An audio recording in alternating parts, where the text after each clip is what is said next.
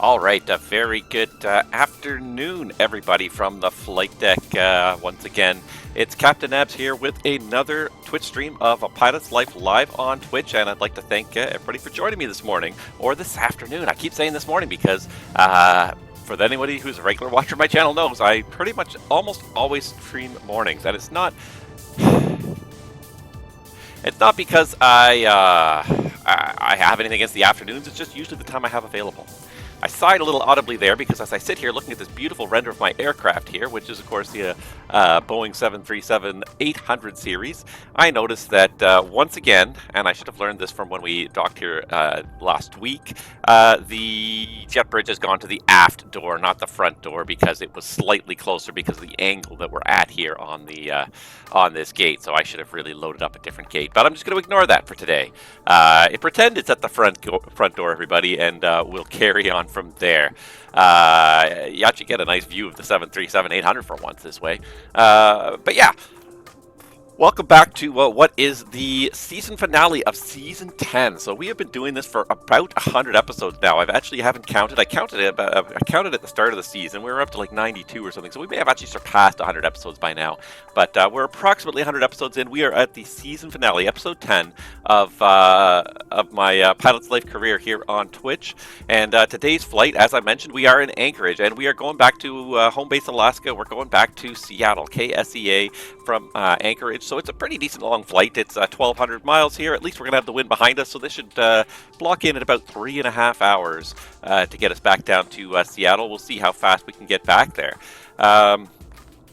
Yeah, it's a bit of a long flight, so I want to get going. We got lots of fun stuff to talk about, and yeah, I just want to say thank you to everyone for tuning in. A weekend stream, it's not something I do very often.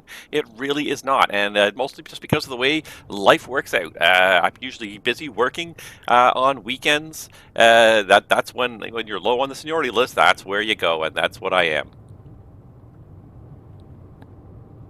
So yeah, I'm very seldom available on weekends for streaming, so it is a little bit of an oddity today. It's technically not a day off. I have to go to work late tonight. Oops, not something on the floor there.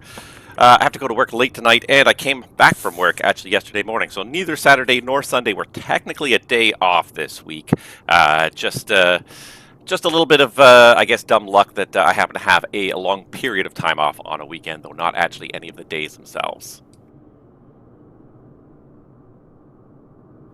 All right, so because it's a bit of a long flight, we're going to hop in the flight deck. We're going to try to get going here. I'm not even sure if I have... No, I did not.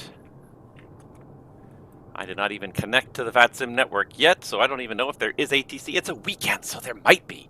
That's the exciting thing. There might well be ATC today. I did a flight yesterday, and I had almost wall-to-wall ATC. Not quite, but close to it. I had ATC for about 2/3 of the flight yesterday. I was shocked and surprised, and almost got a little frustrated just because I actually had to go and make some dinner. And I'm like, the controllers just keep popping online ahead of me. I ended up having to disconnect from the network just to stop talking to me for a little bit, so I could go make myself some dinner. So it's a good problem to have, and it's a problem you normally kind of have on weekends. So I don't think we got any ATC yet. It's still pretty early on the West Coast. It's I think it's 8 a.m. in Fairbanks. It's just the sun's just coming up, so it's a little bit early for the Alaskan controllers, but I wouldn't be surprised if you find some of them online sooner or later, and definitely if you get, maybe by the time we get down towards Seattle, we might get a controller online. But for now, we're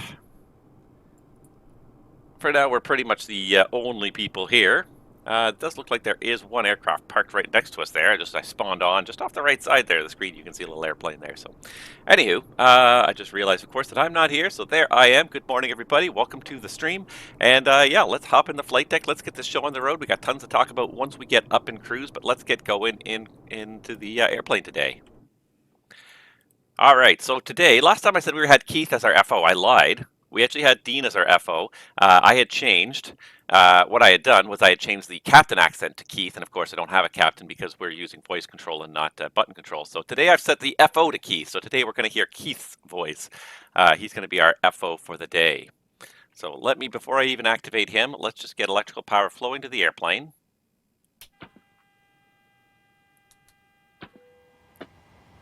And quickly run through a couple things here, just arm those. And That should be good enough anyways. Make sure the lights are on. They are. Let's start setting up. Roger. Wow, he's got an AD voice. Roger. I'll try not to make too much fun of him. I guess the other thing, we should probably get those IRSs online.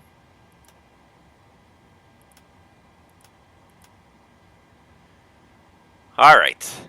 And we'll also call for the fuel truck because we are going to need a lot of gas today. So request refueling, please. Is on its way. Thank you. And yeah, Please we're going to get load aircraft until the fuel truck arrives and ask to do it. underway. So for those of you that watched my last stream, I haven't published it on YouTube yet. I just haven't had a chance. I've been at work for a couple days, so I didn't actually have a chance to put it on YouTube. Hopefully by the end of the weekend I'll have it on YouTube. But we did have a failure on the last flight. On our way to Alaska, we lost the captain's radalt. I decided to make my life just a little bit easier, but I decided to kind of push that up there a little bit. So, Anchorage may or may not be an Alaska maintenance base. We're going to say it wasn't. We're going to say it was a pretty quick turn. So maintenance came out, they looked at it, they said, yeah, it doesn't work. And here's what we're going to do. We're going to MEL it. Load aircraft until the fuel. Please use your airplane fuel system to set the desired fuel quantity. All right, so the desired fuel quantity for this flight is... Oh, I did this again. I was messing with this flight plan, and I changed the units. This time I changed the units because I set minutes. And then, all right, let's generate this one more time. This is like release 4 of this flight plan. Call the dispatcher and talk to him. Get him to generate another flight plan. Push another release. Please use your airplane fuel system to set the desired all right, so this quantity. is now 10 minutes of ATC, 10 minutes of weather. That's better. All right, so block fuel 26,165. We'll say 26.3 is how much they're going to load in there. So 26.3. I love that PFDG lets you do that. It translates as 26,300, and there goes the fuel, and the fueling's going. All right. Just going to turn this up because I feel like in my headset here... I'm made for the walk-around. That's kind of quiet, so let me know if you guys think it's too quiet or not. It sounds just a little bit quiet to me. All right, Keith is out for the walk-around. Yeah, so back to the flight plan. So yeah, so what I did was I did cop out a little bit, and I switched the failed MEL. Maybe the mechanic came and did this. He switched the computer from the captain side to the FO side. Makes it a little bit easier for the captain to fly because when we read the MEL, and we have to read the MEL anytime there's an MEL, it adds some interesting wrinkles to our flight plan here. So here's the relevant MEL. So the MEL number is 20-01-03. It's the FO radio altimeter fail. It's category C and expires 2023-08-25. So here's what it says. For the Boeing 737-800 series 2001-03, 2 installed, 1 required.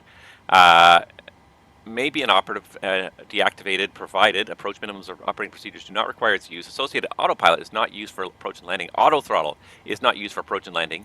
And associated flight director is not used for approach and landing. If arming LNAV on ground with 1 radio altimeter inoperative, the flight directors and autopilot should be controlled by the FCC on the same side as the valid radio altimeter, i.e. the first flight director and or the autopilot to be engaged must be receiving valid radio data. So we have to make sure the valid flight, the master flight director is the one that is matched with the working radalt. So I swapped these, and this sometimes happens in the field where they'll swap components so that a critical position has a working component and maybe a less critical position. So sometimes the left seat, because in event of like electrical failures and whatnot, the left seat may be the only one that gets working instruments. So that needs to have all the working instruments, and maybe the right seat can have a non-working altimeter or a non-working radar altimeter. The other common one I think of is ignition channels in the engine. One of them's on the essential bus, one of them's not. So the one on the essential bus always has to function. So they may swap igniters if there's an igniter failure. So sometimes that's what they'll do. Or screens. If there's a screen that fails, they may swap its location in the flight deck to be in the least critical location. So in this case, yeah, we're going to say that the mechanic came in, he swapped it, and when we get back to Seattle, they're going to replace it with a working unit. But for now, the FO's radio altimeter is failed, and we should see that flag on there. Do you see the flag there? We might, yeah. So the RA flag is there. It's not on my side. So the it is flagged. It's not working on that side. I can use the autopilot on my side, on the left side, which is the side I'm comfortable flying with, and I can't use the auto thrust for approach and landing. That's going to be interesting. So we'll have to remember that when we get down to Seattle. So it's important to review these MELs, understand the implications, because also approach procedures don't require its use. If you have to do a Cat 2 or a Cat 3 approach and you don't have radals, you can't do it. So you got to look at what the situation is, what the weather is. MELs are pieces of equipment that are not working. They may or may not have an impact down the road, and they may or may not be acceptable for a given flight. Looking at the flight, the weather in Seattle is supposed to be pretty nice. The worst I saw is 5 miles of smoke. I don't think we're going to need to do the Cat 2. But you've got to look at it. The security and safety check are all done. Are we good to start boarding? Go for it. Boarding requested. Thanks.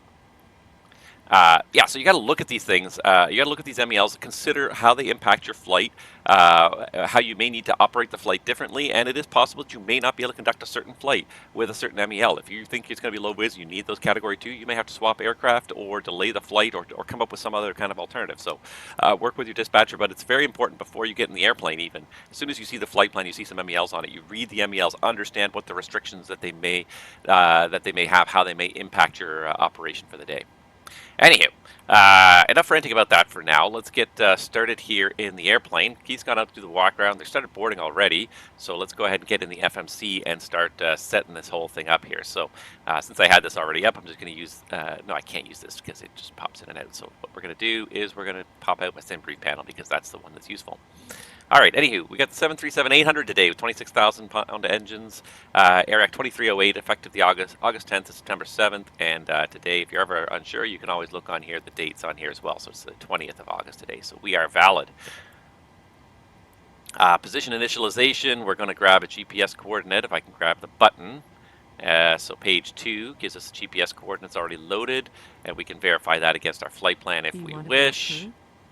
Yes, Pilot's boarding starting.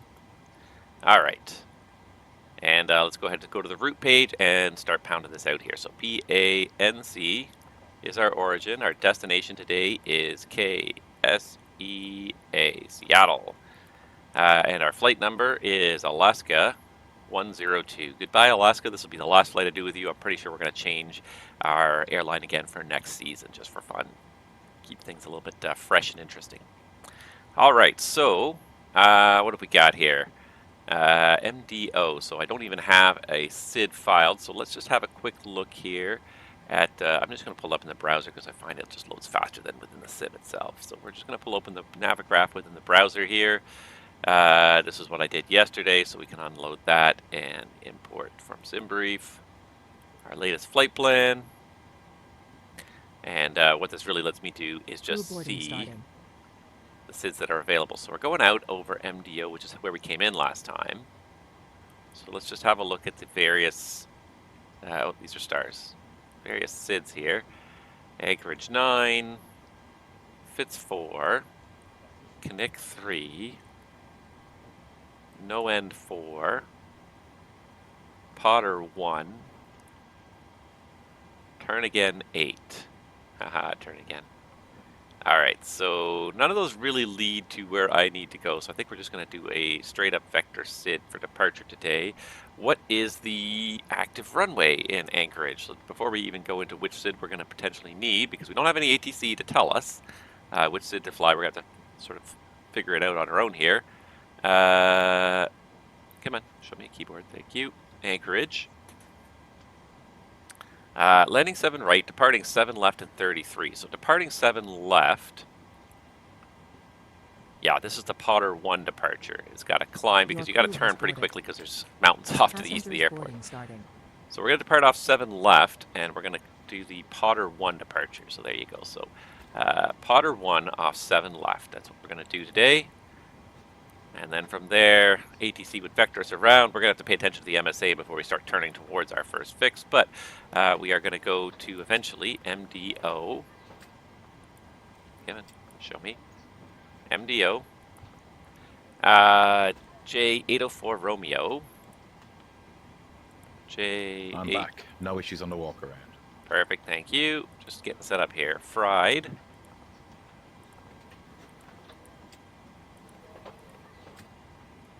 And then direct, so this is almost the reverse of the route we did on the way up here.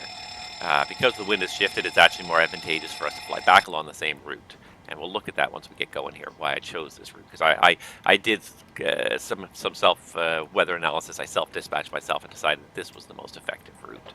Then it's direct to Victoria VOR, and from there we do the Mariner 7 arrival into Seattle. The estimate's 3-4 left. I'll buy that for now. ILS 3-4 left, Mariner 7. I don't have transition in there, but I should have YYJ as an available transition for the Mariner. Activate and execute, and we can go to the permanent page. Alright, so the fuel is already as planned. The ZFW, planned ZFW is 128,000, so I'm going to go 128.5, round it up slightly here. Reserves, 5.8, pretty much bang on, so we'll just go with the 5.8 cost index. Flying it today at 37, again we'll bump it up if we think we've got the fuel for it. The cruise altitude 350. Yeah, man. Sometimes you can't find that button when you want it. And the average cruise wind, 307 at 27. So a little bit of a tailwind on average. Not strong, but it's there. Definitely better than our 100-knot headwind on the way up here. All right, we can execute all that performance data. The temperature at altitude should be minus 52. So we can pop that in there as well. And then we can talk about our N1 limit here. So I'm just going to quickly see what kind of a limit I can get here. PANC, 7 left, full length, dry runway. Wind is down there at the bottom of the Simbrief page, the flight plan page there, 160 at 7, outside air temperature is 13 Here's the degrees. fuel slip. Thank you. Welcome. Have a nice flight. 3015, flap 5. I almost want to do a higher flap setting because I'd rather be a little slower and make the turn a little sharper. AC on, anti-ice off, and our takeoff weight is going to be, and I should have looked at it when I had the chance here, 154,900. What are the odds of takeoff? One working out? No, it's not. So takeoff. All right, so we're going to do a flap 10 departure today, just because we got a little bit of a steeper. I'd rather have a bit of a steeper climb at a slower speed. Oops, not that what I'm trying to do. Select the temperature 35. So we can do a 35 on a non-derated takeoff. And it is going to be flap 10 for departure today. Let's just autofill the CFG. 141, 142, 150 sounds pretty good. 150. And we are going to change the acceleration and thrust reduction heights to 1,000 feet. All right, with that, we're all set up. In the box, we can start just doing an overhead flow, which this guy should have already done for us here. Check the flight recorder.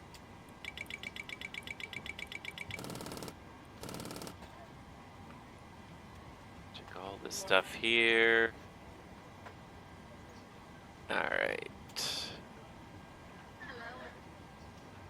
Fueling should be done, I think. Is it done? Yeah, the fueler's gone, long gone, so that's fine. We can go ahead and turn on the seatbelt sign.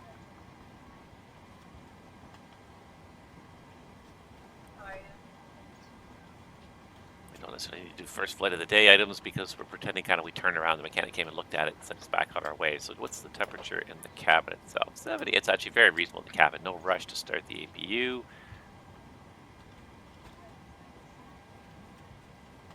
I think he was setting this up and I hadn't even made it that far in the FMS yet because I was yakking about the MEL, but it's important. It's important to know and understand what the MEL is trying to tell you. All right, so I'm going to have the master flight director today for sure. So mine's on first. 150 for our V2 speed.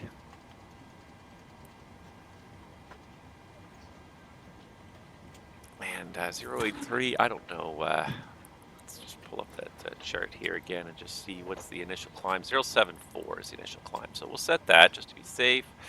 And top altitude on the SID, do we have one published? Sometimes we do, sometimes we don't. Top altitude is 4,000. Awesome. Looks like all the IRSs are aligned, so we should be able to arm LNAV. Oh no, actually, no, they're not aligned. Sorry, disregard. Kind of saw some of it there, but then I wasn't really looking very closely. Man, that expectation bias. You expect to see something, and you see it. What's the altimeter here? And I put it in a second ago, and I've already forgotten. It's 3015, so let's go ahead and set that. Looks like my FO has already done that for me. Great. All right, get the traffic on there.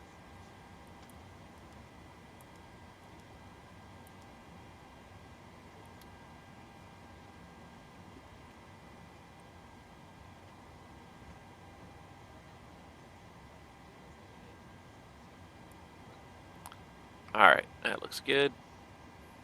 Let's get the brakes on RTO. All the JIPO switches are in the normal position. Hydraulics are good. Engine oil is fine, 1995.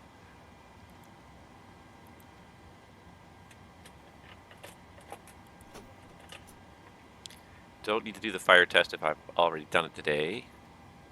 Just get the Unicom up there. Usually these are like the first flight of the day type of tests, usually fire protection, things like that. You test it once a day on the first flight of the day, which most of the time is what I simulate. But all right. I think we got everything. Pre-flight checklist. Pre-flight checklist. Pre-flight checklist. Pre-flight checklist. Oxygen. Tested 100%. Tested 100%. Tested 100%. Tested 100%. Navigation transfer and display switches. Normal auto. Windows heat on. Pressurization mode selector. Auto. Flight instruments. Checked. Heading 083, altimeter 3015. Heading 083. Altimeter 3015. Parking brake. Set. Engine start levers. Cut off. Pre-flight checklist completed. Are you ready for the departure briefing? Go ahead. Okay. Before I do that, I'm just going to fire up the APU because we're going to get going here shortly.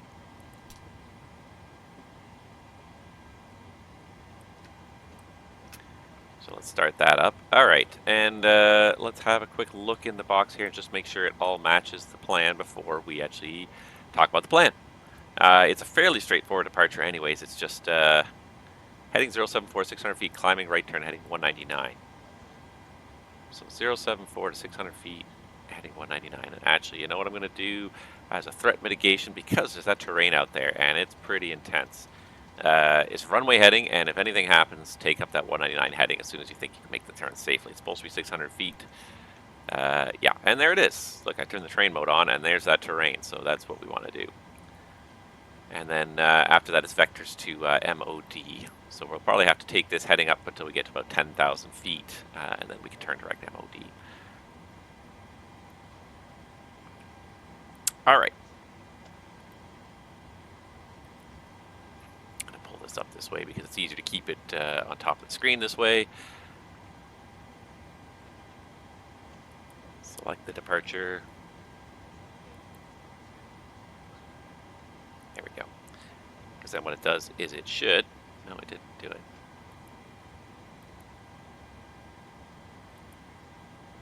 It should pin it. If you have a SID filed in your flight plan, it will pin it automatically. All right. So today, we're going to taxi out for departure runway 7 left here in Anchorage. It's a pretty short taxi. We're going to go through the apron. If we can, we'll push back with our tail to the north, and then we'll probably go out just down Echo and Kilo to get to the threshold of 7 left at Hotel, crossing the threshold of runway 33. The only hotspot is hotspot 1 here, and let's just read what that says just so we're familiar with it, because I'm not familiar with this airport. So let's have a quick read of hotspot 1.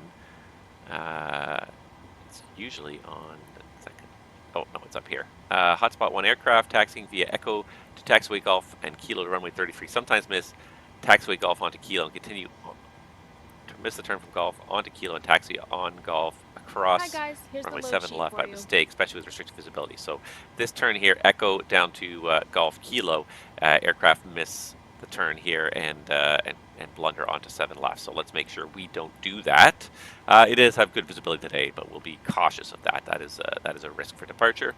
The departure today is the Potter 1 departure, 10-3 Delta. No special notes in the plan except for the speed restriction maximum procedure, airspeed limited to 200 knots. So we have to make sure we stay below 200 knots until we've made that turn. The flaps 10 will help keep us slower in the climb. So we'll climb steeper and slower with flaps 10. and that was the reason why I chose flaps 10. And we're going to get vectored over to Middleton Island. Basically, we got to make it above pretty much 10,000 feet to get turned on course here. So that's what we're going to do. And the initial climb is climb on heading 074600, then climbing right turn heading 199, top altitude 4000. Expect radar vectors within to assign route or depict a fix, maintain 4000. Terrain is obviously a major issue here. As long as we keep it the 199 heading, that basically keeps us more or less clear of the terrain, at least until we pass the Bean the Kenai VOR. And at that point, if we do have an engine failure, we'll probably be looking at returning here to Anchorage anyways, back out over the sound and back down. Otherwise, we'll get left turn out on course. So terrain is a huge issue. We got to make sure we clear this terrain before we turn on course, especially because we don't have ATC to provide us any vectors yet. ATC? No ATC. Weather, it's a beautiful day here in Anchorage at least. No low visibility, so we should be able to see those mountains and avoid them visually, as well as using the terrain and our altitude. Operational. We do have the one MEL. It doesn't affect the departure so much, but it will have a big impact on the arrival. I've reviewed the MEL already, and NOTAMs is the other big part that will affect our departure from a technical standpoint here. So let's go to Raw and just have a quick look through the NOTAMs here. And I'm pretty sure there's not too many for Anchorage itself. So this is our alternate. This is our destination. This is Anchorage. All right, so Kilo between Delta and FAA ramp closed. Just reviewing where Kilo between Delta and the FAA ramp. I'm not sure which ramp is considered the FAA ramp, but anyways, it seems like it's more likely to our east. Markings, remote apron spot closed. Zulu work in progress. All services painting. Zulu closed to wingspan more than 94 feet. Where's Zulu? Zulu's down there. Okay, that's fine. Runway 7 right, Pappy's unserviceable. And approach SID. Anchorage SID. Turn again 8 departure. Okay, it's not us, so that looks like we're good. So no major NOTAMs impacting our departure process. Any questions? Roger.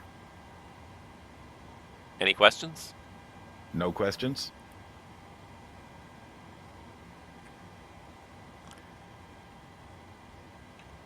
Okay, thanks. No problem. Have a safe flight. Seems like we've already taken the jet bridge off. We're really not supposed to do that without asking the captain, but anywho. Looks like the APU is up and running. So we can go ahead and take the ground power away.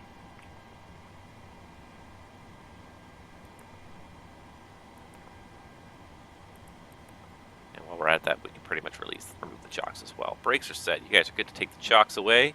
We're just about ready for pushback here. Is that bridge off? I can't tell. Maybe it isn't off. No, it's not actually off here. It should be, but it's not. Are we still waiting for... Yeah, okay. So,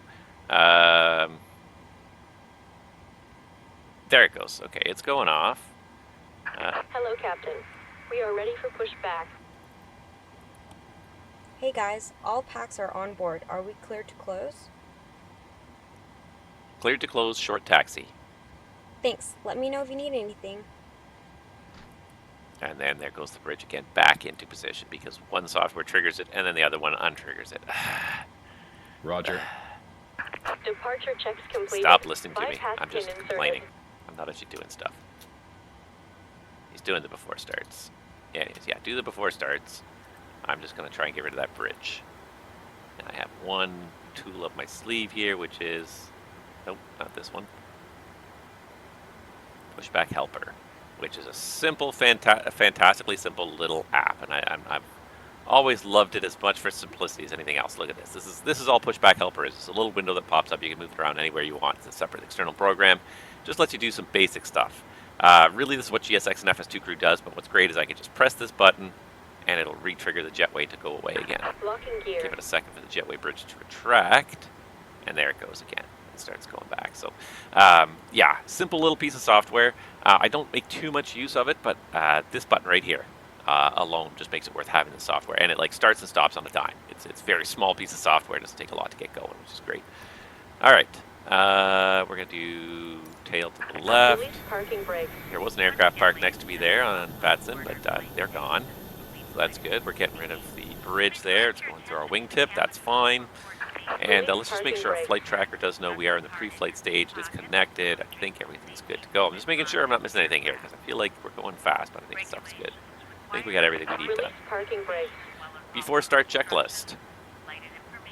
Before start checklist. Flight deck door, closed and locked. MCP.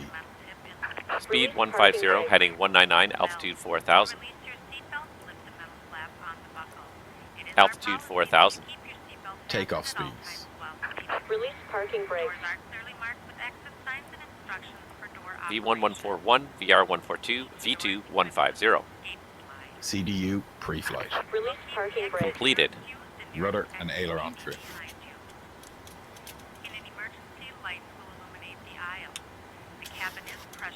Release parking brakes.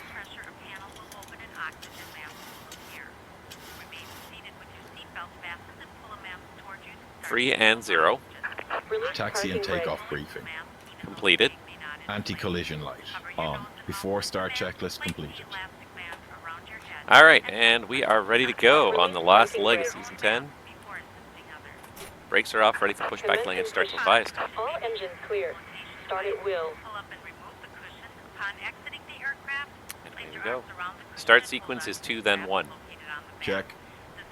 Start engine 2. Starting engine 2.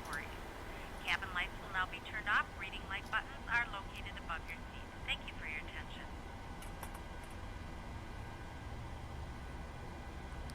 Now, we didn't get a whole lot of time to look at it, Oil but this pressure. is a really nice anchorage scenery. I believe this is Simwings from the Aerosoft store, I believe.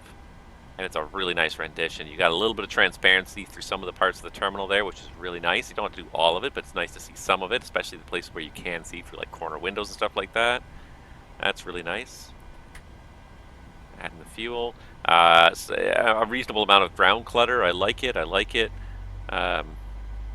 Lots of markings, clearly visible gate signs, even on the jet bridges themselves. I love that. Tri-Fly Tampa complained that was too high a penalty to do that in Toronto, where the signs on the jet bridge themselves exist. But I like it.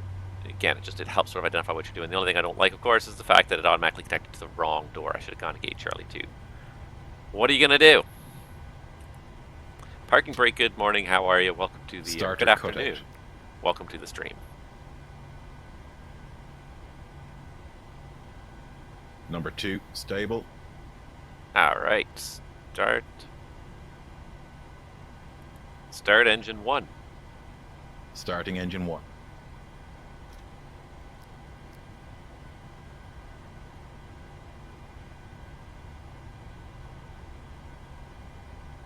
Oil pressure. All right. So number 1 is turning here.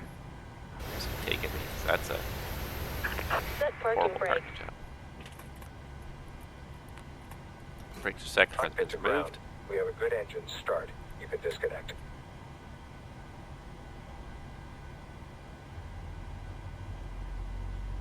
And away it goes. All right, here comes ramp crew to remove the tow bar and the pin.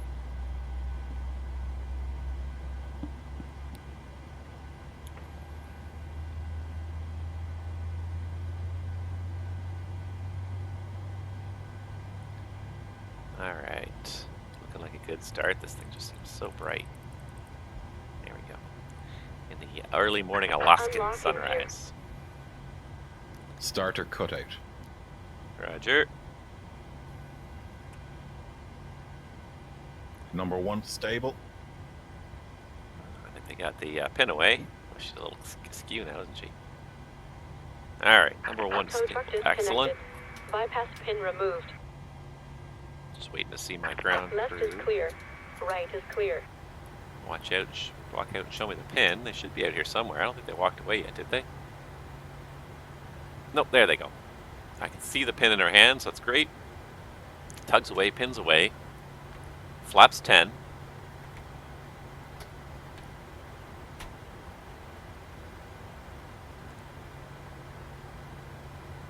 Any second now, she's going to turn and show me the pin. Perfect. Love it. Thank you very much.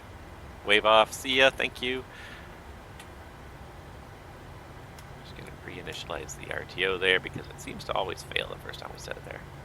Alright, have a good day. Flight controls check. Ready. Full left.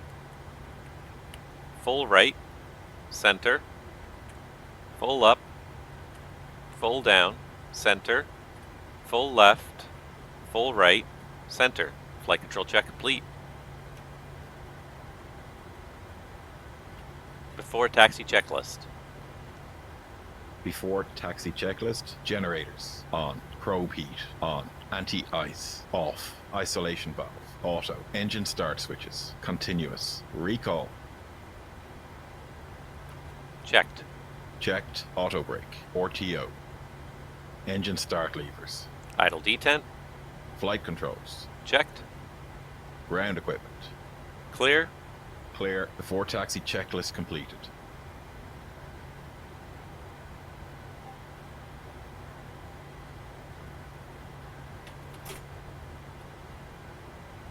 Just 1 second, because this thing is making noise and I don't want it to make noise for me. Alright, there we go.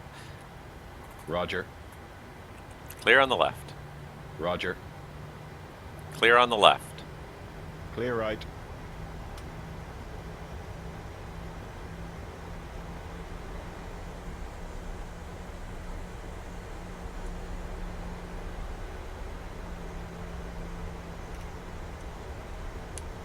Anchorage traffic, Alaska 102 is at the terminal taxiing for departure, runway 7 left on the Potter departure.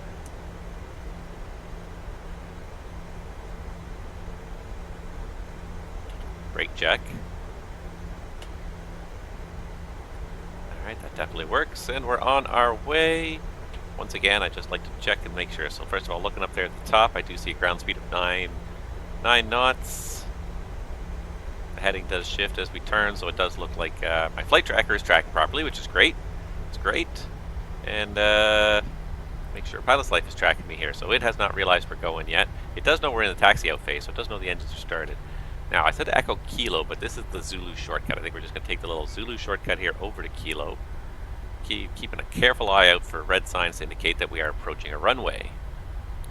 Still no ATC online here in Anchorage. Looking down there, no, nothing.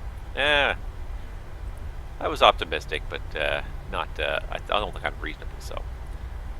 Alright, so now we're on Zulu.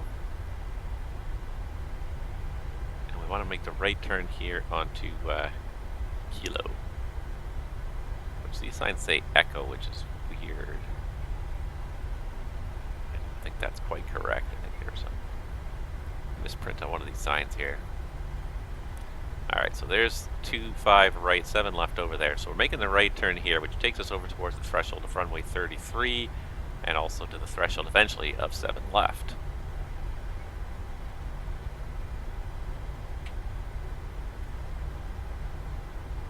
I do feel like we are out in the wilderness here. There's a nice tree line beyond the airport here. flight deck. Okay, thanks. Captain, the cabin is secure. Thank you.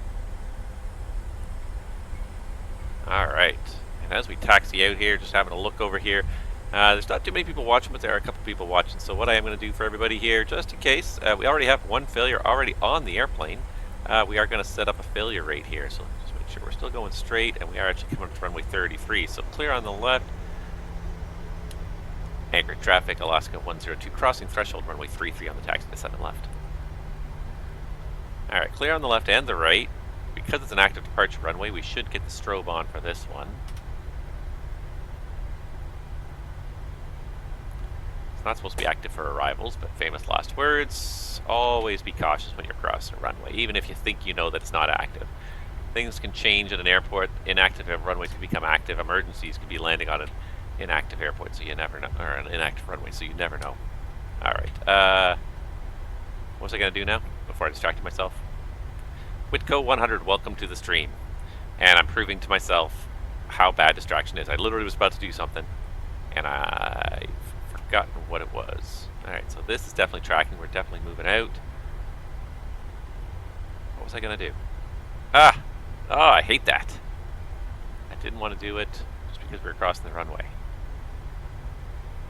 I don't honestly recall. Alright, this is the threshold of 7 left right here, so let's do before takeoff checklist. Before takeoff checklist. Flaps. Flaps 10, green light. Stabilizer trim. 3.8 units set. 3.8 units. Before takeoff checklist completed. Alright, just gonna stop for a second because there was something I wanted to do and I cannot honestly remember what it was. Oh, that's what I was doing. I was setting the failures. That's what I was doing. We do have one active failure, and that is the MEL. So, but we are going to, nevertheless, allow ourselves to trigger an extra active failure along the way if something happens. So I'm going to bump it up to 3 events per 10 hours. There's a good chance that on the way to Seattle, something else will fail.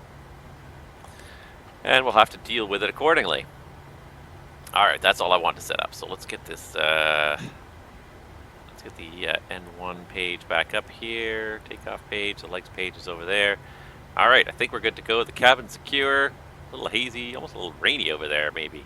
But we're going to do a right turn out immediately. So it's runway heading to 600 feet, and then right turn 199. Runway entry procedure. Okay. Cabin crew, take your seats. Clear on the approach. Anchorage traffic, Alaska 102, taking position runway 7 left departure, right turn out on the Potter 2 departure. Ready to go.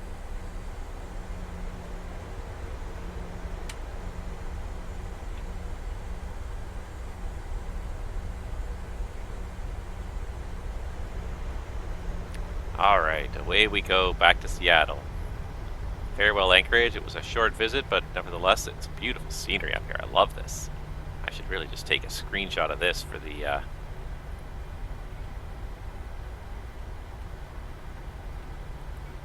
a pity I don't have the panel lighting up. There, if I do that, is that a little better? Take a quick screenshot.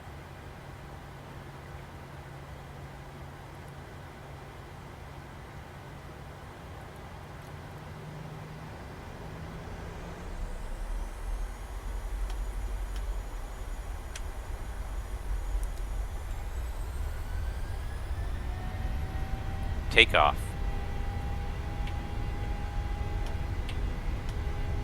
Thrust set. N1 toga.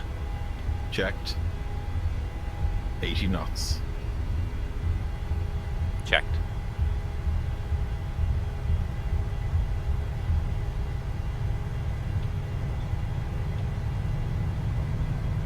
V1, rotate.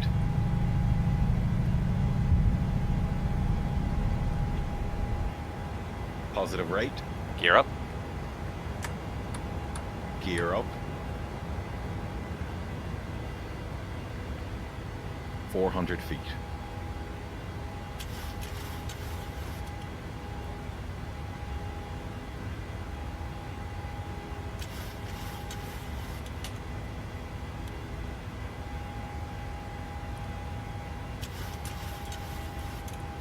Autopilot on. N1. Checked. LNAV. VNAV speed. Checked. Flaps 1. Set.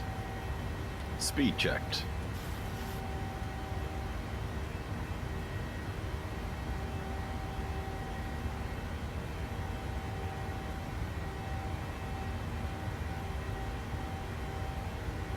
Flaps up. Flaps 1 set. Speed checked.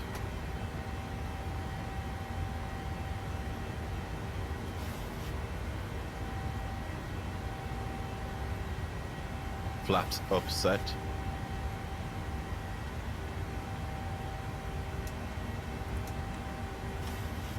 Anchorage traffic, Alaska 102 is airborne out of Anchorage, southwestbound, climbing through 2600. After takeoff checklist. After takeoff checklist. Engine bleeds. On. Packs. Auto. Landing gear. Up and off. Flaps. Up. No lights. After takeoff checklist complete. 1011. Set Happy to flight release the level cabin crew? 350.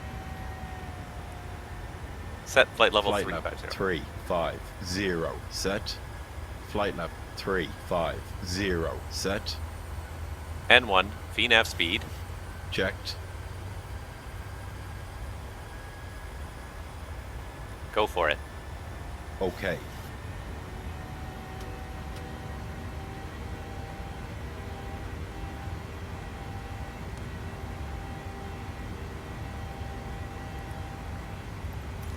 Alright, TAT's plus 16, so we don't need the anti-ice yet. What we just need to do is climb on this heading till we get to about 10,000 feet. And then we can turn off to the left towards MDO. But because of all the high terrain off here, we can't turn to MDO yet, Middleton Island. Not till we've got about 10,000 feet. If we had radar vectors, we'd probably get vectored a little bit closer. I'm just going to keep it easy. We're just going to stay on this 199 heading for now until we get to 10,000. Once we get to 10,000, we should be safe to make this turn off to the east. And that'll put us above the cloud deck as well without even having to put on the anti-ice, which will save us that much more effort as well. So we are underway. We got Unicom up, our transponders on, and autopilot's engaged. We are doing well here. The one error I made, and I kind of realized this as it was happening, in the real airplane, I probably would have reached out there and pulled it, but in the time it takes me to actually do something in this airplane, sometimes it can be a little bit awkward. I should have done a speed intervention to keep it under 200 knots. We were starting to accelerate through 200 knots as we were finishing the turn. We had about 20 or 30 degrees left to go on the turn, and we started accelerating. So I should have pulled the speed intervention. And to be honest, I'm just not totally comfortable with the 737. If I was in my own aircraft, I would pull that immediately, and that's what I wanted to do. I wanted to reach over here and pull the speed knob and get manual speed, but that's not the way it works in the Boeing. I don't have that instinct to be able to instantly do stuff that I have in my own aircraft, where I'm very comfortable with it. I know exactly how to get it to do certain things right away, and I can make that change if I need to. I would have had to think about it for probably about 3 or 4 seconds, so I kind of watched it happen. I really kind of wish I'd reacted to it, but again, this is not my actual airplane. I'm not 100% comfortable with it, so I'm trying to sort of manage it as best I can without panicking and making a bad situation worse.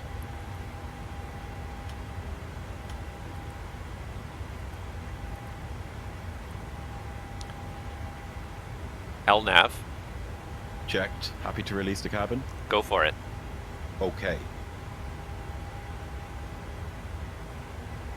Turn off the seatbelts.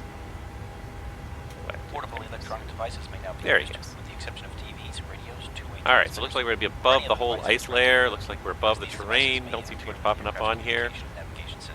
She is accelerating slowly, but we are underway and we're now en route. We're now in the turn en route at least, so we got a realistic estimate here for Seattle of 1940, which is actually not too bad. That's just under 3 hours from now, so that's actually pretty good. We're doing pretty good here. Alright, so as we turn on course, I'm just going to pull up the Simbrief flight plan here and just show you guys what I did again, just to kind of get you into that mindset. If you guys are doing flight planning on Simbrief, and Simbrief really is a fantastically effective tool, there's some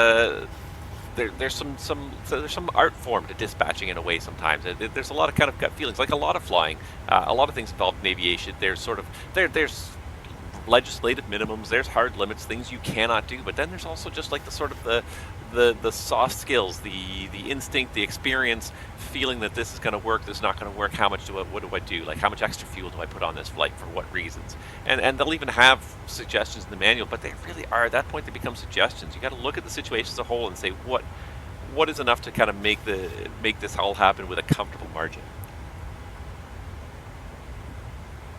And again, Simbrief is not a full-on flight planning software suite like an airline would have. And the reason I say that is the one thing Simbrief doesn't do is it doesn't automatically optimize the routing for you. In the real world, so let me pull up my Simbrief page here. So in the real world, when you have flight planning software like this, and so let's go back and edit it just to show you what we're doing here, and you put in all the details for the flight, and I think I said this last time, what the flight planning software will usually do is it will run multiple permutations to determine what's the best route. Sometimes the route is fixed, especially when you got close together airports, you have a preferred routing that's very fixed.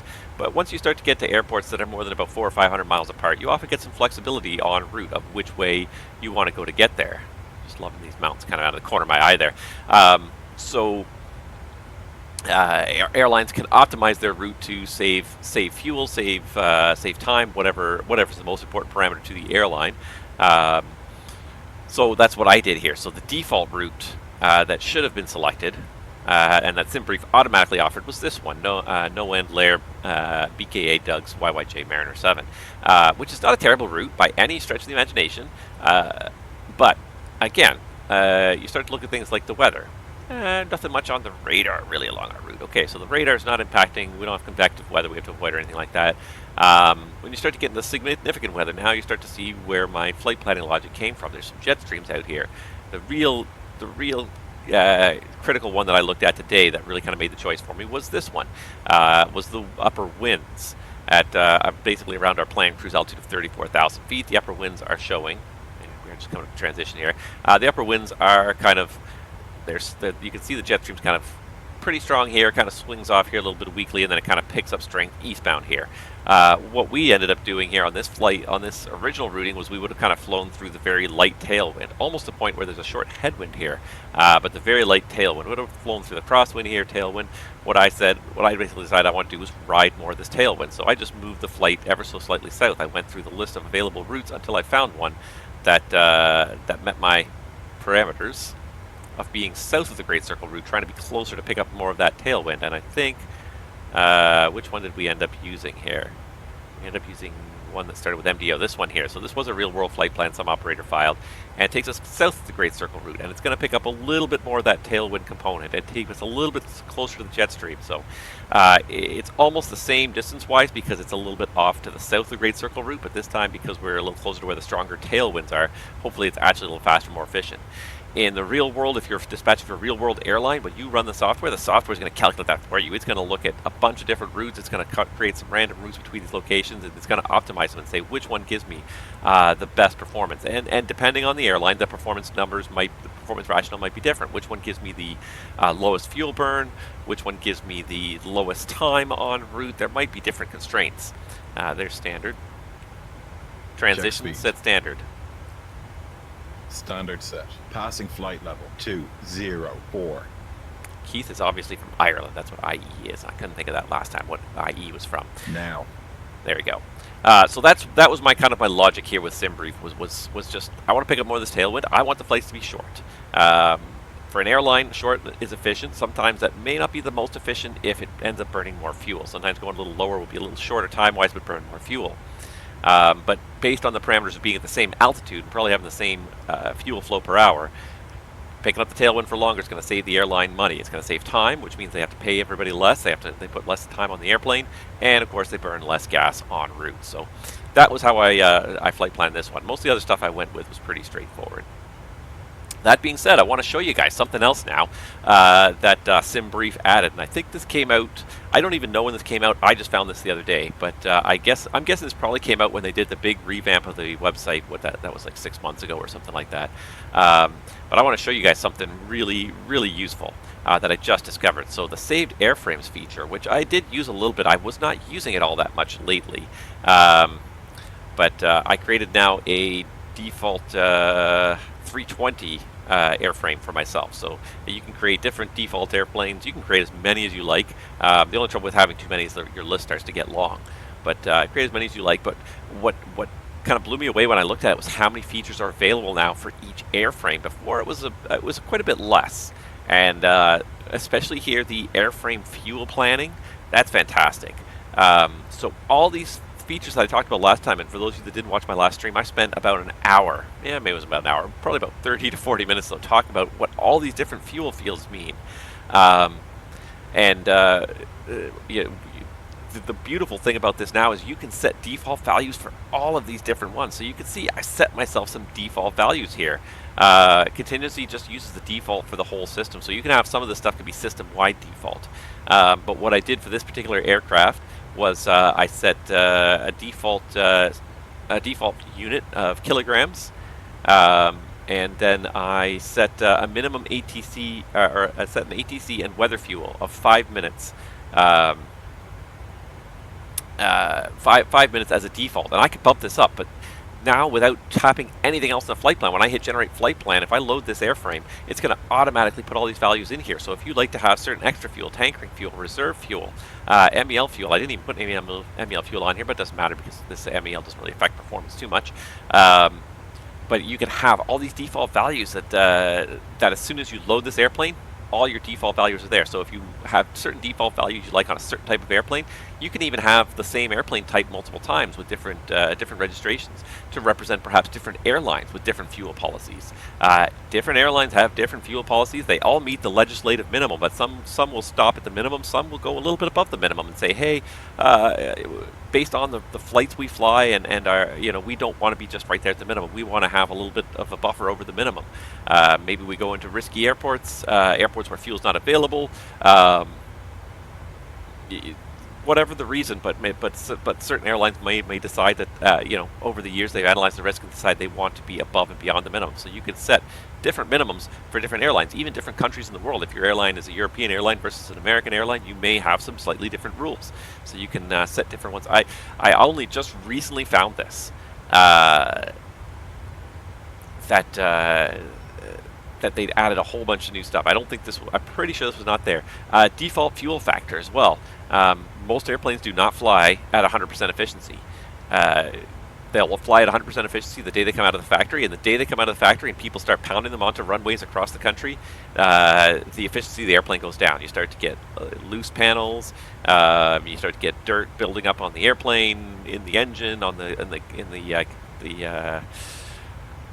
the flow paths through the engine. You start to lose efficiency over time. So this fuel factor is usually fixed per airplane. It's adjustable, and the airlines will usually generally adjust it. It's slowly increased over time as they see the statistics of each airplane and say, hey, that airplane burns 6% more than it's supposed to according to the book values, mostly because it's just old, tired, and inefficient. There's loose panels and whatever there is, loose everything. NV Silence, howdy, welcome to the stream. But you can now set this as a default performance factor. So, and you can even use this just to your advantage in flight sim. If you find that one particular aircraft you have, maybe you're not flying the PMGG 737, maybe you're flying a freeware 737 that you found, and the fuel burn is not very accurate. You can always have this extra fuel factor loaded as a default. So I loaded a default plus 6% performance factor on this particular airframe that I set. I didn't know that the options were this extensive in the airframes. I'd set up airframes before. I'd done it quite a while ago, and then I stopped using that feature so much. And I think probably when they did the revamp, a lot of the stuff got added. So you can have default values, and as soon as you select this particular airplane, so you go back to your flight planning page, and instead of just selecting an aircraft type, you go and select this particular aircraft. Isn't that interesting? So let's just say none for now, and then I get all my ones here. So then I can go and select this particular 320 that I had done here, and now all my stuff is preloaded. Here's my 5 minutes of ATC fuel, my 5 minutes of weather fuel. These are my default values here. My performance value of my perf factor plus 6 is here somewhere. Can't seem to see it right now, but it's here somewhere. Perf there it is, plus 6. All this stuff gets loaded the second you hit this saved airframe. The only trouble with doing this is if you have 18 airframes available, the list starts to get a little bit long, and of course you can create as many as you want, but the longer the list gets, the tougher it gets to find individual airplanes. I didn't know this actually existed, though, that you could do this and say, I want to do 320s. What are my airframes for the 320 type? Oh, I've only defined 2 for the 320 type, or it looks like there's a default Phoenix Simulations one that's been created as well. How brilliant is that? So you can screen out your airframe list, your custom airframe list, based on the aircraft type you selected. If I go 737-800, I have created one 737-800 myself, and the users have created a couple of default ones that apparently pretty realistically represent this aircraft. So, anyways, I thought that was a really neat feature that Simbrief had added. I was over the moon when I found that, because I've been looking for that for a while. I kept thinking to myself, like, I want customized values for different airlines, and you could do that by setting up different airframes, each airframe perhaps being a different airline. So that's a great feature. I was just so happy I found that. I didn't know that existed for a long time. I had been just changing the values constantly myself, and I'd never gone into that saved airframe window, I think, since the update. And then I went into it the other day, and I was just like, wow, look at the options that are actually available here. It still just blows me away every day. Simbrief is just the level that this website reaches and continues to strive to every day. Like every day it just gets better and better. It just gets more and more realistic, thorough, and it's so easy to use though. Like you can set up a flight plan. If you just want to just set up a flight plan quickly, you can set it up in like 90 seconds and have a flight plan ready to go. But if you want to be your own dispatcher, really look at the weather and really start doing stuff. Like have a look at the flight plan I generated. I had a little bit of fun with it today because we got ATC and weather fuel. That's not the. Yeah, that's the right one. Yeah, because we have ATC and weather fuel, the dispatcher's supposed to write down the reason. So I did that. ATC fuels for the Seattle arrival, weather fuel for en route turbulence. Maybe there's some en route turbulence. I didn't even actually really look at the turbulence forecast, but that's what's supposed to be in there. You're supposed to have definitions of what that fuel is allocated for. The pilot can use it for something else, but if I use the ATC fuel for departure, knowing that it was more intended for the arrival, at least I'm aware that I'm hindering myself, that I may have a problem if they're expecting ATC delays on arrival. So, you can use the fuel for whatever you see is fit, but just be wary that that it could potentially, if you use it early and then you need it later, and all of a sudden you don't have it left because you used it too early because you didn't use it for the allocated purpose, you use it for some other purpose you came across, you may have a problem later on. So it's important to know why the weather fuel is there, why the ATC fuel is there, what was the dispatcher's logic behind it, what does he expect you to use it for, and if you use it early, do you have anything else to pull out that you can use to get you through this? Anyways, so that was me having a little bit of fun with the flight plan this morning, and it only took me about 10 minutes probably to come up with the flight plan, more than 90 seconds, but that's the beauty of Simbrief is you can put as much or as little into it as you want. If you just want a quick and dirty OFP and just get going, fire up the airplane and go, you can do it in 90 seconds or less, including the time it takes to load the website and generate. If you really want to look at the weather and tweak your flight plan, your routing a little bit, see what the most efficient routes are, you can replan it 3 times, see what the best fuel burn is, you could do that. Simbrief allows you to do that. It blew me away the first day I saw that website, how realistic it was and how realistic the flight plans looked, how accurate and precise it is, and the number of options available in it. It still blows me away to this day every time I look at it, how useful that website can be. And the fact that it's basically it's free to simmers everywhere. That's probably the most amazing part of it. You could charge probably like $50 a year. Maybe you could probably charge $5 a month at least, if not $10 a month for that kind of planning website, and probably people would pay it in quite a large number. Maybe not the number of users that are currently on Simbrief, but certainly more than enough to make some serious revenue. But the guy who created it, he threw it out there to the community for free. He said, guys, just use it, enjoy it, love it, and people have embraced it so thoroughly. And I can't think of any other alternative that even comes close anymore to what Simbrief can do. And then you just start looking at, I just love looking at the system status every once in a while, how much information is being used here. It's a weekend. Thank you. It's a weekend, so we got almost 1,500 people used online right now, probably including me. I'm in that count right there. OFPs per minute. 80 OFPs are being generated every minute. 388 requests every second. 12,000 people have the downloader installed. Disk usage 1.7 terabytes. But OFPs since launch, we're now up to 78 million flight plans have been, and it doesn't say when the launch date was, but 78 million flight plans in the last week alone. In the last day. In the last 24 hours, 77,000 flight plans have been generated on Simbrief. Almost 500,000 in the last week. 500,000 flight plans are being made on this system per week for free. And probably part of the reason why the number is so big is because it is for free. Total saved airframes between everybody out there, 1.3 million saved airframes. Users online. Past week, 3,000 users. New users. That's new users the past week. 3,000 new users the past week. 40,000 people online in the last 24 hours. Made 77,000 flight plans. The past week, almost 100,000 users have logged onto this website. In the past month, 155,000. When you start to get the larger numbers, it doesn't really go that much because people use this website. They use it pretty regularly. But almost 100,000 people per week use this site, flight plan. Flight plans generated over the last 5 minutes. And I'm pretty sure that that's what's drawn right here is all the flight plans that are drawn in the last 5 minutes.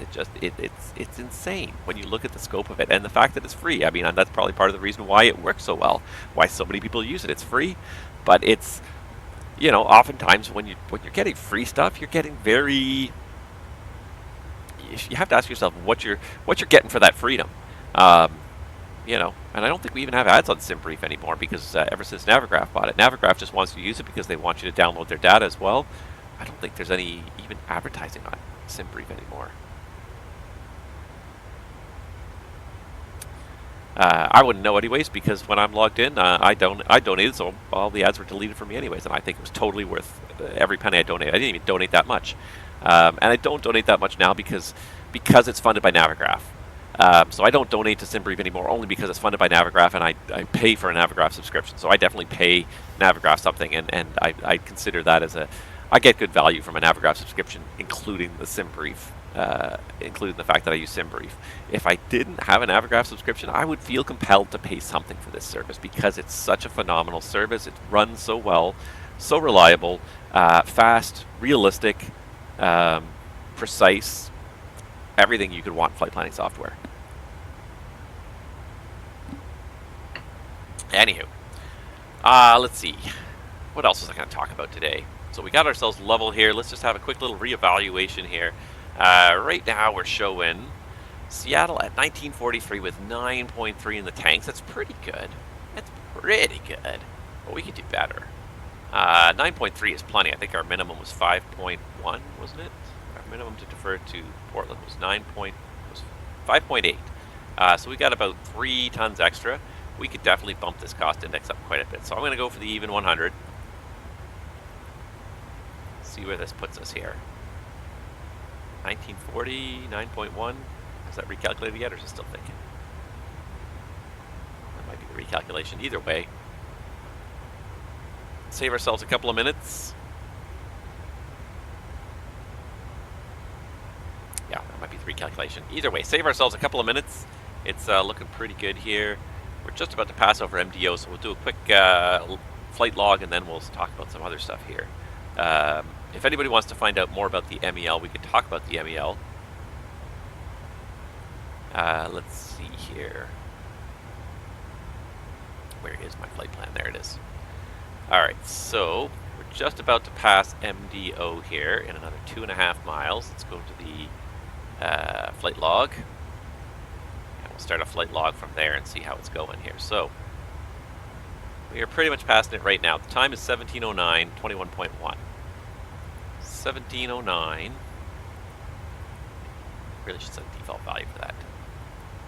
17:09, 21.1. So we're a little bit lower on the fuel than we should be. That might be that long vector light we kind of took there.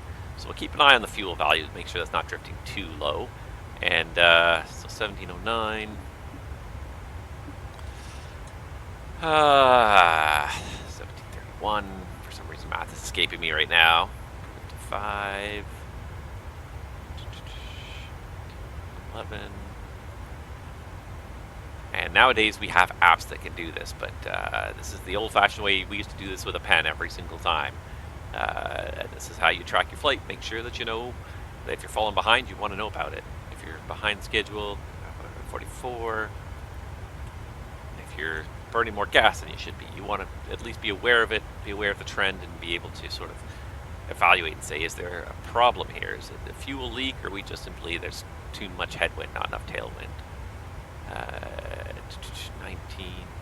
We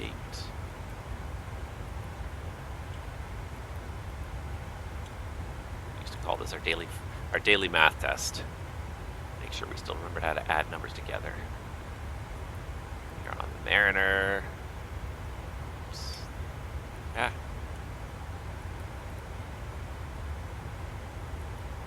All these common points on the Mariner, 1 to 2 minutes apart.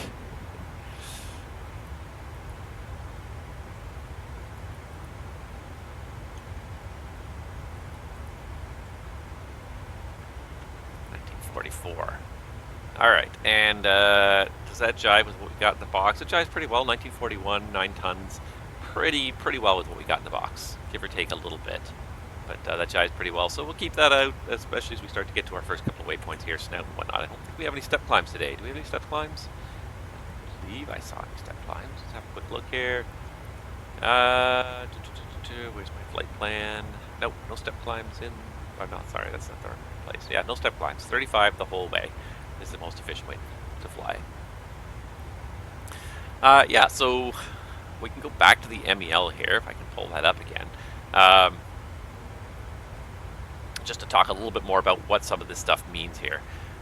So every page on the MEL is going to look somewhat similar.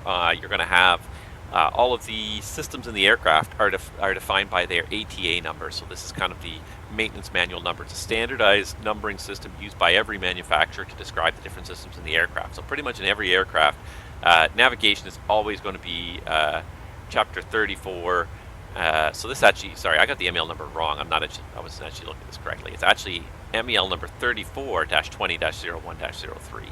So I had the MEL number wrong there. I was scanning through it pretty quickly here.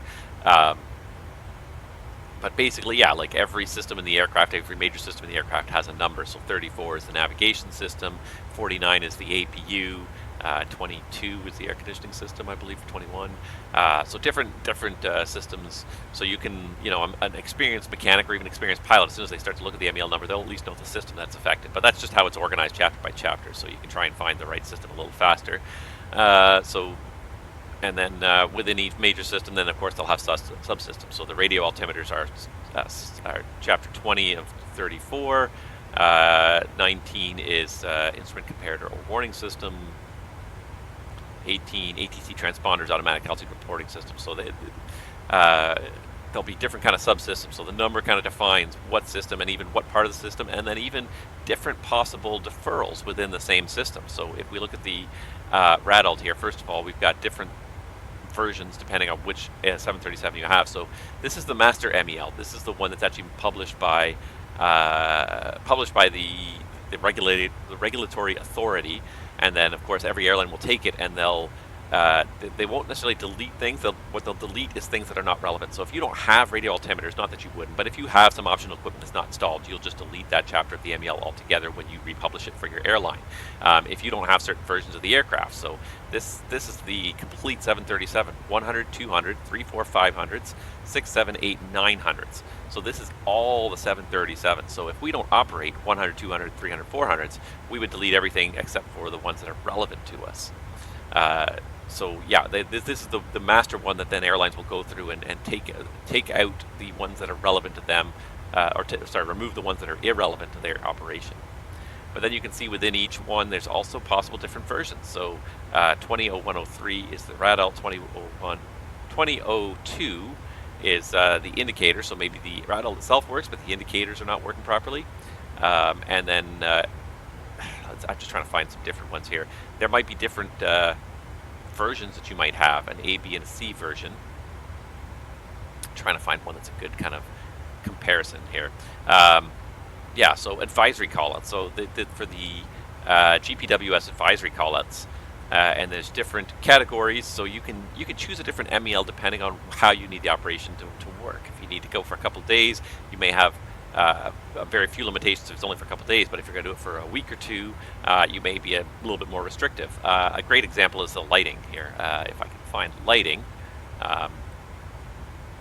yeah, lights, and I want exterior lights, so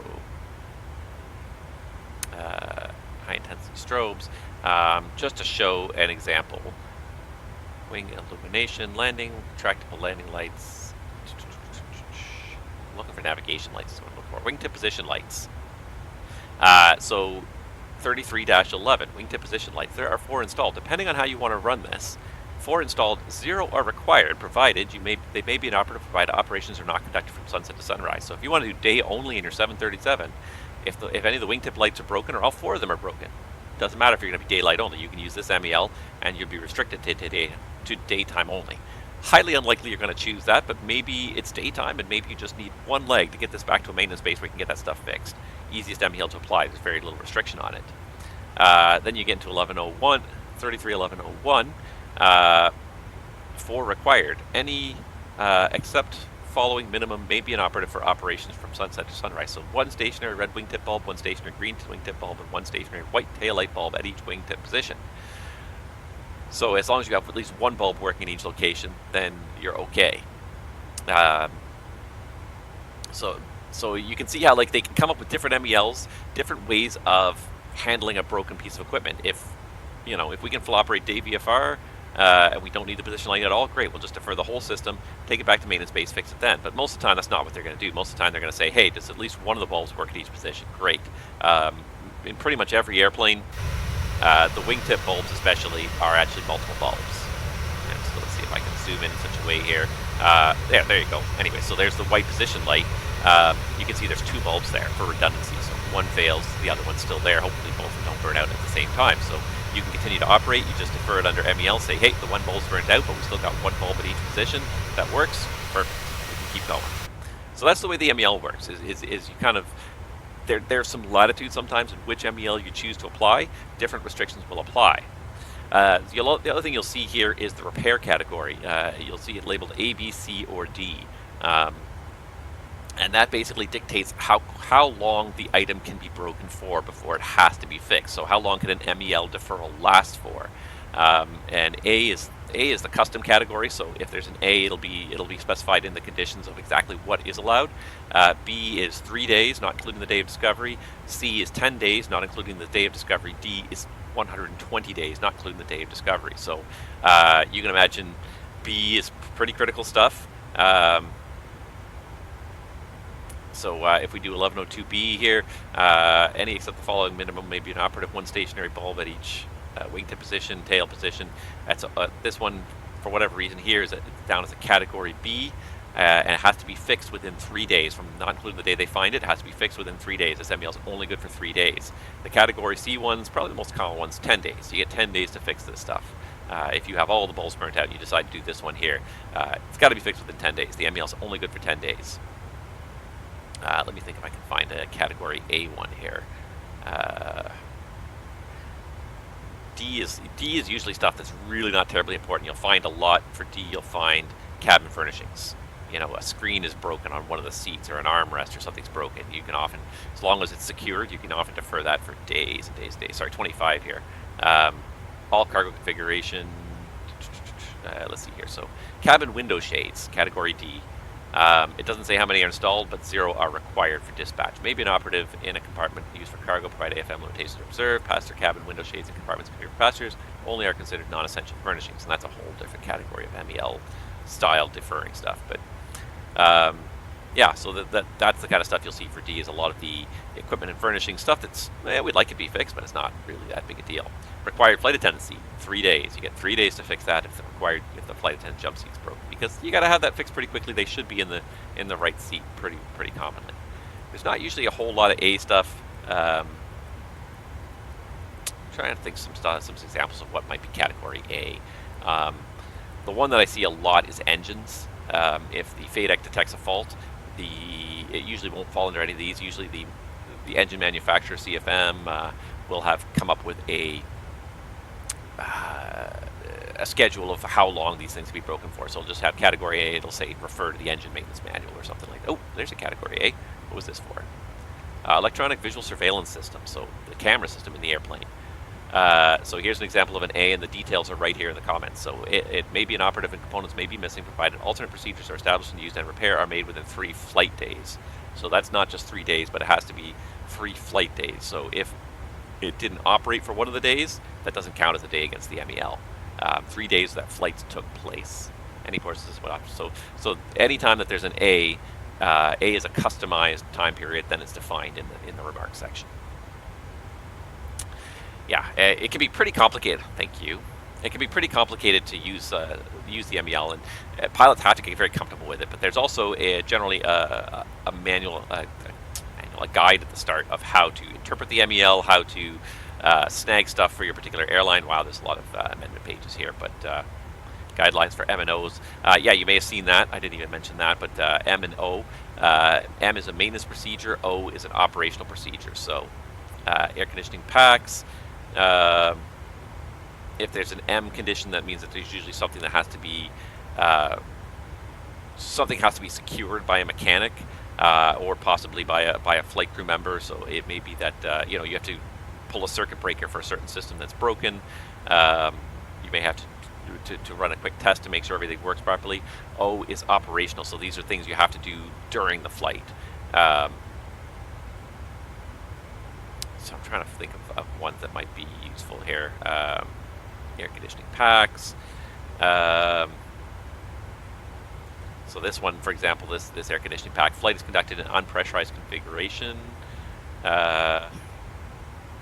Recirculation fans act normally. Equipment, EE's airport ambient temperatures not exceed 103. Yeah, so the M and the O sometimes indicate, what has to be done to implement this MEL, whether you need a mechanic to maybe do some stuff for you, or whether it can just operational changes. You just operate it differently, switch it off before you go flying or something like that. Yeah,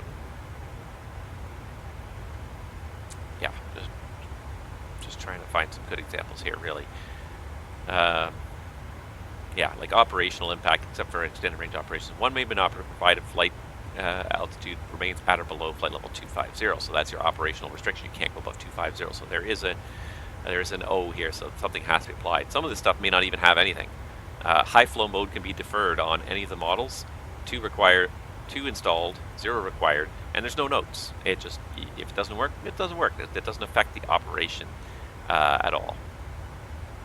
Some of them are a little bit more intense. Pack airflow shutoff valves may be an operative deactivated close. So if they fail, the mechanic's got to go make sure that they are closed and then deactivate them, pull a circuit breaker, or perhaps even lock wire them closed so they do not open to deactivate them. So the MEL can get quite complicated, but it is a lifesaver sometimes.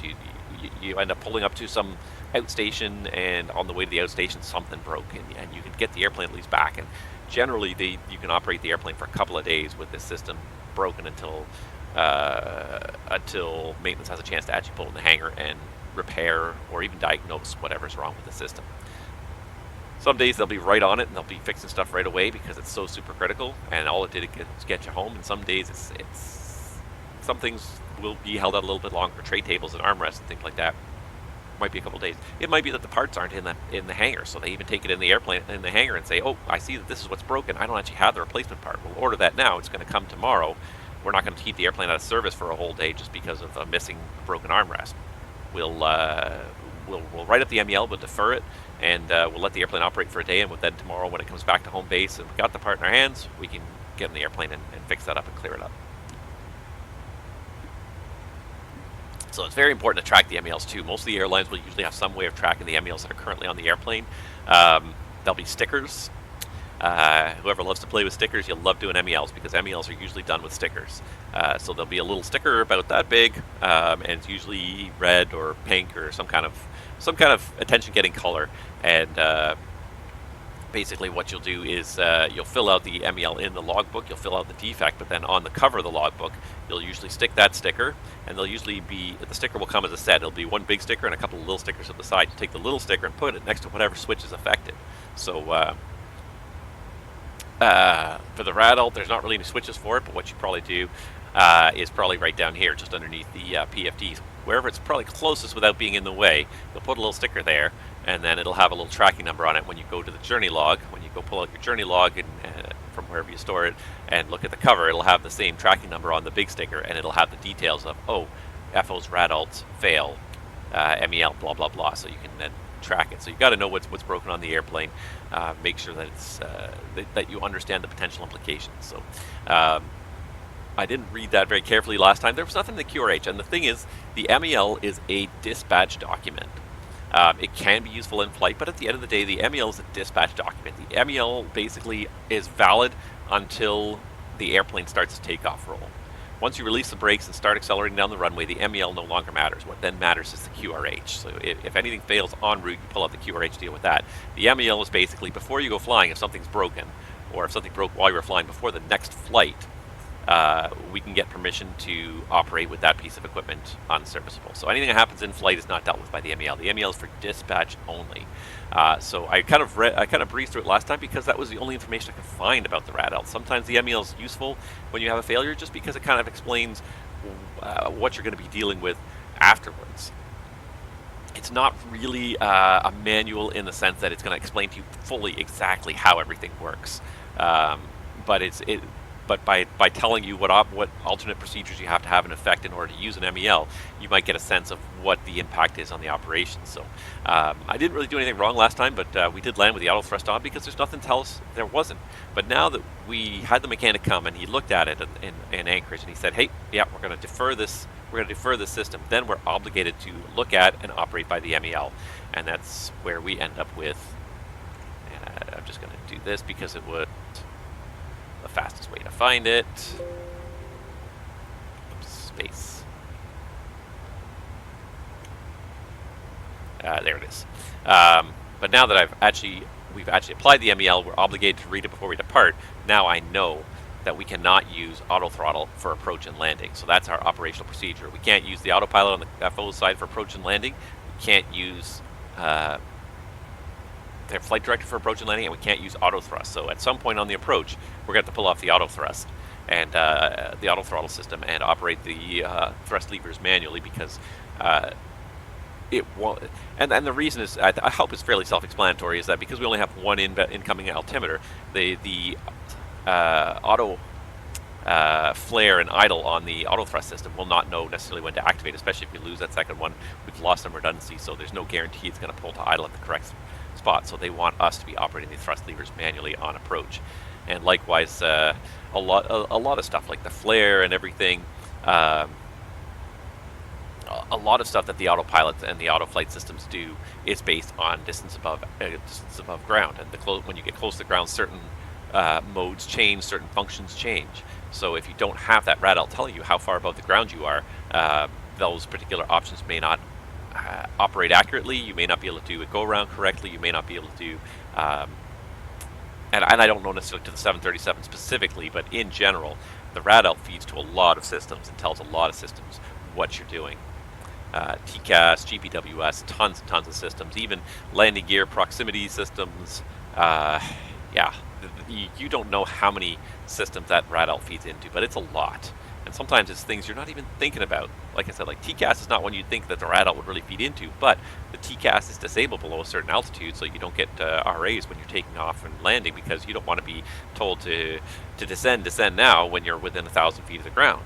So the TCAS automatically disables the resolution advisories below certain altitudes. I believe it's below 1100 on takeoff, 900 on arrival, or is it the other way around?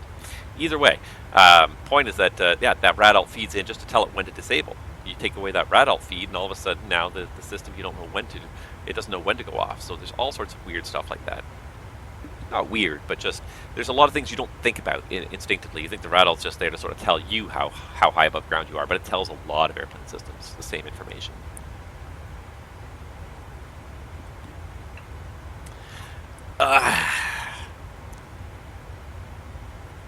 And let's see. I'm trying to think now. So that was sort of getting me thinking about another topic here.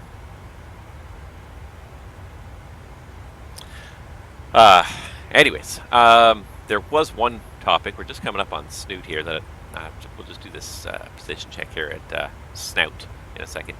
Snout or shout? It is snout. Yeah. There's a great channel I've started watching on YouTube that has tons of great incident analysis, and it's an aviation expert, and he takes a look at a lot of information. He uses a lot of NTSB reports, though, initial preliminary reports and final reports from the NTSB. But he's really good at kind of going through it. He goes through them quite in detail. I mean, his videos are sometimes 20 to 30 minutes long because he goes through a lot of these reports in detail. But he's also really great at kind of he's an airline pilot. I don't know if he's still an airline pilot or former airline pilot, but he's really good at kind of drilling down sometimes to the really nitty-gritty details of why a particular incident happened or what was the trigger event. It's not that any one event happens in isolation, but he's really good at kind of he's got some really insightful views into stuff. I've really enjoyed watching his channel, so I've started really kind of watching it. He talks about some of the stuff that's going on, and some of the stuff that's going on right now. Probably, I think one of the biggest threats to aviation safety these days is the air traffic control system in North America. At the end of the day, the system is just falling apart for so many reasons. the FAA for years and years has dragged its heels on modernization of the system. Up until the 2000s, the biggest purchaser of vacuum tubes in the world was the FAA, because most of their systems were so antiquated that they still had to use vacuum tubes to repair a lot of these systems. So they were still purchasing vacuum tubes in huge numbers into the 2000s to repair their systems that were so antiquated. Communication, radios, transmitter systems, not so much computers, but just like a lot of their communication systems were just that outdated. And they've slowly made some progress, but there are still a lot of issues with the ATC system in North America. I single out the FAA there, but it's not just the FAA. Nav Canada also has some very systemic issues, and it's not the individuals and it's not the training itself, but it's the chronic understaffing of the air traffic control system. It's just becoming, it's almost reaching a crisis level. All right, let's just do a quick position check here. If I can find my flight plan again. There it is. All right, so 19 tons, 1732.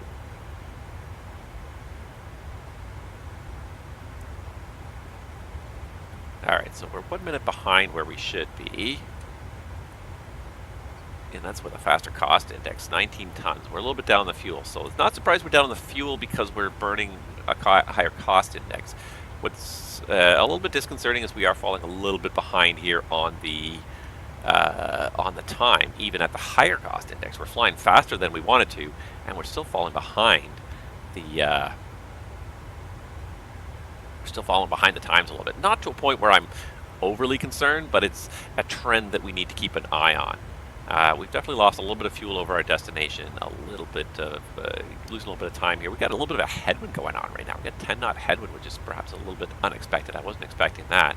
I was expecting to ride mostly a tailwind all the way down, maybe nothing substantial, but the fact that we actually have a headwind now is a little bit throwing me off a little bit here. And again, like I said, I went through here and I looked at this, and here is our wind chart, and we really should not have, we are here, this is snout I believe, that was MDO, this is I'm pretty sure snout. We should have a tailwind. We should have a tailwind on the order of 20 knots, probably tailwind component, about a crosswind of about 45 knots here. This is, oh that's 390, sorry. This is 34. We should have an even stronger wind here at 34, 350. We should definitely not have a quartering headwind. We should have a tailwind of at least a good 20 or 30 knots push towards Seattle. So the wind forecast a little bit out, or maybe the sim is just a little bit out. Who knows? It could be the sim for all we know. You know, this little. What's the date? What's the time on this timestamp? 18 Zulu. That is 30 minutes from now. This is supposed to be the picture in 30 minutes. So yeah. And this wind is throwing me off a little bit here. We're still okay. We've got extra fuel. We did have 10 minutes of extra fuel, which is 900 pounds of extra weather fuel. So we can utilize that to keep going. No need to panic yet, but just a trend to kind of keep an eye on for the future. But yeah, so this guy was talking about, he's talked about a number of incidents. The one that he was talking about the most recently that I kind of watched was, he talked about this San Diego incident. The San Diego incident where it's just like a few weeks ago too, that a Citation overflew a Southwest airplane that was sitting on the threshold of the runway because they weren't cleared for takeoff in time. And it's interesting to kind of go through some of this stuff. So he had Vast Aviation has a YouTube video with the ATC audio and a little bit of a diagram of where they were, what they were doing. But basically what happened is there's a Citation that was on final, and the tower controller in San Diego cleared a Southwest airplane to line up on the runway. And for those of you that don't know, San Diego is a one-runway airport. It's just faster to pull it up sometimes using this, but San Diego is a single runway airport. I think it's the busiest single runway airport in North America, I think.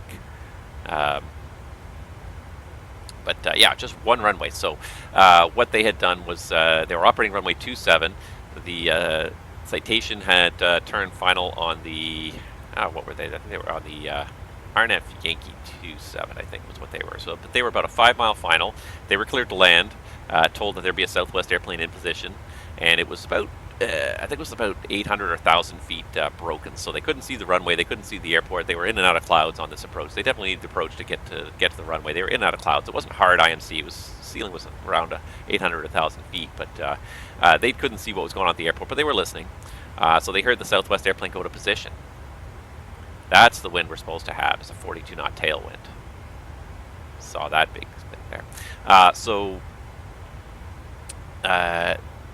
the tower controller clears the citation to land, and tells them that there's a Southwest waiting in position, implying that the Southwest will depart before they want to land on the runway. Then there's another plane further back, I think on the ILS, there's an Alaska airplane that calls up and announces they're on approach, and they're cleared to land without any mention of the Southwest airplane. The implication again being that this Southwest is going to be long gone. It's not even going to be a conflict by the time they get going, by the time the Alaska airline comes down final. And then she tells whatever airplane just departed to contact departure.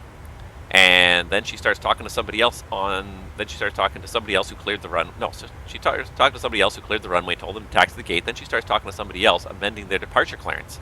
And it appears that she probably, at least temporarily, forgot that the Southwest was in position waiting for takeoff. And I'm definitely not trying to implicate this controller in particular. The problem here is not the controller. The problem here is the system. The controller was running this airport as a single person. She was running tower, ground, and delivery as a single controller at a very busy airport. San Diego is a very busy airport. There is no reason that there should be one controller operating tower, ground, and delivery. So she started giving a clearance while the Southwest is sitting in position, and these other two airplanes are not screaming down final, but definitely running down final pretty quickly. And then she gives this clearance, and then she realizes what she's done, and she gives a go-around instruction to the citation. At the same second, they key the mic and say, "Hey, is that guy going to move?" I don't know exactly what they said because it all got.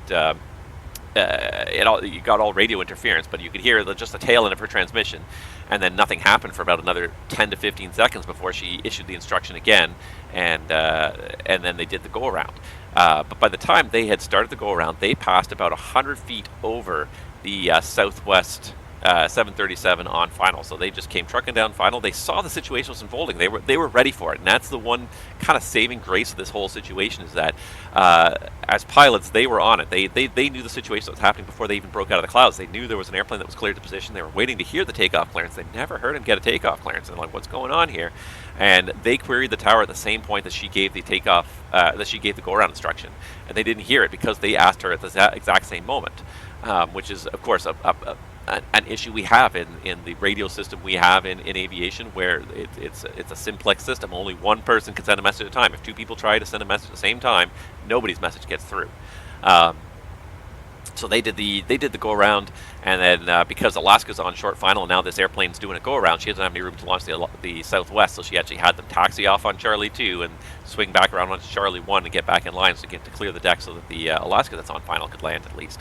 But it just turned into a big cluster pretty quickly, and at the end of the day, you can put a little bit of blame on the controller for being distracted, but at the end of the day, she was not given the tools to do the job effectively because she was handling all the local duties herself, and that should not be happening at major airports where you have multiple aircraft on final, multiple aircraft departing. She had at least 4 aircraft in the holding bay waiting to take off. She's got multiple aircraft on final, and she's working this by herself, and then she's trying to give clearances and do other stuff and do other duties as well.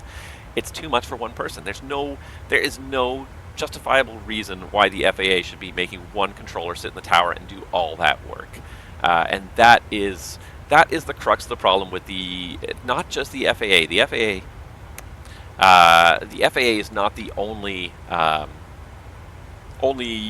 problematic system here. And for some reason you're not following me? Well, change that right now. Yeah, the FAA is not the only one that's having this problem, but the FAA is probably the biggest example of this right now. Almost every ATC facility in the U.S. is understaffed, and some of them horrifically so. The number that I read is that the New York TRACON is operating at 54% of its optimal staffing level. 54%. That means they have half the number of controllers working that they should. have the number of controllers on staff that they should. So you know, and the traffic volumes are just moving like crazy, like they always have. So you've either got controllers that are working double shifts, covering double positions, or you know, just working 7 days straight and never getting a time off. Like I do not want my controllers to not have an adequate number of days off, to be forced to work all these overtime shifts, to get the managers on the floor working all these overtime shifts. It's absolutely insane that it's been allowed to go on this long. And I think that the number of serious incidents that's happened in the last year or so has really underlined this problem with the US ATC system, is that it's chronically understaffed, and these guys are just under pressure to just push tin no matter what. And he made, again, this guy that was watching, he made the interesting comment that pretty much nowhere else in the world can you clear airplanes to land when there's airplanes waiting to take off that don't even have a clearance yet.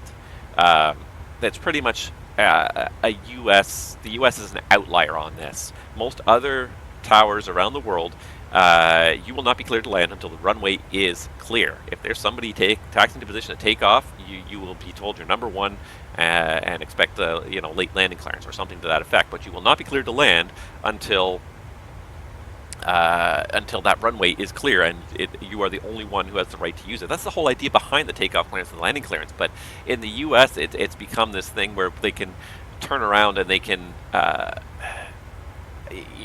long as you reasonably expect it's going to move, you can clear them to land anyways, because the bigger concern is they don't want people landing without a clearance. Oh, you didn't have a clearance, now we're going to violate you because you landed without a clearance.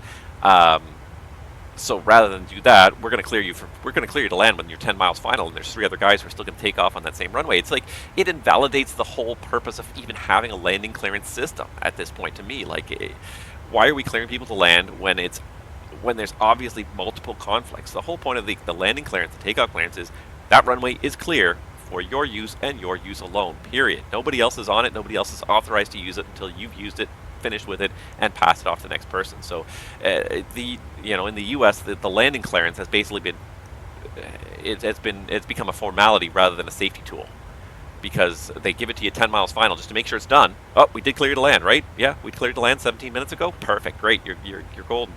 Never mind the fact that nobody's watching what's actually happening on the ground.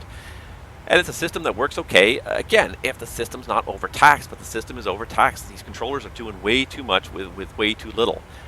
Some airports are okay, but a lot of airports are understaffed, and you end up with a situation like this where you had one controller working all 3 positions. She got distracted by another duty and neglected to clear the airplane for takeoff, and that should have been her primary duty, but she shouldn't even have these other distractions to take her away from her primary duties. She's the tower controller. That runway, I'm just looking at it here on the screen, but this runway here, this piece of pavement is 400 feet long.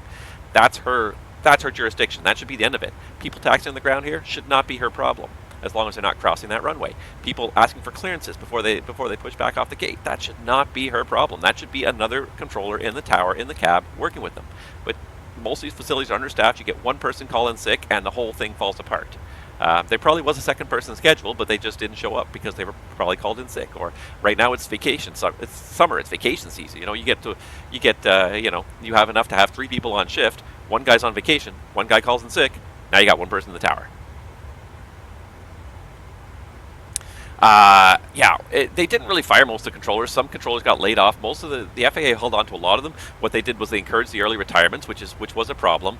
But the bigger problem was that they killed the training pipeline. And that was NAV Canada's problem as well. 100% that was NAV Canada's problem. It was a big mistake that both the FAA and NAV Canada made, was they killed the training pipeline.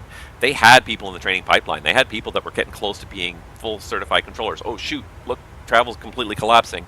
We got to save money. Fire the trainees. We don't need them anymore. We won't need them for years. And then turn around like a year later, all of a sudden traffic's resurging. They start hiring people, and all these guys who were like almost done, they turn around, they're like, why am I going to come back and work for you again? I'm going to start training from square one again because you fired me and you basically tore up my file. I got to start from square one again. It's a good paying job, but what happens the next time travel tanks a little bit? Oh, the economy went south. You're laid off again.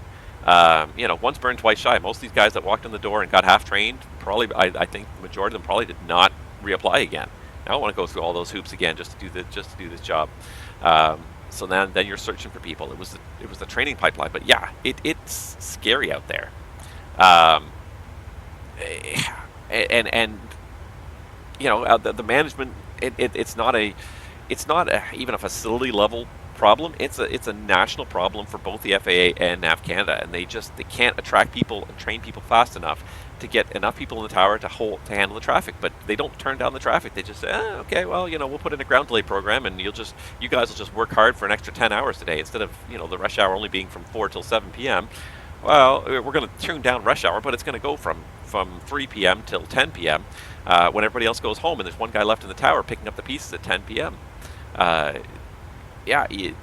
I just think of all the places. Like Vancouver is chronically understaffed, and they're chronically putting in ground delay programs due to ATC staffing. Montreal has been chronically understaffed for years, since way before COVID.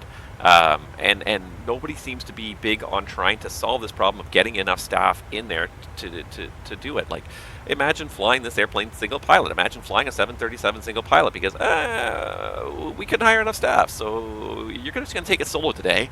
Have fun. Yeah.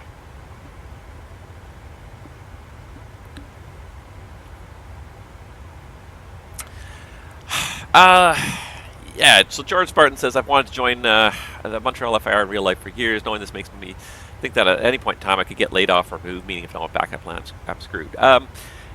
Yeah, and I will have to say that, like, okay, I'll acknowledge this, that COVID was unprecedented in terms of the steepness and the speed of the collapse of the aviation sector. Nobody had ever seen anything like this, ever. In the entire history of aviation, no one had seen the sector collapse by 90% in like a 3-month period. Completely unprecedented. So I don't want to discourage you from doing it, and I have a selfish interest in wanting you to do it because I think we need more controllers. ATC layoffs are actually, like, in all honesty, are pretty rare. It's a system that even when a normal recession hits and travel slows, it slows by like 40%. It doesn't slow by like 90%. So most of the time, when they just keep the system going, they may slow the training pipeline a little bit, but they usually keep the staffing levels up there because recessions are usually temporary. They last a year, a couple of years, and it's back again. I don't think we're going to see another COVID happen for a generation. And it's not that maybe we got to have another pandemic, but I think for at least a little while, the initial knee-jerk reaction of just closing everything was probably overkill. And I'm not trying to second-guess the agencies that did this, because looking at what they saw and saying, well, look at, like, we've never seen anything like this. We don't know what to do. Let's take the safest route of action and shut everything down and then reopen it when we figure out what we're doing. I don't blame them for that. I just think that now that we've seen it, we've seen what happens, we've seen what we've seen how we can handle a pandemic. I think that in the future we'll probably be able to take a little bit more of a less sledgehammer approach to the whole thing. So I don't think you're going to see too many ATC layoffs in the near future. Right now the system is understaffed as it is. So if you get in now and you get dozens of people underneath you, you're not going to be at the bottom of the list for probably too long. But again, layoffs in the ATC system are generally not something that happens. Just because you get a little recession and you get a small drop in traffic of 20% or 30% for a couple of years, that couple of years, that's the training period for the next controller, the replacement controller anyway. So, most of the agencies don't lay controllers off. Like the only time I can really think of when we had a major layoff of the controllers was when Nixon, was it Nixon or was it Reagan, fired them all? It was Nixon. No, it was Reagan. I can't remember. Whichever president fired all the controllers because they went on strike. That was the last time I can think of. That was like 40 years ago. All right, there is low feed on the left pump because the tank's almost empty. Other than that, I can't think of too many times when you really had facility layoffs, ATC layoffs, until COVID. And even then, I mean, it wasn't even laying off a lot of guys. It was more incentivizing retirements and killing the training pipeline, which is what's really kind of killed the whole thing right now. And maybe in a couple of years it'll be okay, but right now the system is strained so hard. Travel is back to where it was pre-COVID. We've got just as many airplanes flying around as we had pre-COVID. We haven't gotten people through the training pipelines. People retired, nobody replaced them, and the system is just bursting at the seams. And the fact that we haven't had a major incident where that's actually caused like an accident is just, I hate to say sheer luck, diligence on the part of pilots in a lot of cases, but it is perhaps just a little bit of dumb luck, and we do have safety margins, but the safety margins have been eroded to almost nil.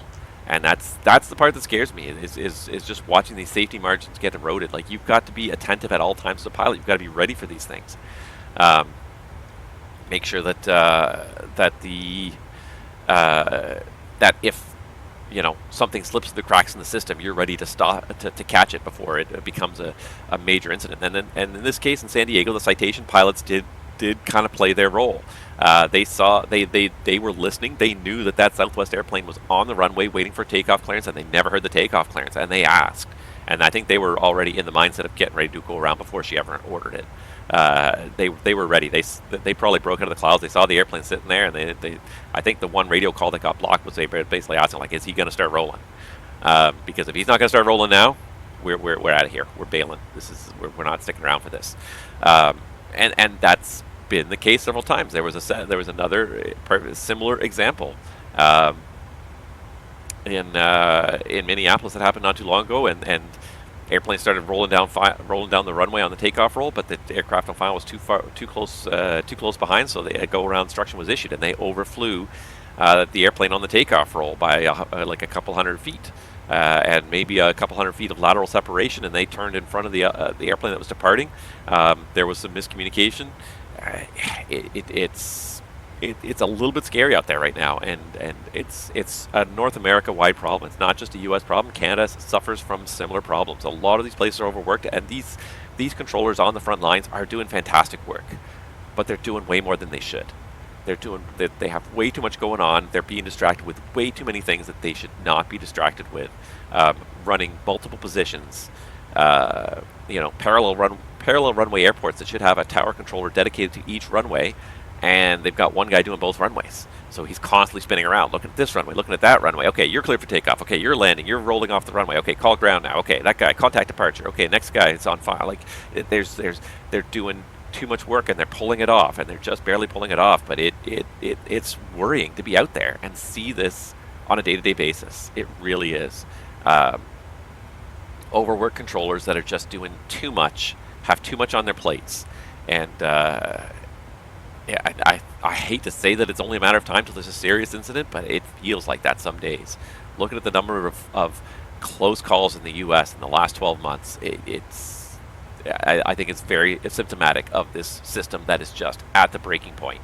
And the people who are doing the work are doing a fantastic job, and they're doing the best they can, but they should not be being given this level of work.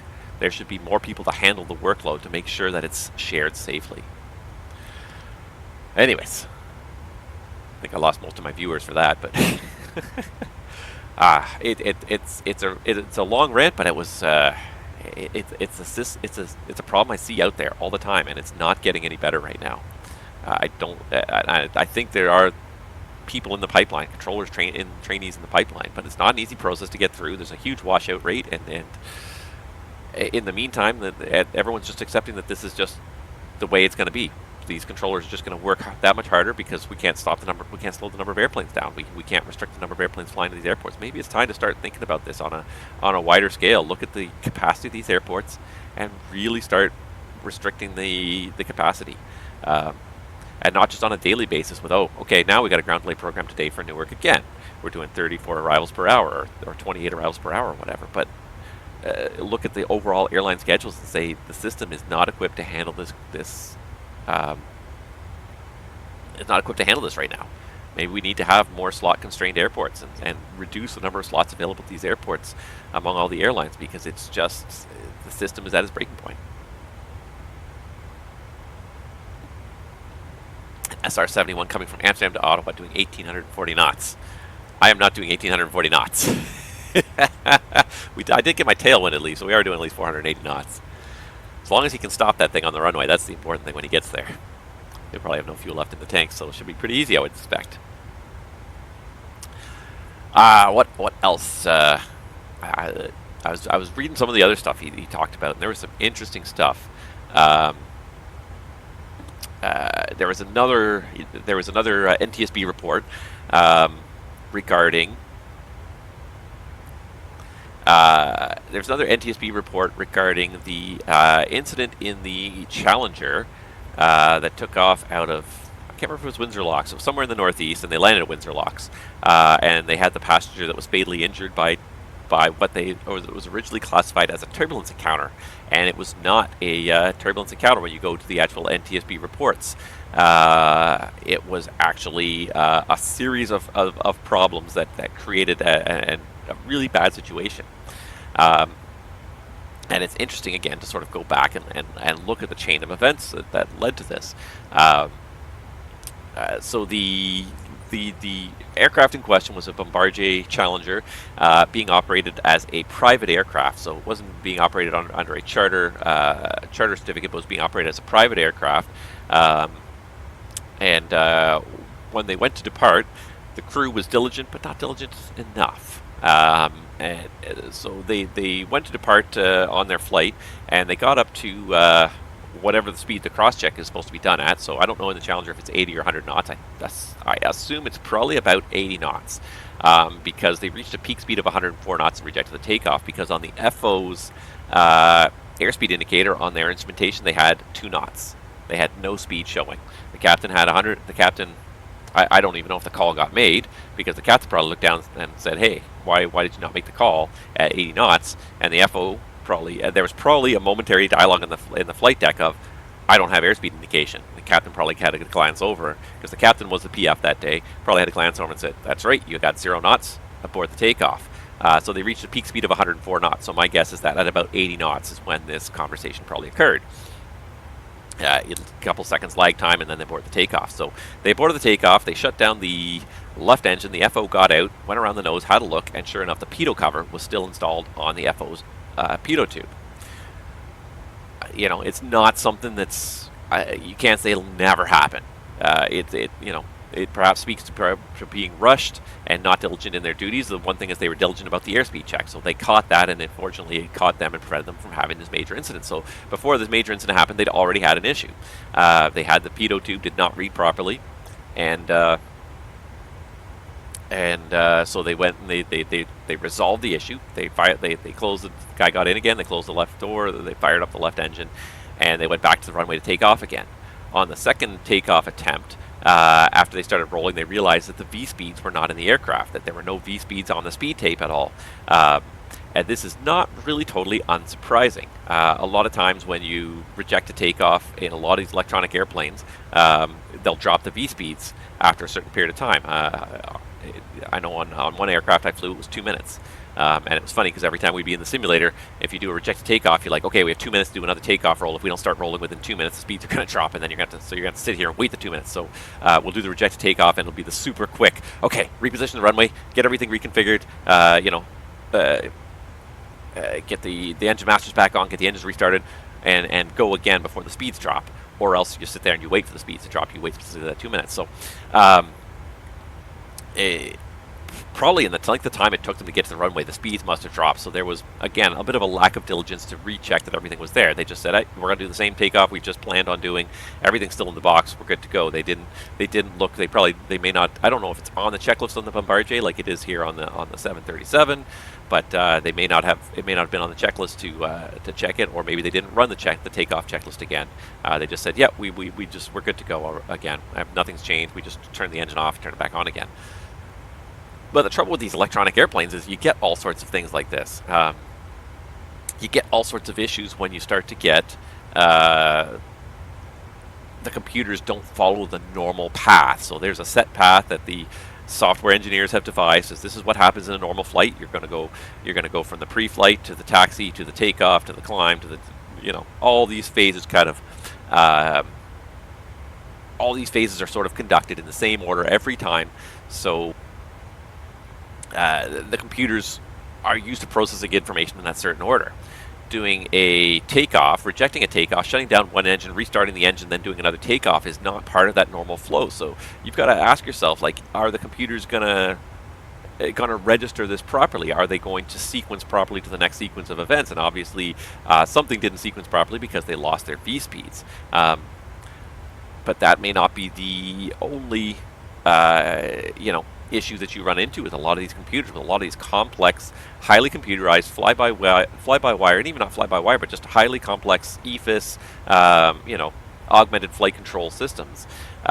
So in this particular case with the Challenger, they apparently, I think it was before the departure, they got a rudder fault message on their alerting system, and it's just an information message. It's not a it wasn't a caution, it wasn't a warning, it was just an information message for the crew. So they did apparently there's a ground reset that they did, so this is why I think it happened before they took off. I'm pretty sure they did the ground reset, it didn't clear, and they elected to go anyways.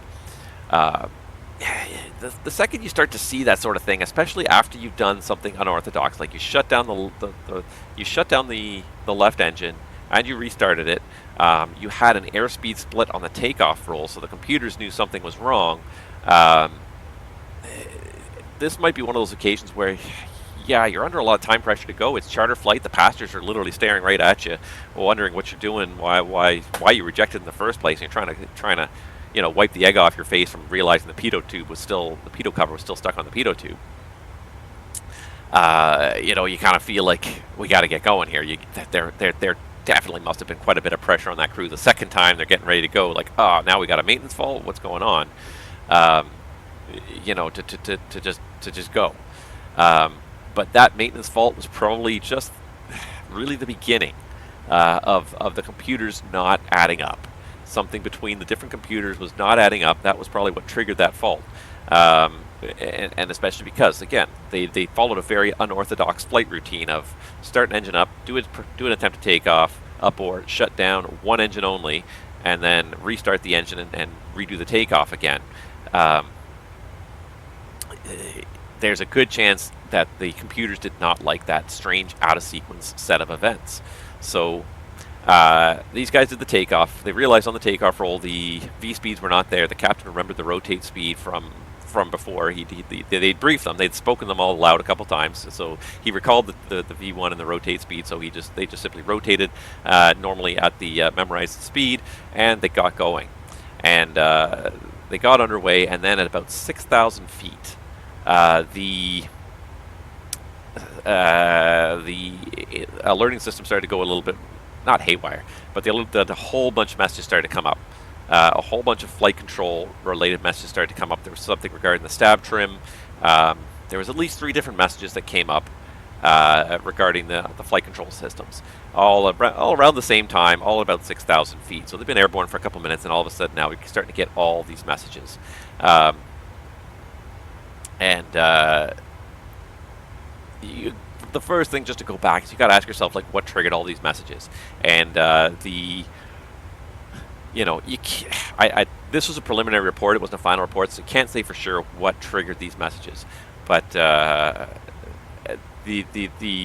initial reports filed by the CAPTFO mentioned all these messages sort of popped up at the same time, 3 or 4 or 5 different messages, and so they had to kind of evaluate and say, okay, well, what's the important ones here? Let's handle them.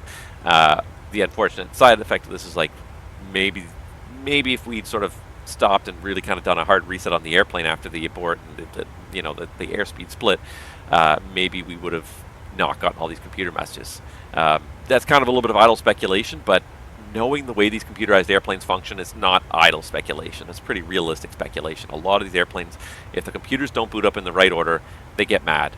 And oftentimes the easiest thing to do is turn the airplane off, turn it on again, and get the computers to boot up in the right order. I've dealt with that dozens of times, hundreds of times probably.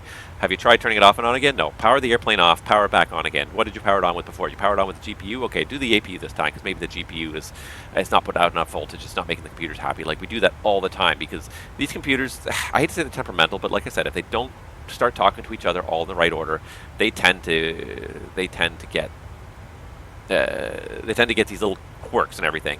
The Embraer was particularly bad for this. If you walked into the Embraer and the ground power was on, but the batteries were off, which was a common thing for a lot of other aircraft, the Embraer hated it. Hated ground power on, batteries off. If the ground power was on, the batteries had to be on. And the tow crews would often do this. They'd often tow the airplane around, they'd plug it in, they'd put the ground power on without ever putting the batteries on. Embraer hated this, and if you tried to fly the airplane after that, chances are you're going to get some errors at some point along the way. Some of the computers are not gonna like it. So they actually came out with a bulletin for us and a specific procedure that went in the SOP and said, if you find the aircraft, if you walk onto the airplane and the airplane is ground power on, batteries off, you are to follow the following procedure to completely depower the airplane and power the airplane back up from cold and dark. Because we kept telling the tow crews this, and they just would not get the hint. Guys all the time were leaving it like this. So we'd have to power it right down and power it back up again in the proper order. Batteries first, then ground power, just to get the computers all talking to each other in the right order. Anyways, back to the Bombardier incident, the Challenger incident here.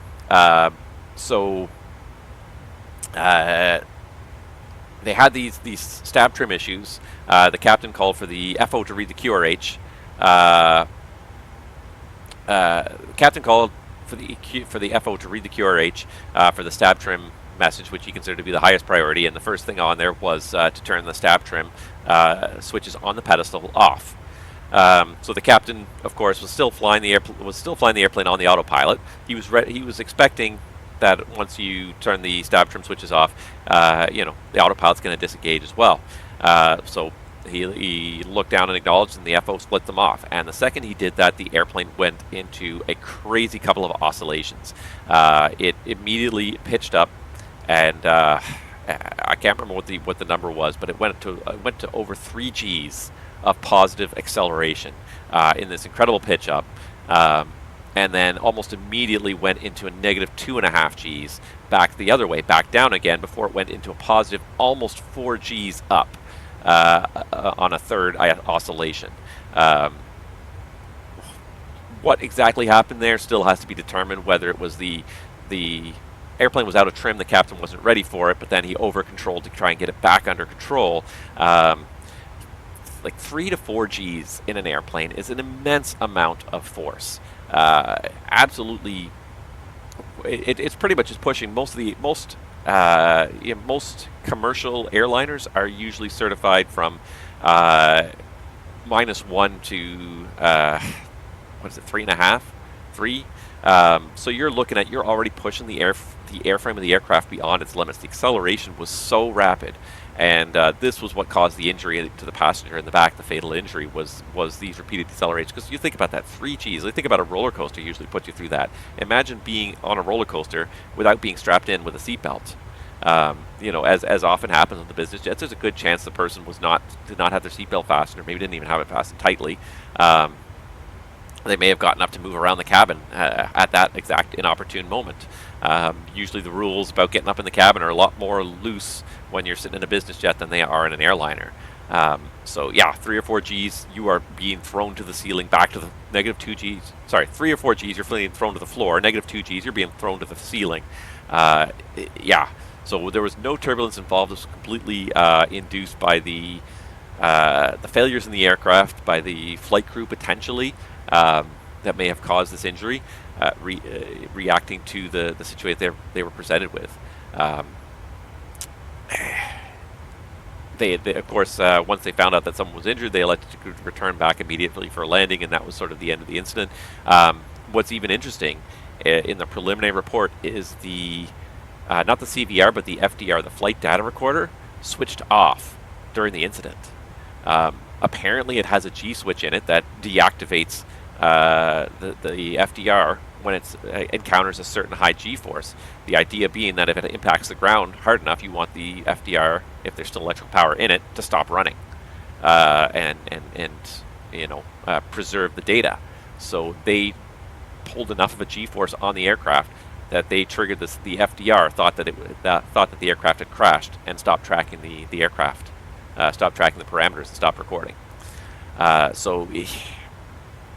Just the fact that they reach and exceed those G forces, it blows the mind. But part of it was the captain was startled by. I don't believe you because my streaming is working just fine. Part of it is the captain. What am I trying to say here? The captain, He anticipated that the autopilot would be disengaged as soon as the stab trim switches were moved to off, but he was waiting for it. His hands were close to controls, but they weren't even fully on the controls. I think he anticipated that the airplane was going to be relatively in trim, and it seems like it probably was not in trim, and that's part of what happened with the stab messages. But why? Yeah, it did cut out for a bit.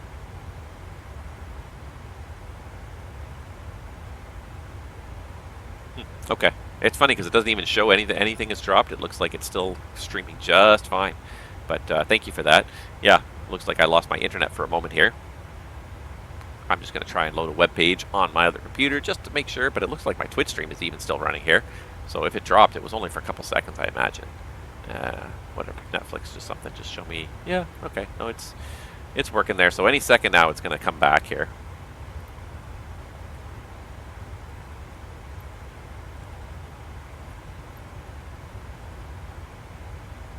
This Xbox Live account is already used with another Steam account on Microsoft Flight Simulator. What?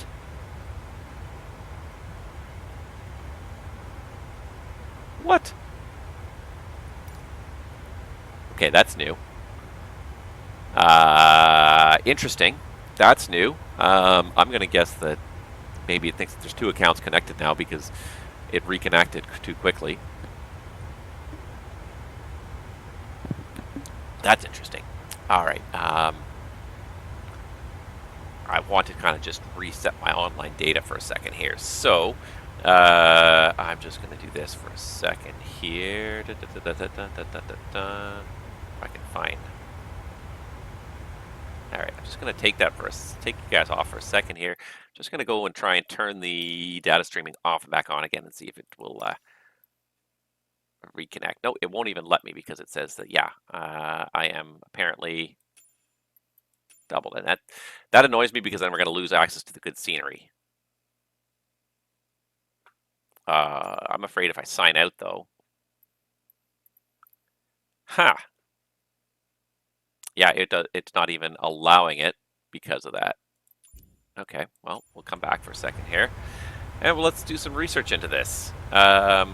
Because, yeah, apparently it thinks I'm connected twice, which is weird.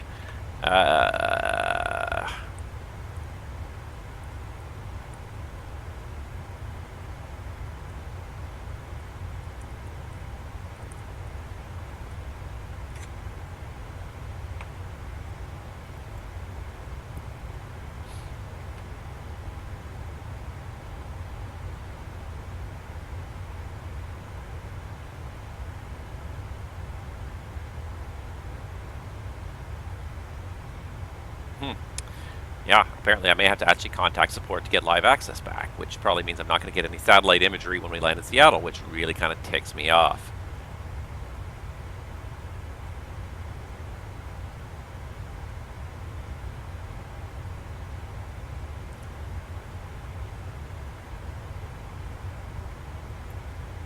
And I didn't even change anything. That's one of those things that, like, oh man, oh man. Microsoft, why do you make everything so difficult?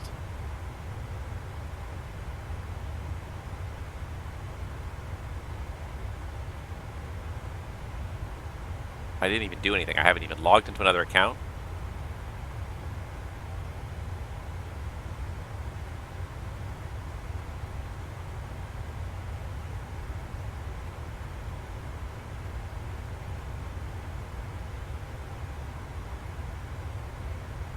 So I might have to reinstall Microsoft Flight Simulator. What?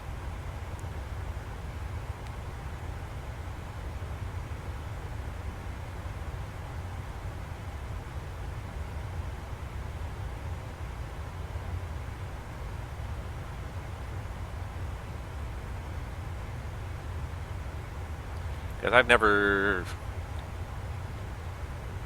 used another Steam account to play this.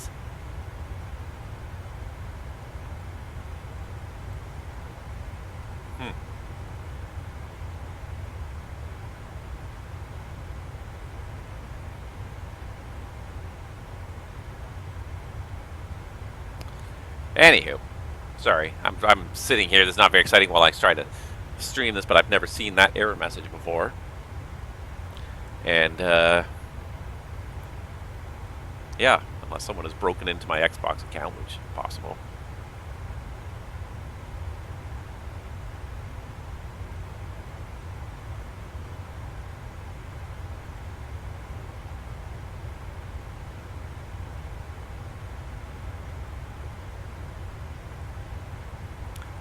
Everyone I see here is like, oh, well, we had other people sign in on the same computer. Like, I've literally never had anybody else. There's nobody else that uses these computers. That's weird and annoying. Now we're not going to have good scenery when we land. Now we're just going to have generic scenery when we land. Why are we going so slowly here, too? We had a little bit of a tailwind. But what happened to our... Why are we only doing Mach 7.6? I didn't even notice here. I haven't been watching that closely. Is that full power? Why is the speed brake out? That's why. Why is the speed brake out? Now it might start accelerating a little bit without the speed brake out, but even that... What the heck happened? Something weird and wonky happened here, so if I get the speed brake out there, yeah, that does. Alright, it is starting to accelerate again. It's not going to accelerate very quickly at 350, but that is really weird.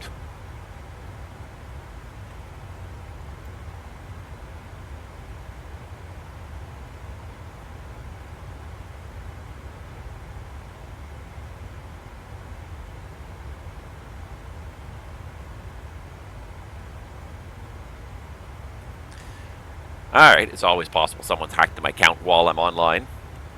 One way or another, either my ooh, ATC, nice. Either my I guess probably my Microsoft account, maybe, or maybe my Steam account. Weird either way. It's weird. I think it's a spurious message. I think Microsoft's probably wrong. Wouldn't be the first time Microsoft created something that did not work properly. Hello, Squawk 0721. Anywho, at least we got some ATC, hooray! Just passed over Fried, so let's just... Vancouver Center, good afternoon, Alaska 102, flight level 350. Alaska 102, Vancouver Center, hello, Squawk 0706. Squawk 0706, Alaska is 102. 0706 is in the box, nice. Alright, yeah, there we go, speed's back up there.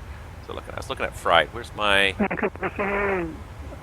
Beach Bear, flight plan, there it is. Bravo Delta, level 9000 on the T701. Baron, Foxtrot Julie, Bravo Delta, Vancouver Center, hello. Alright, so Fried, we passed at 1815 with 15 tons. 9, and we'll be requesting 11,000 after Sensa. Alright. Correction, after Harrison, before Sensa. Not doing too bad on the fuel, actually. 15 tons. 281, current altitude. Pretty good. We're not really falling too far behind on the fuel.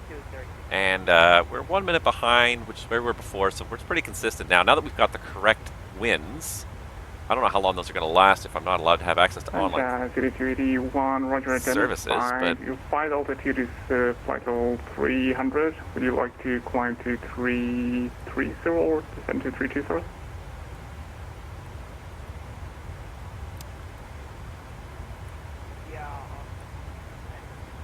anywho, yeah, no, it's true. Roger, descent flight level 330. Fine, that's a little quiet. How's that? Alaska 132, Vancouver Center, you are identified, Delta 35, so welcome. Alaska 132, Roger, thank you. Alright, if he talks too much, I might have to turn it back down again. But anyways, got some ATC. Yeah, I've never even seen that message box before. I have to figure out who is using my account. Alright, so what is the message? The message is this live box, Xbox Live account is already used with another Steam account on Microsoft Flight Simulator. So, I don't even know. I don't even know, because like I don't even deal with the only reason I even really have an Xbox Live account is just because Microsoft Flight Simulator requires you to have one. Otherwise, I don't even have a reason to use one. I don't have a reason to have one. I don't have an Xbox. I don't want an Xbox. That's the only reason I have it. And so I don't understand why we link with anything else. Hayden UK, welcome to the stream. A little Sunday afternoon fun for us here. And we're kind of getting there. What are we doing here now? So we're looking at 19... Yeah, we're not too bad now. We're about an hour and 20 minutes out from landing in Vancouver, so not too bad. We're getting there. But I've just had this one weird message pop up that says that my Xbox Live account is no longer linked to my Steam account, and I don't have access to online services. It just came up midstream. Never even seen it. I don't know why, because I haven't changed any of my Steam account settings, my Xbox Live account. I don't even know my Xbox Live account password most of the time, because I log into it once for Microsoft Flight Simulator, and that's it. I never log into it again because this is the only reason I have it. So I think they screwed up something on the back end if they've disconnected it. I'm gonna have to restart the sim later today and see if it still is complaining about that, because I haven't even. I just don't even know where that would have come from. I haven't changed Steam accounts. I haven't changed Xbox account. It blows my mind. Annoys me. Anywho.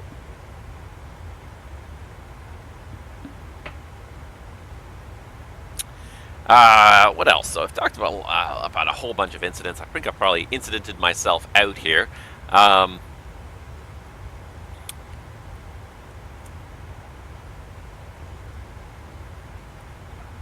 The other stuff that I was going to talk about, there's some really kind of neat stuff. News Squawk 0773. 0773, J Bravo Delta. There's some really kind of neat stuff coming out there right now that I haven't even had a chance to talk about. So one thing that I saw that was really kind of neat. 281, I see you're currently descending through Flight Level 2. So I do have mixed feelings about it. But I think it has a lot of interesting potential. Is right here, the animated FO from FS2Crew, and 281, Roger. The Victoria information echo current landing. It's only available right now for one aircraft, which is the fly-by-wire 320. But obviously, like a lot of the other FS2Crew technology, there's a lot of chance for it to. Say our last phrase again. A lot of chance for it to be useful to other people as well, or to other products as well. I think there's a lot of chance for it to carry over into other products. But I thought it was really potentially neat here. So apparently he does actually reach around, do stuff for you. He sets the trim, he holds a checklist and reads it. I love that he has sunglasses sometimes and sometimes not. Request 5 off frequency for the Kavana ATIS, please. I'm just going to turn this feed pilot down a little bit because I don't think he's going to talk to us too much, and so I think it's going to be more background than anything. So I'm going to turn him down a little bit there. Yeah, but yeah, like to animate him to sort of reach to different things, like that's actually going to be probably pretty challenging to do. But once you sort of done it once, you can probably render that same kind of technology repeatedly for a whole bunch of different airplanes. So I have a feeling like you're going to see this come to a lot of other different airplanes.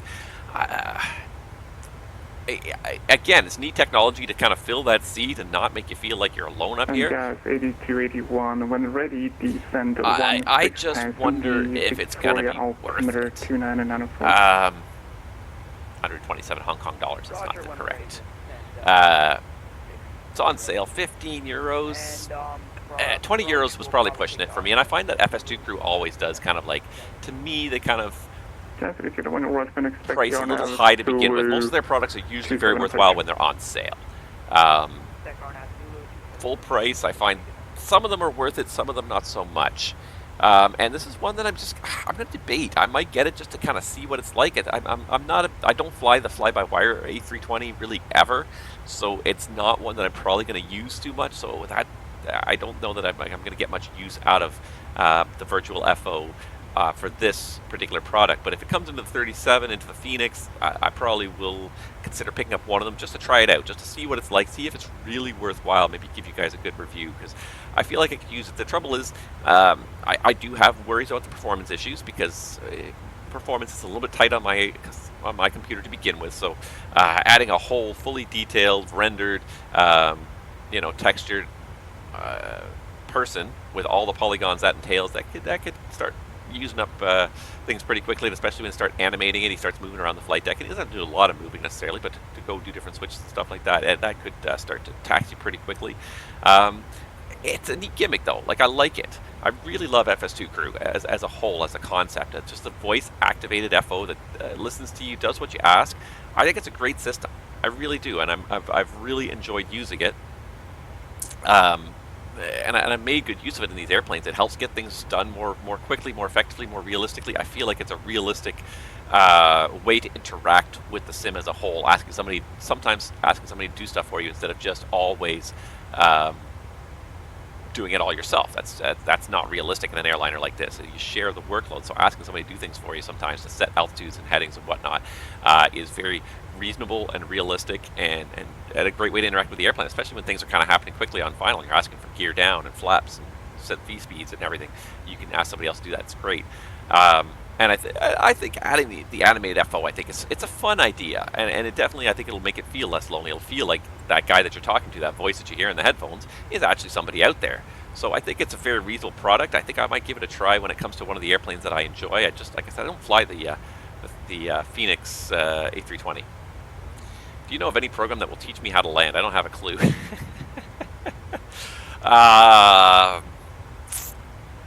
Not offhand, really.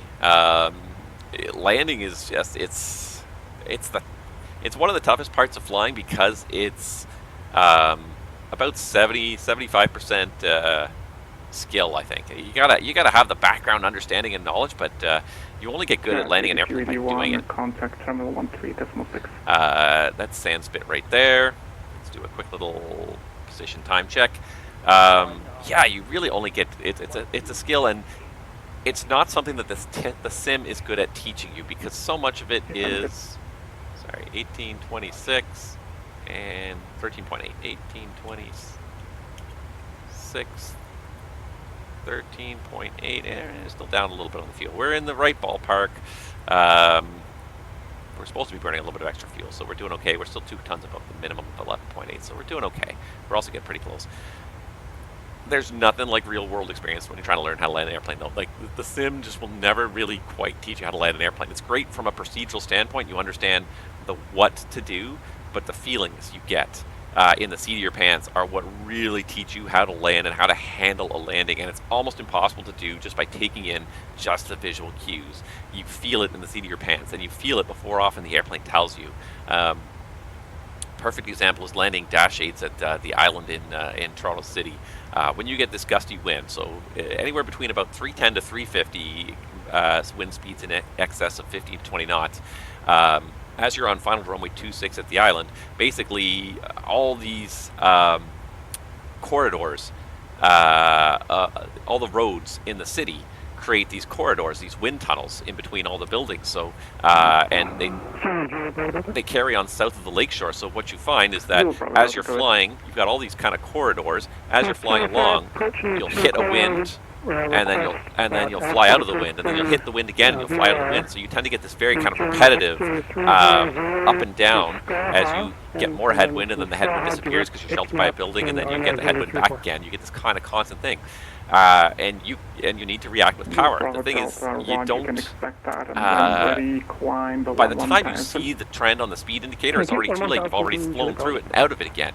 You need to start applying the power and taking the power off and on when you feel it through the seat of your pants, from the airplane itself. When you feel the airplane getting pushed in a certain direction, before you even see an acceleration register on the airspeed indicator, you've got to be adding power and taking away power. And when you get good at that, then flying those gusty approaches is not so tough, but you've got to do it not by looking but by feeling.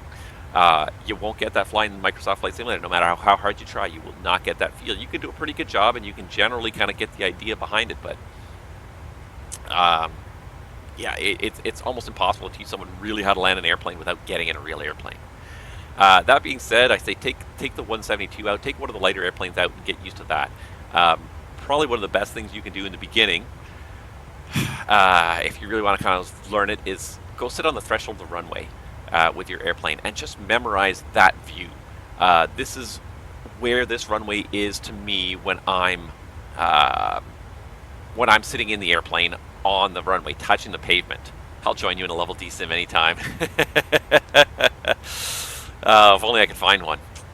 But yeah, to sit on the runway in your 172 or whatever in MSFS and just look at that view and just kind of see how much of the runway, where does the perspectives appear on the screen to you? How high above the runway? Because you've got to kind of replicate that in the flare. Really, it's about feel, but and without the, especially without the countdowns in the lighter airplanes, it gets a little bit tougher to do reliably. You're really just relying on that view and a little bit on that feel of how fast you're accelerating or decelerating downwards to kind of feel how your flare is going. But yeah, that's one of the better suggestions is make sure you sit there at the threshold of the runway for a few minutes and study what that view is like at the threshold of the runway when the airplane is on the ground, when the wheels are touching the ground. What's my perspective? How wide does the runway appear to be? And then go and do a circuit, come back and land, and try to just sort of be just at that point with idle thrust, the idle power on your 172. So you come back around, you do the approach, you get to about 50 feet, and you just start gently pulling the power to idle. You don't want the bottom to drop out of the airplane. You just want it to start decelerating, and then that's basically the name of the game in a 172. Is you don't want it to sink too much. You want to pull the power off so it starts decelerating, and then as it starts sinking, as it's decelerating, you want to just slowly counteract it so you're just sort of holding it off the runway. Not to the point where you're getting a stall, but you just want to just slowly pitch it up and hold it off the runway for longer and longer. At 172, most of the time, it doesn't matter if you hold it off for a long time because you only need 1,000 feet of runway to stop the bloody thing. So, you can take any airport pretty much and do it for long enough, but you want to just hold it just off the runway and just practice just pitching up a little bit more, pull the power to idle, and practice just holding it right above that runway. That's what you're trying to do when you land the 172. Is you're just trying to just sort of just make that vertical speed hit zero just as you're coming down. So you're coming down the approach, you hit about 50 feet, you just cross the threshold of the runway, pull the thrust to idle, pull the power levers to idle, and just pull the airplane just gently up a little bit to try and level it off. And then as it starts to sink and you start to realize that the runway's starting to come up to you more, you just pull up just a little bit more. And the idea is to just kind of keep holding it up, holding it just off the runway, let it down even in little steps, if you will. So just you're sailing along, it goes down a little bit, pitch it up a little bit to stop the descent again, and then just sort of pitch it down a little bit in little steps. It won't be great in the beginning, but you'll sort of get a smoother, better feel for it over time. It really is something that's hard to do. You can learn the technical side of it, what I have to do to land the airplane. Well, I have to pull the power to idle, I have to pull the flight controls back, but in terms of learning that timing and learning that point of view, there's nothing that replaces real world experience. And the sim is great for teaching technical stuff, because all the technical stuff can be done in here. It's all replicable, but the feelings, you don't have the feelings. And it's weird too. I will tell you, like the first time I took off a Microsoft Flight Simulator, I got a really weird momentary sensation of vertigo, because the scenery was so much better than I'd ever seen before. It was so much more, what's the word I'm looking for? But so much more realistic, I guess, immersive. Because I went to my old home airport where I'd done flight training, and I put the 150 on the runway, and I just took off in the 150. And the memories of doing that for years, of practicing circuits in the 150, just came rushing back to me, and I saw like all the right buildings in the right positions, and they just started to fall away at just the right rate. And I got this sense of vertigo for a good like 10 or 20 seconds. Like I was just like, whoa, like this feels like I should really be flying, because it looked that good, and my body was used to that sensation. The first time you ever, the first time you ever fly Microsoft Flight Simulator after you've flown real airplanes, it's like, like I'm expecting to feel that motion. When you don't feel it, your body says, this is wrong, this is weird, because it was so relatively realistic. Now my body's kind of adapted to it, but that first time it was very weird. My body was expecting motion and didn't get it. Same thing the first time I even got my yoke. When I first got my yoke, I was flying with just a little joystick and gamepad before that, just using whatever I could, whatever I had at home to control it, deciding if it was worth it for me. And then I finally decided, yeah, I'm going to pull it. And I bought the yoke. And the first time I tried to take off with the yoke, and I did that sensation of pulling back, and again, that gave me that sensation of vertigo, because my body said, oh, when you do this, you should feel a motion going on. And when you don't feel it, it's weird. The other time you'll notice it too is if you're in the simulator and the instructor forgets to turn on the motion. Sometimes after you take the break, they close the door, forget to put the motion back on. You try to do a takeoff roll, and you're like, well, all the instruments are moving, but I don't feel anything. I don't feel anything. I don't feel I don't feel acceleration. And you're like, something's wrong. It's like, oh yeah, sorry, I forgot the motion. You can just stop. We'll restart it again. So yeah, feel is so important to flying. At the end of the day, it's not something you can just teach just by. You can talk about it till the cows come home, but until you go out there and do it, it's the hardest part of flying to teach. Almost everything else you can do without the feel, without the input. But approach and landing, you need the feel, you need the input, you need to feel what the airplane's doing and be able to react to it faster than your eyes can tell you what's happening. All right, I'm going to just take a few minutes break here because I just need to go and use the lavatory. So we'll hand control to my invisible FO because I don't have the animated FO. It's just going to be like 2 or 3 minutes. Step away and just then we'll probably start setting up for our arrival because I can see Victoria scrolling into view there. So we are basically an hour from touchdown. Yeah. There are, I don't know if it's the same in the UK, but in North America they have just introductory flights, which are generally discounted flights that just take you for a half an hour. The instructor just takes you for a half-hour flight in a 150 or 172. They'll usually let you fly it a little bit, let you feel it out a little bit. They might even let you try the landing if they think that you might be at all good at it,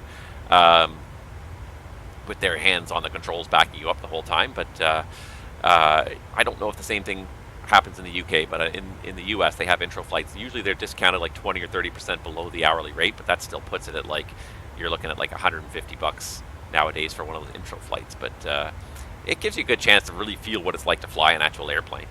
Yeah, the sad thing is, like, and I don't know, I'm pretty sure in the UK it's even more expensive, but the price of flight training is phenomenal now. I can't even believe I went to a flight school a couple of years ago to look at what they charge per hour for airplanes, and it's insane to me. I thought it was a lot of money before. Like, you can't get licensed for less than, you can't get a private license for easily less than probably about $15,000 Canadian now, and probably a lot more than that. In pounds, I don't know what it works out to, but probably about the same amount in pounds because I'm pretty sure you guys pay more in fuel tax over there, so the planes are even more expensive to rent. So. Anyways, like I said, I'm just going to step out for 2 minutes. Going to go use the facilities, and then we'll come back. We'll start setting up for this arrival. Just give me 2 minutes, guys, and we'll be right back.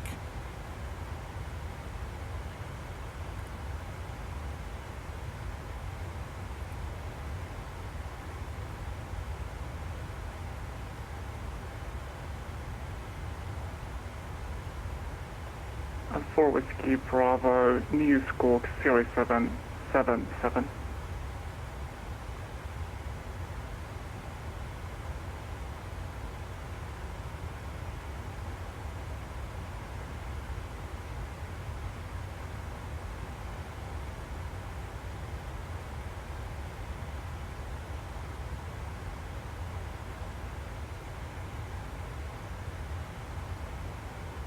November 654 Whiskey Bravo, Squawk 0777. 0777, Challenger 4, Whiskey Bravo.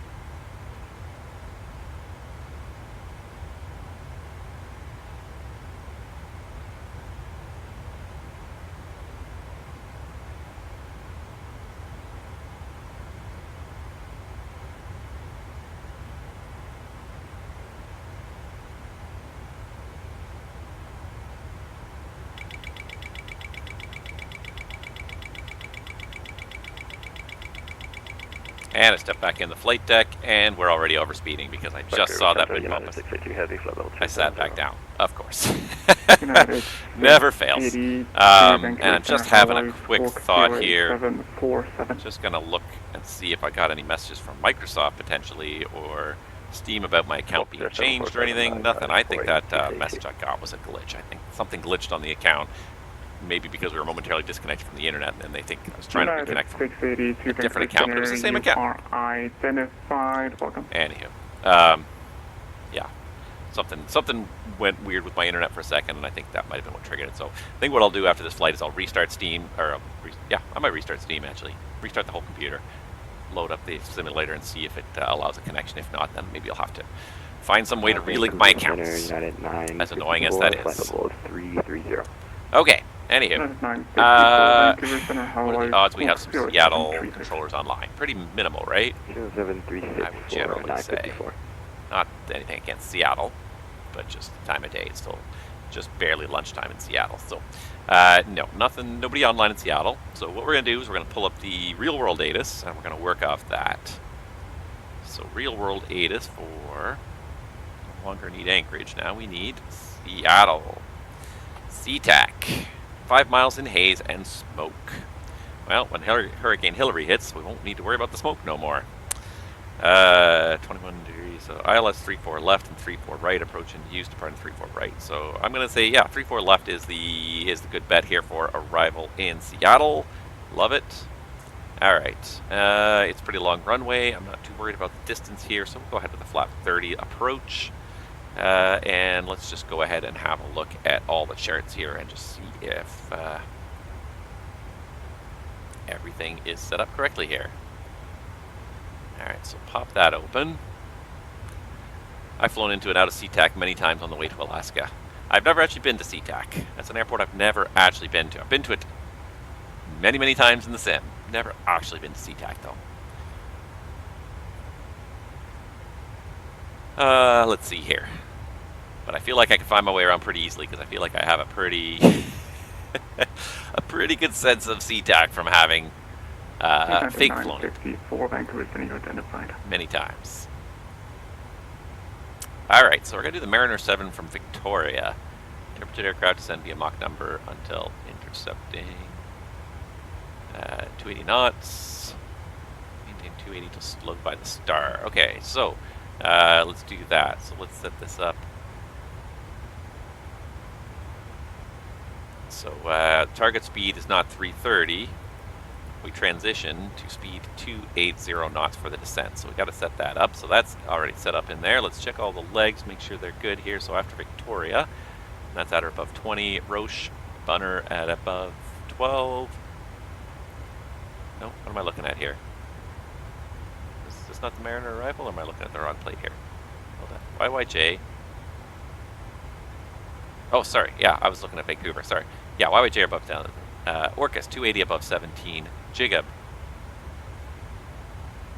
Nope, not Jigab. Orcus of 280 above 17, and then it is Mariner 270 above 12. And then for the 34s, we go via Pinella 270 above 12. Vegin 250, 15 to 11. That's in there. Unit 230 above 10. Woobit above 8, ships at 7,000 at 210 knots, and M's. And that's a vector over to an ILS. We're just going to do the ILS straight up, simple, easy. ILS to 3-4 left.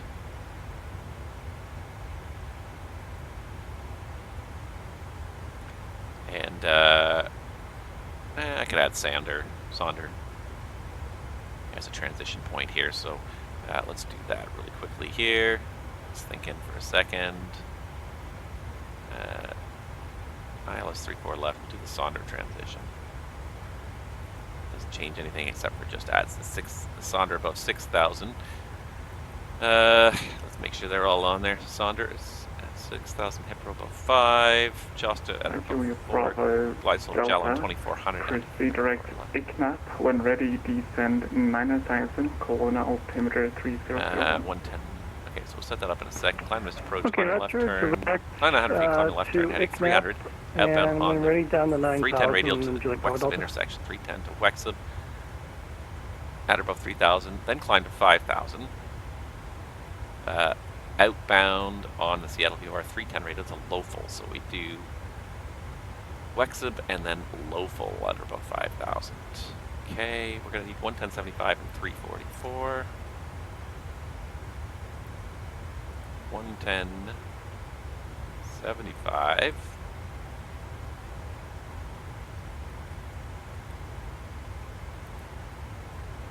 Set course on your side, 344. 344. Set. And minimums. Center, Canada 1059, flight level 579. American 1059, contact terminal 128.6. What am I doing here? Barrel mins, 579. There we go. Start setting this all up. We still got quite a ways. We got 300 miles till we start down here, but let's just get it all set up and ready to go here.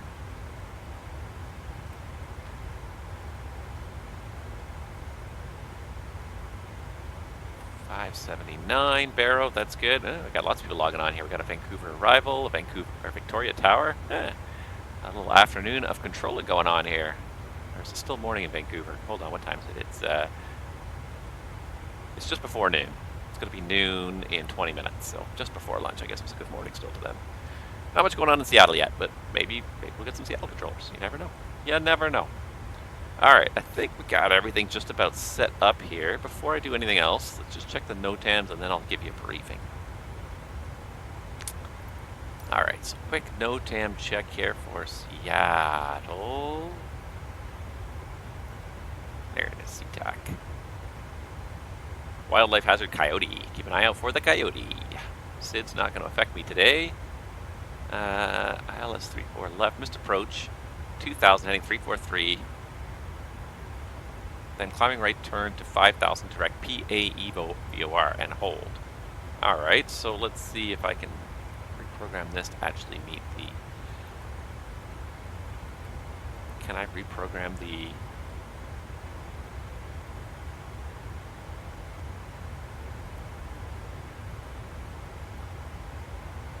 Looks like I can.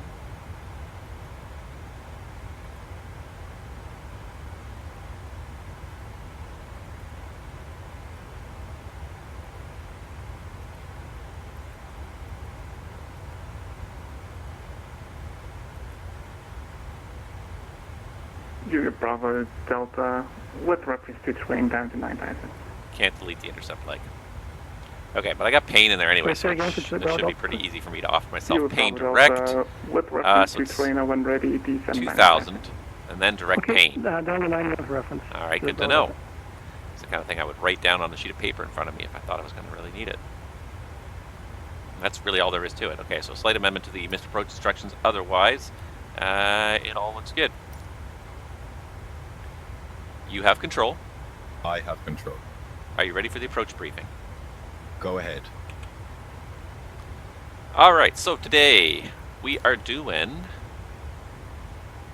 Sorry, just put this out of the way there. Alright, today we're doing the... No, sorry, what am I doing? We're doing the Mariner 7 arrival, first of all, into SeaTac.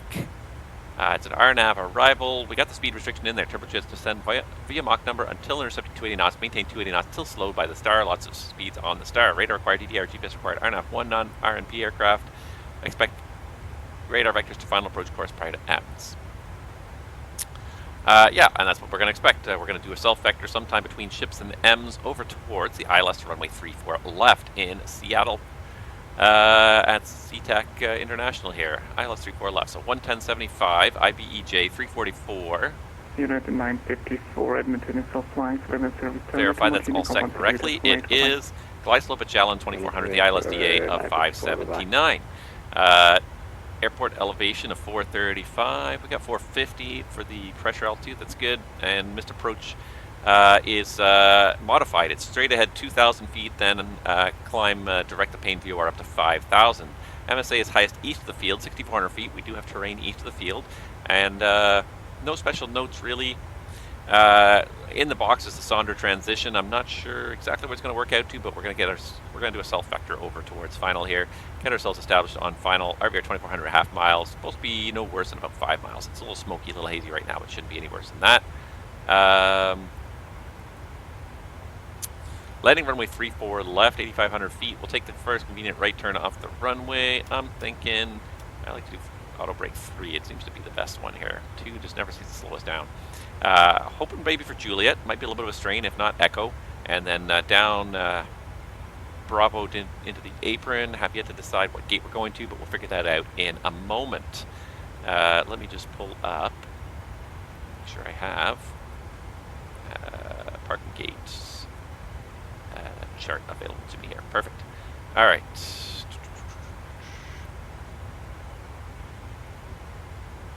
Various taxi lanes, different colors.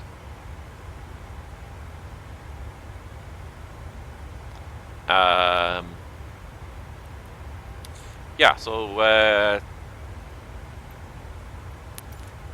yeah, it's going to be because of the MEL.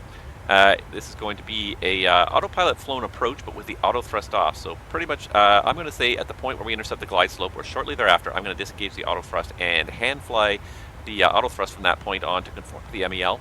Because it's the right side rad alt that is MEL'd, I can fly with the autopilot coupled to my side as far as I feel comfortable. I'll disengage the autopilot at some point when the runway is clear and I feel comfortable with the landing is assured. And yeah, we'll do the landing that way. So it's going to be manual thrust, pretty much from glide slope intercept on down. The terrain is obviously a bit of an issue to the east of the field, so if anything untoward happens, the important thing is to keep in mind where the sound is and head west. It's going to be a little bit hazy when we get down there. Operational MEL we just talked about, and the NOTAMs, we talked about the alternate missed approach. That's all that affects our arrival and fuel. So again, we're having a quick look at the prog page here. 8.1, we need 5.8 to go to Portland, so we got about 2 tons extra, which is right about where we said we'd be. So it's pretty reasonable. We definitely have enough fuel to do one go-around, come back and try it again before we have to divert to Portland. So if we do a go-around, we'll have a second chance, and then after that we will be have to commit to either Seattle or Portland. That's all I got. Any questions? No questions? Now he's doing his descent procedure before I can even say I have control. He does all this. It's like, I wish they'd pause and let me just take control back for a second here. And I have to step out for a second here. While he's doing this, I'm going to step out for 1 second here because I got to go let the dogs back in because they wanted to go out and they probably want to come back in now. So just give me just 1 minute. I'll be right back.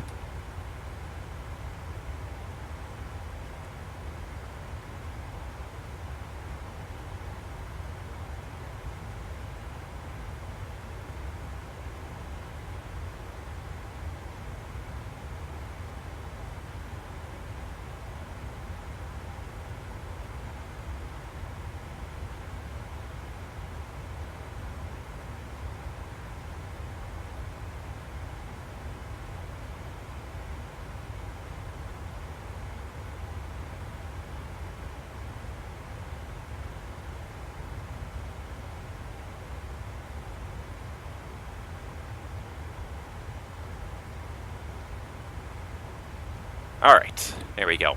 I've been watching loads of air crash investigation vids on YouTube. I can't get enough of them. This is more to do with seeing how risk is managed and things improve, not anything, any macabre thing.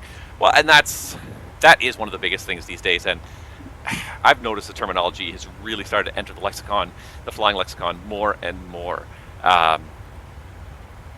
It's all about risk and error management, or threat and error management, identifying threats and finding ways to reduce them. And that's one of the biggest things. And I really haven't been doing that very much in my briefing, but maybe this time I did that. I have control. Checked. I have control. You have control.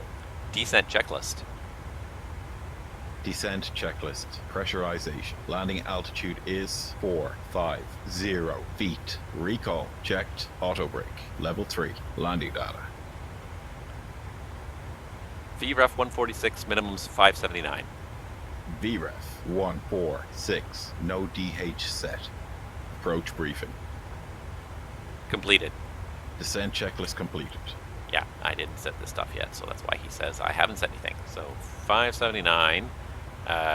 It's 5,000 for the missed approach, and Final approach fix was 2400. Star, ILS, flaps 30 on dry runway, auto brake 3, single engine taxi, gate, APU delayed start. Yeah, it's a long taxi yet. That's good. All right, that's exactly what I need to see. Perfect. Beautiful. All right. Let me just do one thing, and I'll come back and comment on that. Just going to grab a gate here, so I'm kind of prepared for this ahead of time. Let's do Anchorage to Seattle. Why did it go ZPX? Honestly, sometimes it just does the weirdest things. It's flight aware search windows. I hate search windows that try to automatically populate while you're typing. And then it populates the wrong thing all the time. There's a lot of flights between Anchorage and Seattle, and they're all Alaska Airlines pretty much. A couple of Deltas in here there. Okay, Julia, Bravo Delta radio check. You Bravo Delta radio 4. All right, so Roger. Do I want to pick Alaska 102, which is much later in the day schedule, or do I want to do just whatever's on the way right now? I'm going to go with this guy, Alaska 56, which is supposed to land at 127, which is about right. It's about where we are, more or less. I think we're a little farther ahead than this, but this is pretty close. He's going to gate November 9er, which, as I recall, all these November gates are kind of effed up. They don't even exist in the sim. I'll see what I can find for November gate when we get down there. But like this half of the terminal used to be under construction, and according to Microsoft, it still is. So they don't even have any gates there. Yeah, we'll see if I can find one in North Satellite gates, anyways. That is functional when we get down there.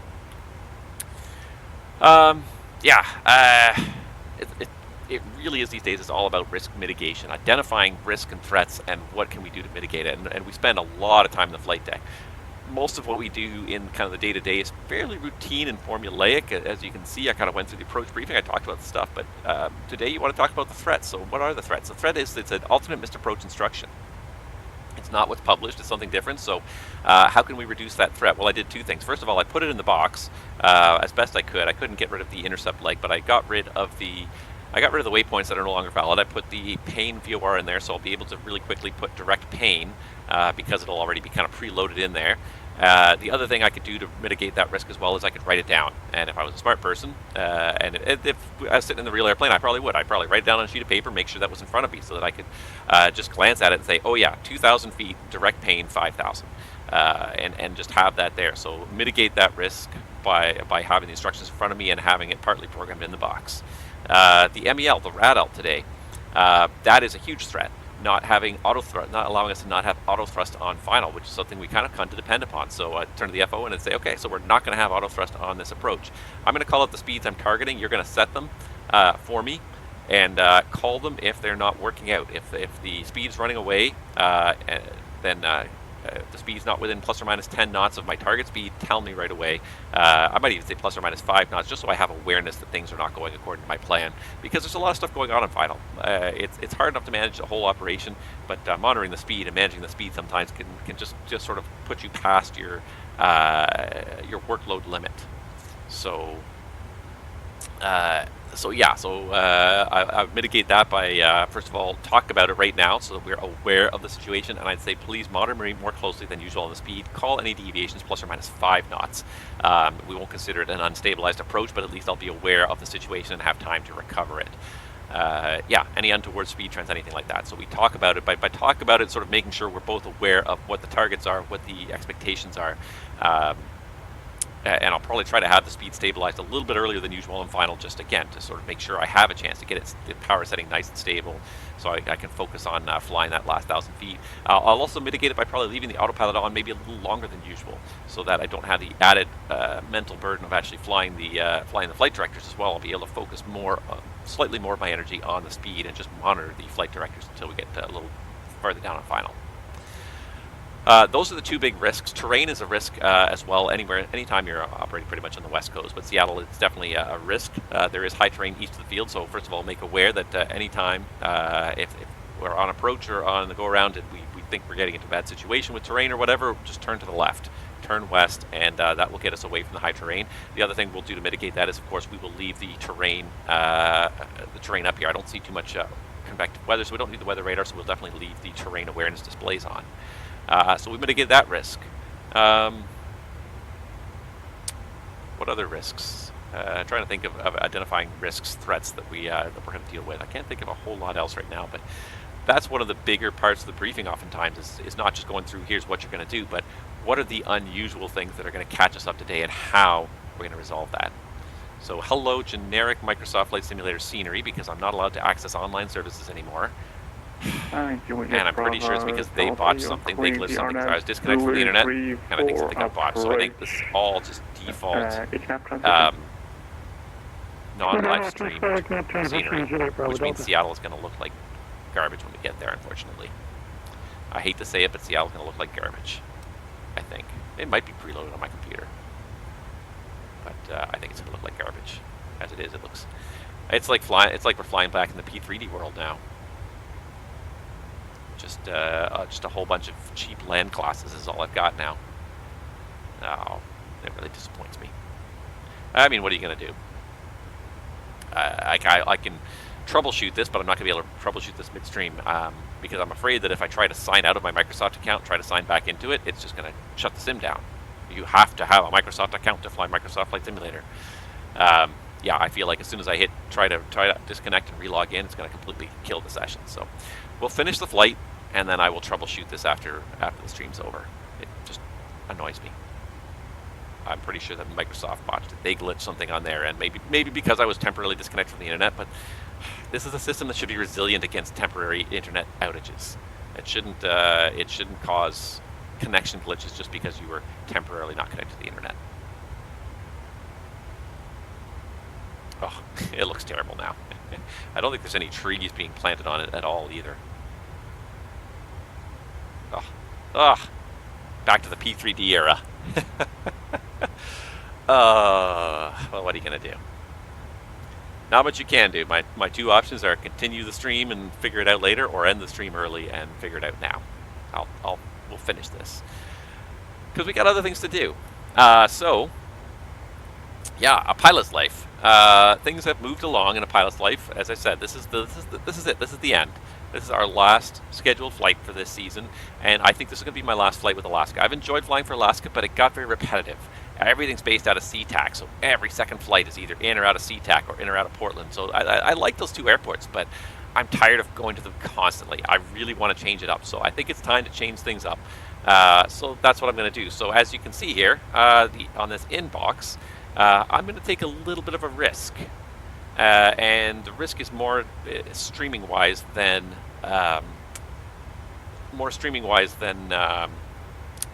career-wise per se. But I'm going to join JetBlue. I've made up my mind. I want to try JetBlue. So I applied, and I got accepted to join JetBlue. So once this flight is done, I'm going to resign from Alaska, join JetBlue, and start looking at generating a schedule with JetBlue. We're going to fly the A320 for the next season. So you guys are going to get to watch me try and fly the Phoenix, and I hope against hope that it's going to hold out against my video card, because if it doesn't, I'm going to have to come up with an alternative plan.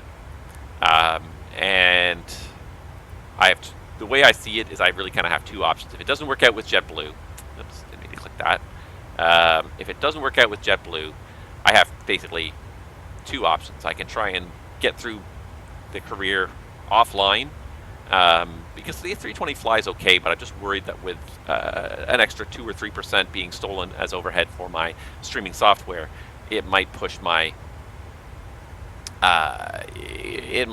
computer to the point where the performance goes downhill too much. Or the other option is to just simply change carriers right away. I can quit JetBlue at any point in time and just apply to another carrier and just shortcut season 11 into something else. So that's my other possibility, is finding a different carrier. So we're going to try JetBlue for a little while. I like them. I think with the I didn't even notice. Look at the salary they're offering me: $42 or $52 an hour. What am I making now at Alaska? I think 37. 37. So that is like that's like a 40% pay bump overnight. Oh, let's do that. Let's make some money here finally. Because I've been doing this career for a long time and I haven't made much money. I have made plenty of money. But yeah, that's my plan right now, is to join JetBlue. They have an interesting route network. Again, I kind of mentioned this last stream. It's very East Coast based. Their hubs, I believe, are JFK, and the real big hubs are JFK and Boston. And I like the Boston scenery. It's a little bit tough on the processor. I might be regretting this going in and out of Boston. Ready for 1 Roger, standby number 1. They do a lot of northeast stuff, though, and that's kind of what I'm looking forward to. There's some long-haul stuff to the west coast and back, and trying to get away from really long-haul stuff. 4 or 5 hour streams, it's just not tenable. But like a lot of stuff up and down the east coast here. So I think we might be doing quite a bit of that. But yeah, really the hubs, Boston, Newark, JFK, LaGuardia, and then little mini hubs, I guess, in Fort Lauderdale, LAX, and Orlando. So some mini hubs down here in Florida as well. So I might even take a base in Florida and do some Caribbean flying, do some flying up and down the eastern seaboard. Yeah, but that's what we're going to try anyways for the next season. If we can't get the 320 to work, we may have to cut the season short. But I'm going to take this. I'm going to take this as a risk. I think it operates well enough now. I flew it last night. I flew it for like a 5-hour flight last night, and it's kind of dragging a little bit towards the end. I'm hoping that with shorter flights, it'll go a little better. Also, I hadn't rebooted my computer recently, which I find 1341. Which I find always helps with performance for streaming. Is I always reboot my computer before a stream just to kind of get it. The Prince George 5 departure, flight plan right. Just to get things working a little better. Alright, so we're getting there. It looks like our top of descent point is pretty much over the head of Victoria VOR, I think. Cruise, top of descent, 107 miles, just before Victoria, actually. We're going to start down. So we're just about to cross over to Fino here on the west side of Vancouver Island. We're going to start turning off towards Seattle. Should have a little bit of a tailwind. Nope, we got pretty much no wind now. Winds are calm here where we are. Yeah, well, what are you going to do? Or maybe that's just because, again, I don't have any live weather feed because Microsoft has decided to cut me off. And Julie Bravo Delta, contact Colonna Tower, 119.6, Valley. I think I still have live weather. Clear skies, live weather. No, I can't turn it back on. No. Ah. Really? No. Microsoft. Screw you, Microsoft. Honestly. I didn't even do anything. You guys fucked it up, and now you guys are blocking my access to everything. Nope. Nothing. Gonna have to reprogram my own weather for landing, so let's see what it's doing in Seattle right now and try and set that up at least. That's why I've got no tailwind. I've got 0 wind because the live weather stopped loading at some point. So 5 miles visibility in haze.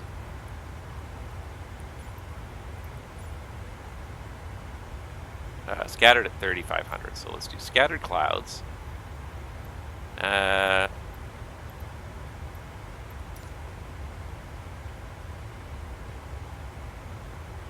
scattered at 3,500.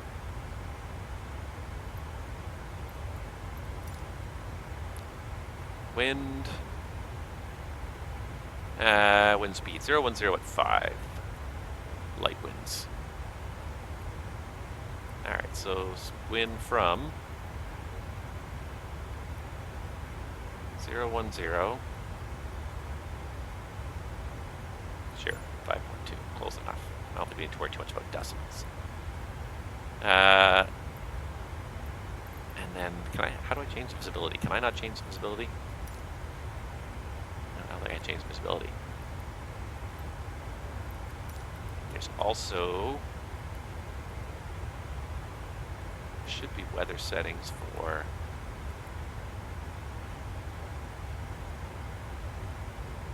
anyways. Good enough for now. I've set it up more or less for landing. It's not great, but it's something. It annoys me more than a little bit that I've lost this live connection to the internet, and it's all because, and I'm pretty sure it's because they screwed something up. Microsoft screwed something up. Portland Tower's online, but that doesn't help. Because I didn't change any of these accounts. I didn't unlink or relink anything. But now apparently it's all unlinked. So I'm going to say Microsoft probably saw my connection drop and decided I was no longer connected. And then when I reconnected, they said, oh, no, you're not the right person. But again, it's like it's one of those things. It's like so many online services these days, and none of them are resilient to lost internet.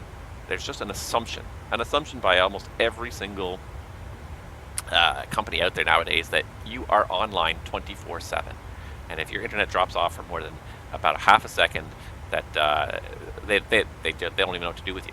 They're just like, nope, it's not possible. It's not possible for your internet. Flight level 350, continuous plan. Thank you. Yeah, I was reading an interesting article this morning. It was talking all about how the world is becoming increasingly hostile to people who are not app friendly or tech friendly. Increasingly hostile every month, every day, every year, and it really is true. If you're not a highly technical kind of person, and it's not even if you're not a highly technical kind of person, but if you are not a highly technical kind of person, or you don't have a bank account, if you don't have a bank card or a credit card, you are starting to become denied access to all sorts of things in this world. Okay, so we're starting to fall a little bit behind on the fuel here. We're still above the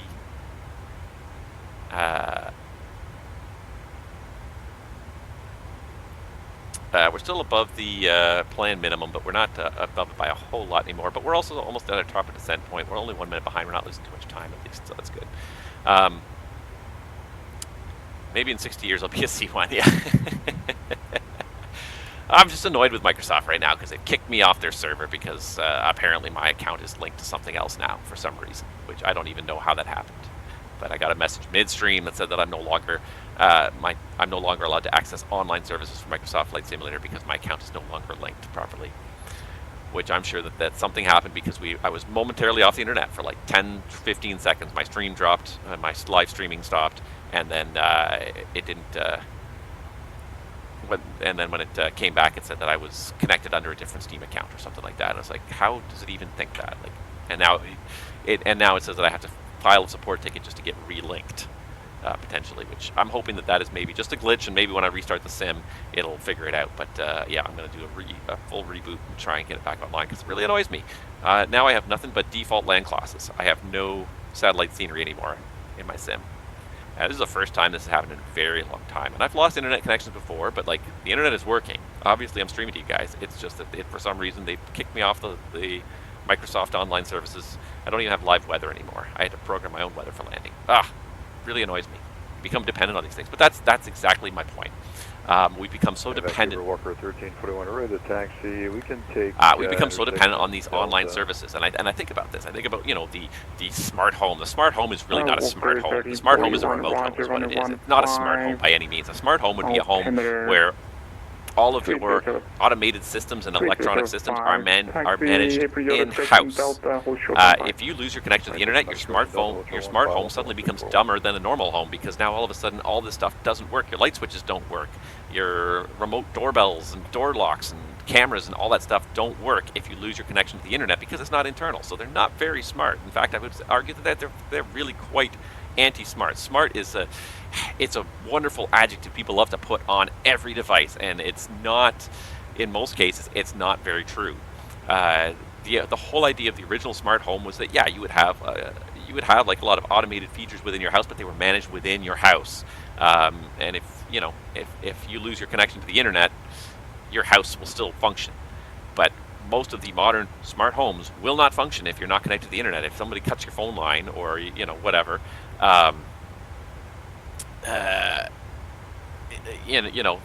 of a sudden, all that functionality is gone. You can't access any of it. Like the one thing I think about, like my thermostat, I have a smart thermostat. At least I can walk up there and even if the internet connection fails, it will still function. I can still use it as an old-fashioned thermostat. I can walk up to it and I can swipe in a new temperature or whatever there. But like so many of these things rely on an outside server, and if you lose the outside server, you lose everything. You cannot connect to anything in your house anymore. Smart TV. I hate smart TVs. I hate the whole concept of a smart TV. I want to provide the input to the TV. A TV to me should be dumb. It should just be a screen that you put an input into, and it just plays whatever's on your input. I hate this whole smart TV thing. I hate so many of these services that like you have to have an external connection or they cease to function. And so much of our society now is dependent upon this. They made the example of go try and pay for a parking spot without downloading an app onto your phone. I hate downloading apps onto my phone from every private company in the world. Every company in the world wants you to download their app, and I hate it. I hate it with a passion. I don't use loyalty cards because Nobody gives you loyalty cards anymore. Oh, download our app. It's automatically on our app. I don't want the stupid app. I hate stupid apps clogging my phone and just going through your personal data and constantly tracking your location no matter where you are. And the privacy controls are usually not strong enough on most of these devices to really properly keep your data under control. Or they just simply make their data policies such that you can't opt out of it. Well, if you want to use our loyalty program, you have to have location tracking on your phone. You have to have our app, or you don't get the loyalty program. I can think of a lot of places where I've given up on the loyalty program because they refuse to give me a card anymore. I used to, I used to swipe a card. You go blip blip, good. You go, oh yeah, you're so and so. You've been here before. You have a coupon for this or a discount on that. With so many points, whatever. That's great. But everything on your phone, I hate that. I absolutely detest it. We spend way too much time staring at our phone already. There's way too much personal data loaded on there already, and people who don't have either choose not to have a smartphone. Perhaps they don't have good enough credit to be able to keep a phone. They don't have enough money to buy a smartphone because these things are expensive now. These things are ridiculously expensive. Even a starter smartphone is hundreds upon hundreds of dollars. People who don't have those things, you can't pay for parking when you go out because you have to scan the app or visit the website and pay directly. You can't use cash for things anymore. And it's... Yeah, you want to use Killer Room, but download our app. You can't even, and it's bad enough for adults. And there are people who are technically not technically savvy or not particularly good at using technical devices. Maybe their eyesight's going and they have a hard time seeing things on the screen because these screens, the text ends up being really tiny on these things sometimes. People who are blind. How do you use a touchscreen device when you're blind? You can't. There's no tactile feedback. It relies on vision. You can't even begin to contemplate using it when you're blind. What about kids? Kids should not be carrying this thing around. Your 10-year-old should not be carrying around a smartphone. How do they pay for things? Though in this society, when you don't carry around what do kids need to pay for? Kids need to learn how to function in society by using stuff. Luddite, you sure I'm not a Boeing pilot? I might be. I'm not against technology per se, but we've been sold a big load of horse manure in terms of, your life is easier now because of these things. The only thing that's easier is the tracking of everything that you do in your life by companies. That's it. It's not much easier. There was nothing that hard, and I made this point about remote keyless, not remote, but key fob starters the other day. I'm like, was this action really killing us? Click, turn. Was that really so hard that we had to go to remote starters or key fob starters? There was nothing that was that hard about it. It was, and I don't mind putting a key in a bloody lock. I like putting a key in a lock sometimes. Something nice about having that mechanical reliability instead of relying on this data signal going to some cell tower, going off to some server, coming back to your car, hoping that all the boxes are met and that everything works, because it's great and it looks really good until one day it doesn't work. Oh, now what? Now how the hell do I get in my car without my app to unlock the door of my car? It's not that I'm against technology, but the way technology has evolved lately, you don't even own the things that you don't even own your car anymore. You're just you're paying for a chunk of metal that is useless unless you pay for the services that go with it. That whole idea of subscribing to services within your car. The first thing I'm going to do when I get a new car is disconnect the antennas on it. Nobody needs to be tracking how much maintenance my car needs, how many miles my car is doing. Nobody needs to be tracking that stuff. Making software updates over the air that I'm not even aware of that are changing the functionality of my car, and potentially half the time they remove the functionality. We've become such slaves to this always connected world. I will not be buying a Tesla. Nope. I kind of liked them in the beginning, and then I started to read up more about them, and I'm like, no. This is everything I kind of hate with the modern world is what's built into a Tesla. It's a huge screen, and the last thing you need in an automobile is a giant screen. We spend way too much time staring at our screens, iPads and cell phones and everything else. The last thing you need when you're driving a car is to be staring at a giant screen. And it's not that you're doing it intentionally, but they're designed to attract your attention. Vancouver, Alaska 102, request descent. Alaska 102, descent cycle 190. Descend flight level 190, Alaska 102.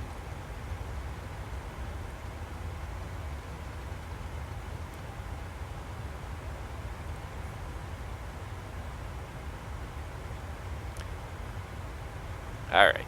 FMC speed, LNAV, VNAV path, and we already did the descent checklist. Down we go. Nice. Yeah, not against technology per se, but so much of what is being sold to consumers these days is not technology that benefits them greatly. Usually very minor benefits or perceived inconveniences. Like you look at the stuff that you know, the smart home stuff, like really like the light switches, like was it that hard to turn on the light switch? Yeah, it's really neat when you can turn on your lights by saying, hey Google, turn on the lights. But it's one of those, like, you know, for solving first world problems, it's like, wow, it was really hard for me to get up over there and turn on that light switch remotely all the time. Thank God I installed this thing so I can just play with my phone some more and just use that to turn on the light switch. Yeah, consumers are being sold a real pile of horse manure right now in terms of just the supposed smart innovations, smart apps, smart everything. I would like to have that term smart banned from any and every device. I would like the adjective smart to just be banned from any non-organic creature. How about that? Any non-organic devices. You can have smart people, but you can't have smart machines. And maybe in the age of AI, maybe that's not quite correct. But I think you get what I'm trying to say. Like all these smart things, smart fridges, smart dishwashers, smart doorbells, smart door locks, smart cars. Like these things are. I hate that adjective so much now. You can have as much gadgetry as you want in your life. No one's forcing you. But again, that was the crux of the article. Is no one forcing you, or are they forcing you to? Because in society nowadays, you get excluded if you don't have access to certain things. You know, like I said, try and go and pay for parking, you know, without downloading the app from a lot of the parking agencies now. They don't have, nobody's sitting in the booth taking parking fares anymore, taking parking fees anymore. There's a lot of cases where you don't have a choice. In some cases, yes, you do have a choice about what you can put into your home, but there's some things where you're not being given a lot of a choice in terms of trying to get access to things. Another example, there was a case that was in the UK where a woman wrote about people who were in her cancer survivors group that were told that they couldn't participate in the group because they didn't receive SMS text messages on their phone, and that was how the hospital administered group wanted to communicate. And if you didn't get text messages on your phone, they didn't allow you into the cancer group, into this cancer survivor group. And it was like, it's not that they didn't allow you, but you were never told about anything in this group. It can be a massive facilitator, but it's exacerbating a lot of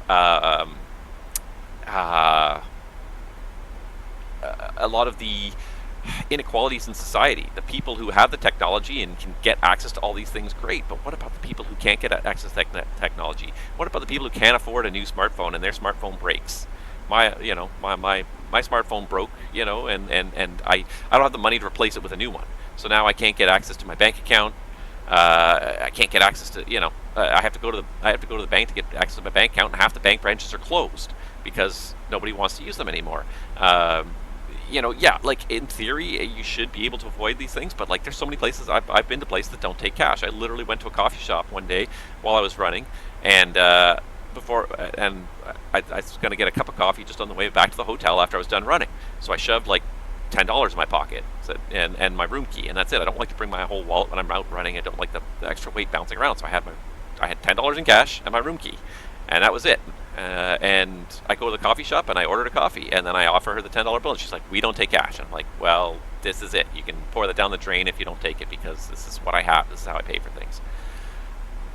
Alaska 102, leaving my airspace to the south service of mine, 777, what do you want to do? That's late. Thank you for the service. Over to the Unicom, Alaska 102, good day.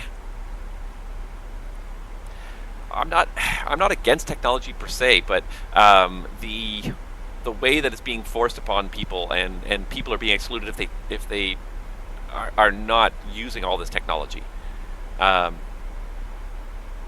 and don't get me wrong. Like, I'm sitting here streaming. Like, I'm not against technology, but some of the things that are being kind of sold to us are real crock, and some of the trends in society as a whole, as a result of a lot of people adopting this technology, is that it's expected that everyone must have it. You must have cell phone.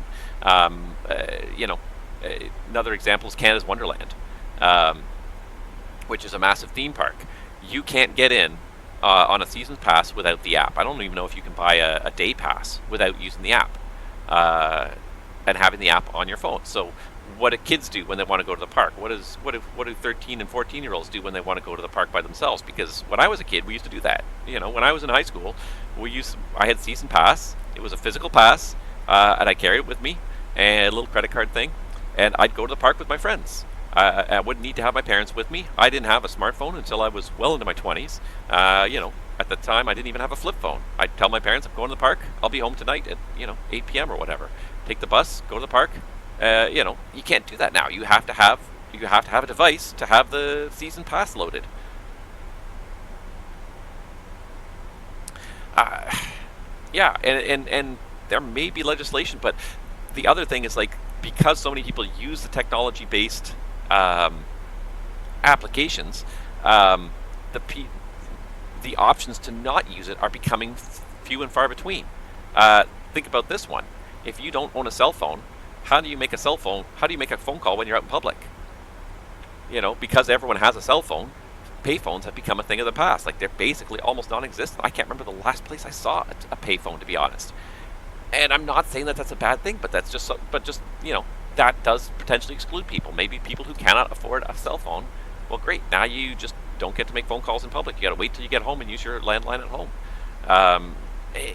These things, they're not necessarily rights, but this technology can lead to a lot of inequality. There's lots of people who can't afford to buy the latest and greatest smartphones, and then they get excluded because the services are no longer provided, or they're provided so poorly and infrequently. They would never get used. Well, secret agents would use them, right? But that's the kind of thing where, we've made it mandatory that everyone must carry a cell phone at all times. And like I said, and they were talking in the UK about getting rid of ticket agents in all the train stations because, most people buy their ticket on the app. Well, what about people who don't know how to do it or can't, they don't have a smartphone, so they don't have an app. Maybe they're elderly and they're confused about where they're trying to go. And sometimes you need the help of a human being. Just interacting with technology is just not good enough. You need the help of a human being to get you where you're going.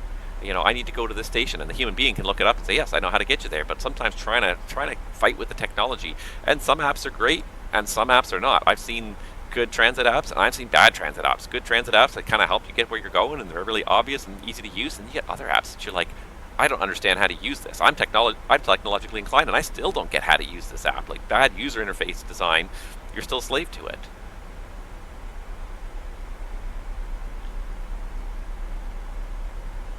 I'm not saying we should all go back to horse and buggies and all landlines all the time, but there's an assumption that everyone wants to use the latest technology all the time, and that everything else should be immediately excluded and shut down.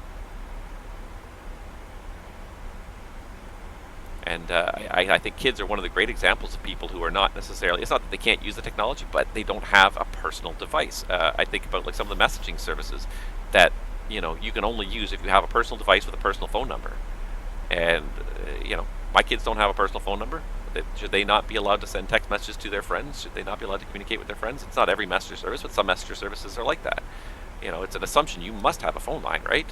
Well, there's a flaw to your assumption. That your assumption is for everyone from age 18 to 65. What about kids, younger kids? Maybe they should be texting their friends, texting their relatives, texting adults, whoever, but they can't text anybody because there's what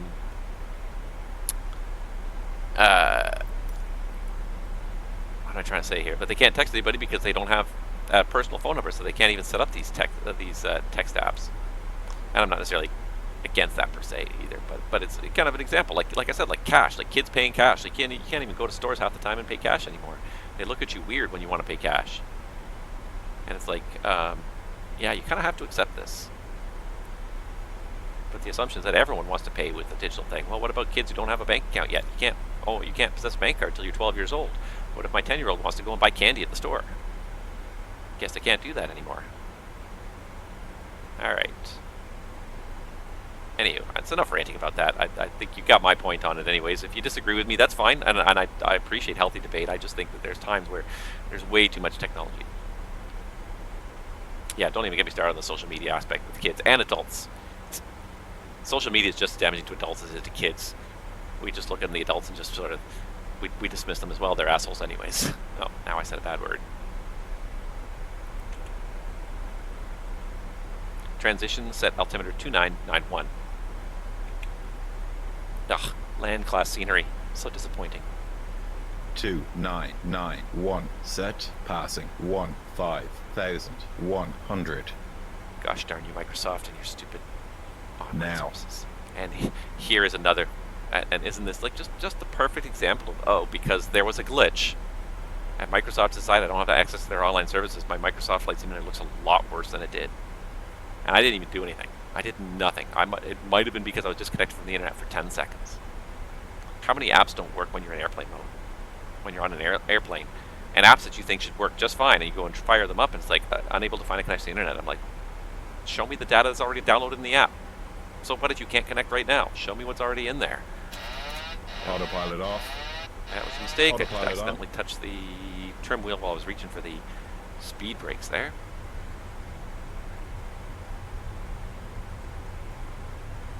We should be designing our apps to be resilient too, to put up with the idea that maybe we're not going to be connected to the internet 24/7.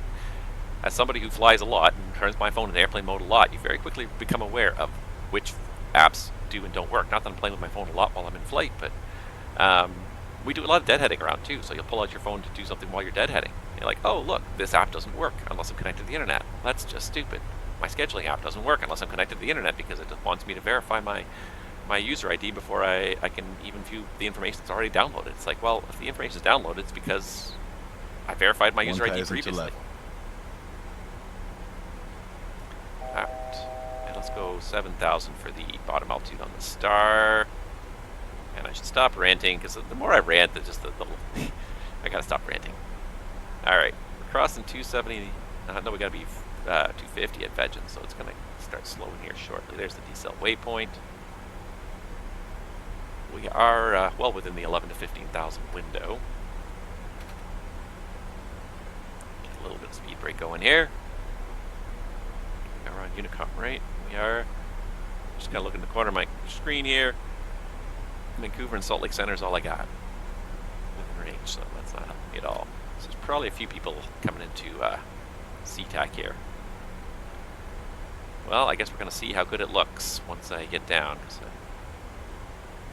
Land class scenery. Ugh. Ugh. It looks so ghetto. It looks so ghetto.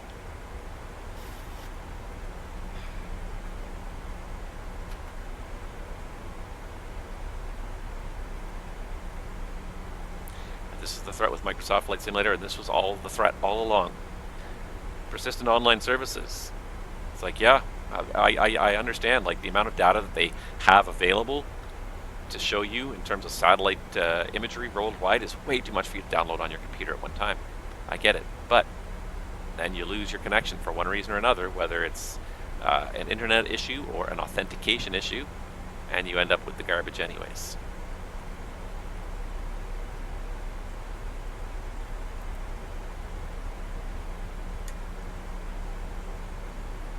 Alright, we're between layers. We got a TAT +5. I'm going to go ahead and shut off the anti-ice here. It's been on for a little while now. I think we'll probably be about TAT +10 by the time we get a little lower. We're at 230 knots at 10,000, above 10,000. So we're still above 10,000. It's going to slow for 230 knots here. Drag required, yeah. We're getting more drag again. I don't know. Even that airport looks pretty basic from here, but maybe it just hasn't loaded good stuff. I don't know. I think it's going to be a very basic landing. Cabin crew prepare for landing. What a horribly unsatisfying end of the season to land at a default scenery airport. City land classes. Oh, Be glad your internet connections work. That you can get that live stream satellite data, because now you're just flying, it's like you're flying P3D again. A low detailed version of P3D. Alright, there comes 230 knots.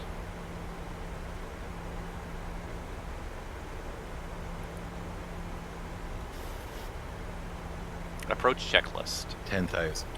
Stand by.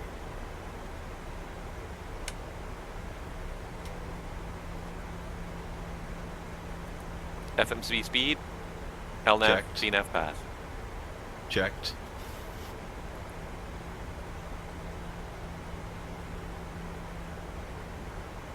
Boeing field down there. Well, the airports become insanely obvious in this situation, don't they?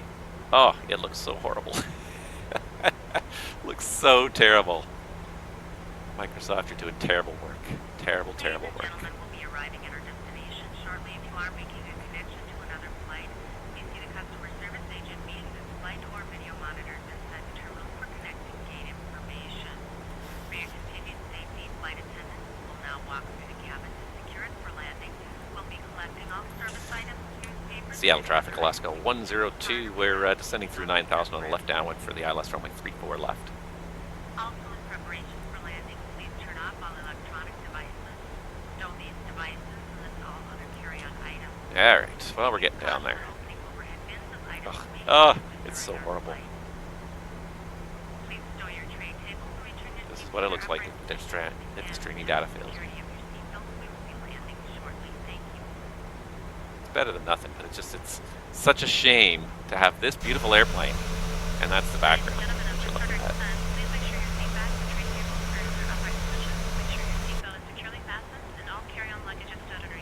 Not going to be doing a lot of looking outside the airplane on this approach, but what if the airport's actually going to be flat still, or if it's still going to be... Because the 3-4 left in this scenery is pretty hilly. Alright, it's 1,011. at 210. Roger that. And we're going to start slowing for 210 here momentarily.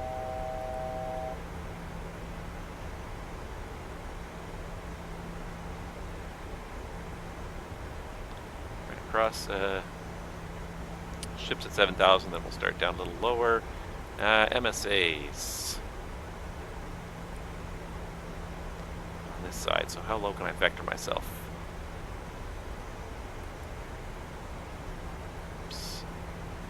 Show me the ILS runway 34 left. If we're west of the VOR, yeah, we're good down like just past. Yeah, we're good down to like 2,200 feet, so we can go down to 3,000 anyways here. All right, it's slowing. There's FMC speed, VNAV path. Traffic, Delta 1980, taxiing 24 right, view Bravo, tail traffic. So we can go all the way down to 3,000 at this point. So let's go ahead and do it 3,000 feet. Level change. Alaska 132, departing runway 34 right to the northwest, Seattle.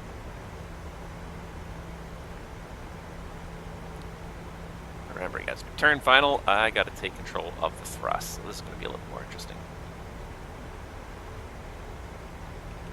Flaps 1.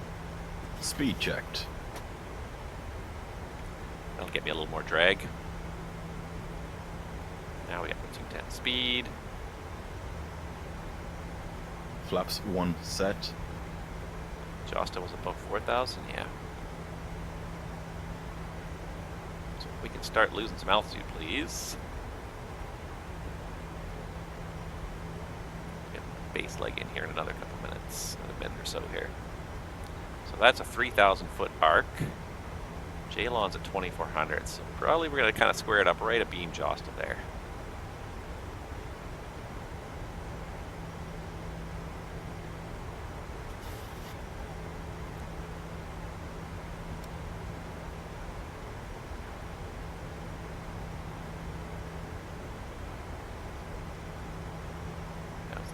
Rate going. Where'd my green arc go? Should be in there. There it is.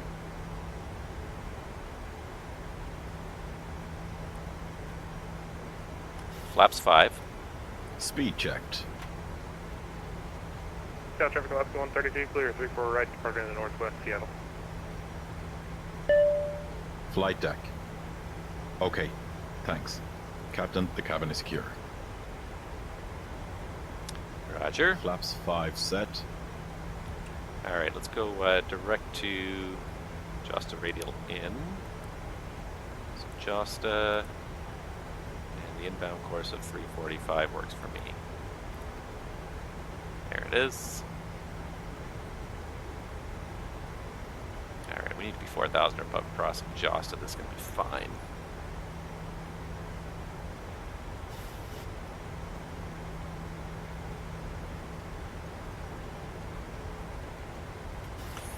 Wow, a little disappointing that this is what our scenery looks like at the end of the season. We'll get this fixed for the next season. 10 plus 13.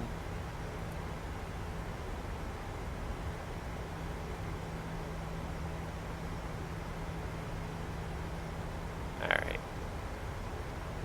Let's do heading 010. 1,000 to level. Roger that, 4 for 3. And VOR Loc and Glide Slope are both armed. So bring the speed back a little more. Speed 190.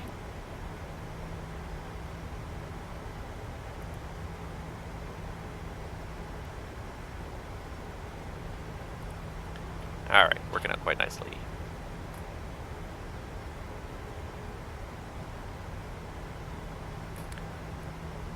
Seattle traffic, Alaska 102 is joining a 12-mile final for runway 34 left.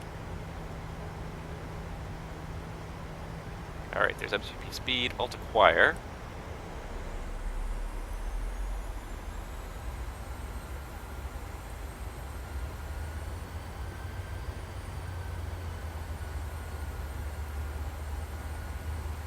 Speed 180 for a bit here. Flaps 10. Speed checked. Flaps 10.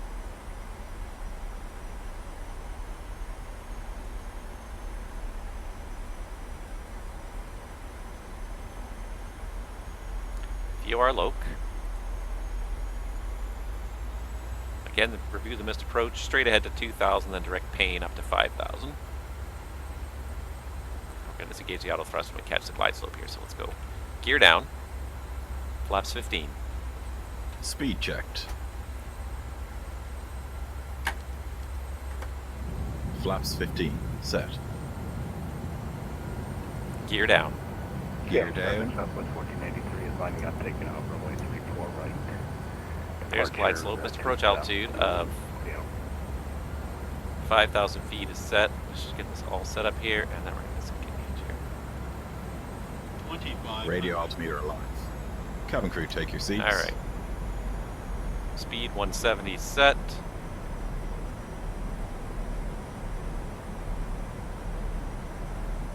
Auto thrust is disengaged. I have my thrust levers.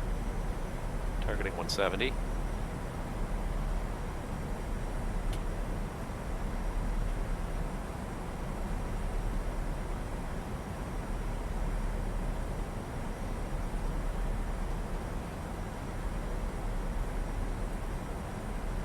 Final approach fix. Height checked. Missed approach altitude is set. Flaps 30. Speed checked.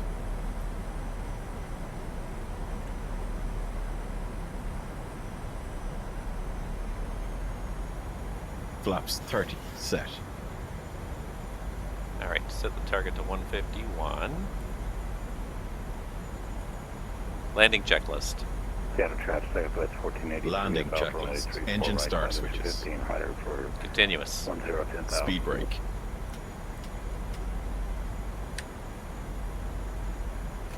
Armed. Landing gear. Down. Flaps. Flaps 30, green light. Landing checklist completed. Seattle traffic, Alaska 102 is now 4 miles final, runway 34 left.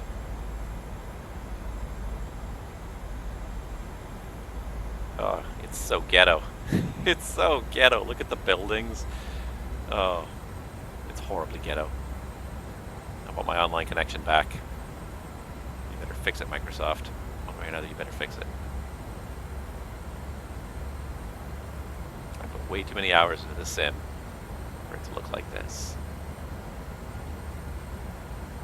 It's horrible. Oh god.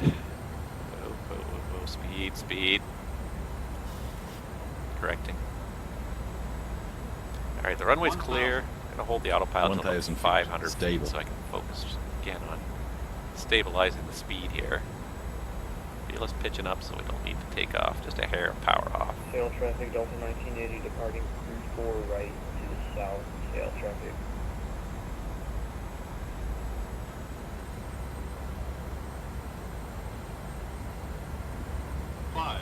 Five hundred feet. It's kind of fluctuating a little bit here. 400. Autopilot off.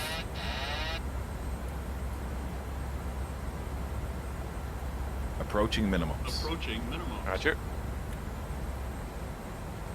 300 minimums. Minimums. Continue.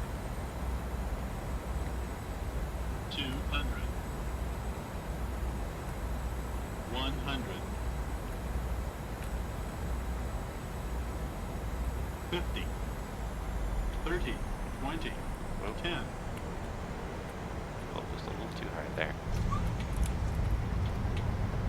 Not making Speed Juliet brake for full. sure. Reversers normal.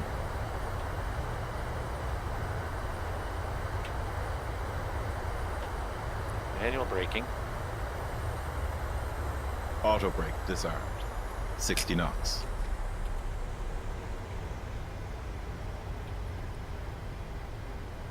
Sail traffic, Delta 1980 is clear of 34 left sail traffic.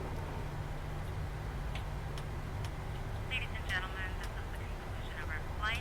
Please remain seated with your seatbelts fastened until Seattle traffic, Alaska 102 clear, runway 34 left, crossing 34 right and 34 center to the terminal. I forgot to set a gate for arrival. We'd like to thank you for flying with us today. We appreciate your visit. Alright, he's doing all the after landing stuff. I'm just nope, that's off. That's off. Kill those. Light off, strobe off. Although, strobe should stay on to cross the runways. Set strobes on. Strobes coming on.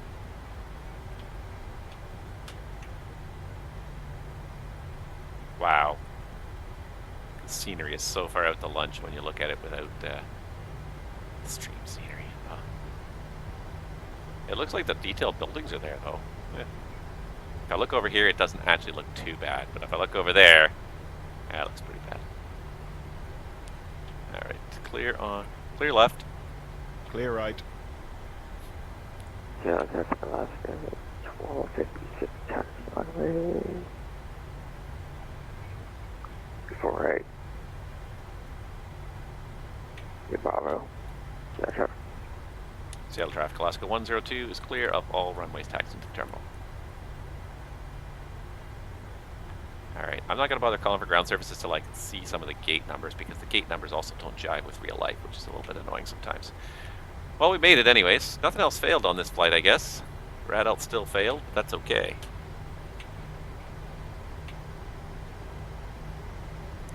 But, just the poor quality scenery outside of this airport. Oh, so part of the reason why your downloads are so huge is because all these detailed airports are on your drive. They're on your hard drive permanently, which is kind of nice, because then when you do lose this connection, this airport doesn't look half bad. It was just flying into the airport, so you're like, oh my god. What a horrible, horrible looking scenery. This is the reason why I left P3D, was to have this photorealistic scenery. I've streamed, what, 4 seasons at least? 5 or 6 seasons on this platform, and I haven't. This is the first time I've really had this issue in a major way, so I shouldn't complain too much, but it just shows you how technology can really bite you when you're not expecting it. Start the APU. Start the APU. Starting the APU. Thank you.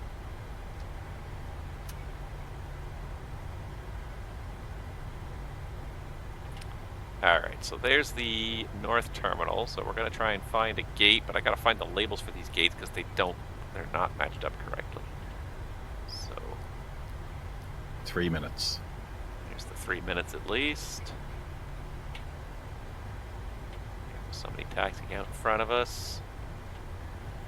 Hi, but there we go. We have finished Season 10 of A Pilot's Life. And as soon as we dock at the gate here, I'm going to throw down my pink slip.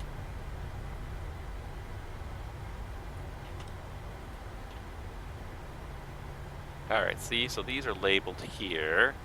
I don't want to go to those ones, though. November, what if I do this? November 10. Show me where November 10 is, first of all. That is November 10. I'll buy that. Alright. November 10. APU on the buses. No need for follow me. Alaska Airlines. That was a useful little use of that utility. I don't usually like these floating signs, but just sometimes when what's programmed in the sim doesn't correlate to what's on the chart. Lights and doors. Check. Strobes off. Cabin crew, disarm doors and cross-check. Set strobes off. Strobes going off. Forgot to do that when we cleared the runway. This scenery is really a distraction. It's a frustration, and it's such a silly frustration because it doesn't have to be like this, and it really is not impacting the operation, but just trying to make it look really good. It's not helping with that.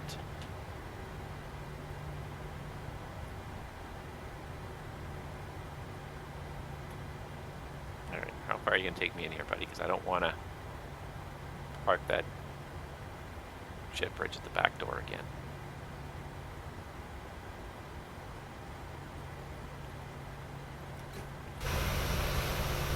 Go to the front door. I hope we'll go to the front door. Okay, generators are off the buses.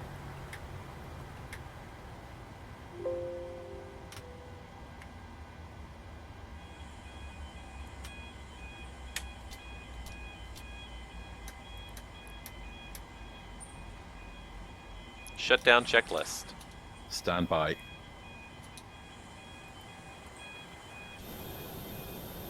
Wow, I really just want to. Checked. Oh, it looks so awkward. I don't even know what this is doing here. I think this might be the GSX version. I don't know. Nothing is looking right, so I'm just going to give up anyways. This last little part. Job done. Yeah, exactly. Thank God I get the job done. Shutdown checklist. Shutdown checklist. Fuel pumps. Off. Probe heat. Off. Hydraulic panel. Set. Flaps. Up. 0. Up. Up. Up. Set and checked. Set and checked. You jackass.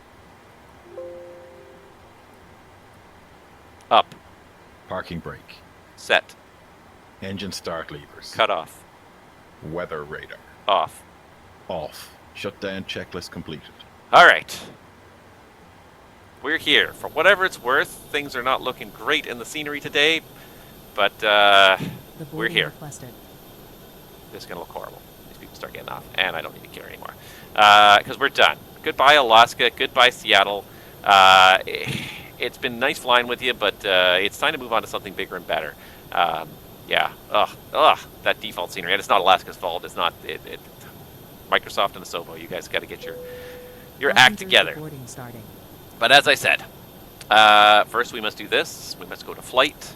Make sure we hit submit flight. Yes. Boom. Done. My flight has been submitted. There is no next flight. We are now back to the dashboard, and I am ready to accept my new job. So, job market, Alaska, it's been fun. We're going to start working with JetBlue next. So, JetBlue Airways, sign, a little nerve-wracking. I just want the worry-free contract. I'm never going to meet these numbers, 5 hours per week, 10 flights per week. Never going to meet those targets, so don't even try. So, accept and sign the worry-free contract. In case of no completed flights in 3 months, contract being automatically. Well, I don't think we usually go that long. Sometimes we go a month or so, but better part of a month, but we never go 3 weeks. So here's my contract, blah, blah, blah. Out-of-pocket expenses, non-compete. I'm not going to go work for another employer anytime soon. I now work for JetBlue. And I now make $57 and $52 an hour, almost $53 an hour. That's actually not a bad salary. I'm going to start building up money a little quicker again with that much salary. That being said, schedule. I don't know what we're going to do here. Round trips from hub. I like random continued trips. And, yeah, I'll just do all. I don't want to do long haul. Let's see what this generates here. LaGuardia, Atlanta, Atlanta, Fort Lauderdale, San Juan, back to Tampa, Windsor Locks, Fort Lauderdale, Punta Cana, Fort Lauderdale. This could be fun. The Fort Lauderdale LAX is a little bit long, but this could be an interesting kind of change of pace for me. There's definitely some good stuff in here. I do like the JetBlue paint jobs. I think the JetBlue airplanes look really nice, especially with the unique tails. I think it's going to be a lot of fun. So anyways, I'm going to spend some time playing with the schedule generator when I have some time and generate a nice schedule. You know, we could do some random trips from our hubs here. We've got Boston as a good hub, and I like the scenery there, and the controllers there are fantastic as well, and they're on a lot, so it would be good to have that. Some long flights here from Boston, though. Going to Santiago, San Juan, and Bridgetown. Yeah, a lot of long stuff. No, that's no good. Regenerate that. What if I do just short haul stuff even? This is all kind of long. Orlando's not bad, but anyways, I'm gonna have lots of time to play with this. I can't even find that many short haul flights. Buffalo back to Boston, and I feel like that the medium is just too wide a range. Short is like 500 miles, 600 miles or less. I think that I would love to see like a kind of a short to medium range, like 1,200 miles as like the maximum, because like medium haul you're getting 2,000 mile flights in there. That's too much. 2345 Boston. So we're not doing that. Anywho, I'm going to spend some time playing with that, but for now, I am done. Yeah, we're all out of here. We're done. Starting. Goodbye, Alaska. It's been fun flying the 737. It really has. It's a good airplane. I like it, and PMDG has done a very nice job with it, but we're going to try and pick it up with the Phoenix next time. Have a little bit of fun with that, but for now, I got to go fix my Microsoft-induced streaming glitch. So thank you very much for that, Microsoft. Thank you guys for watching. I appreciate it. Pardon me. It's about time to end the stream because my voice is about to give out on me. So I appreciate you guys watching, bearing with me through that last part of the stream where we lost the data and it looked kind of like crud. I'm really kind of ticked about that because I try to make this as realistic an operation as I can, and then you fly over that default scenery and the land class style P3D level scenery, and you're just like, no, I didn't pay, you know, I didn't pay for the premium version of Microsoft Flight Simulator to fly over that scenery. That's for sure. So anyways, I'm going to get that fixed up before the next stream. It's probably going to be a couple of weeks before we get that first stream for Season 11 in there. But thank you guys so much for watching. I appreciate it. Enjoy the rest of your summer out there, everybody. I think by the time I check in with you guys again, there's a good chance it'll be September. So enjoy the rest of your summer. Get out. Enjoy what little of it remains. I might go spend a few minutes outside now just breathing in some of that nice warm air before I head off to work later. But enjoy the rest of your day, guys, wherever you are, whatever you're doing. Stay safe, and I'll see you guys all out there on the VATSIM network. Take care.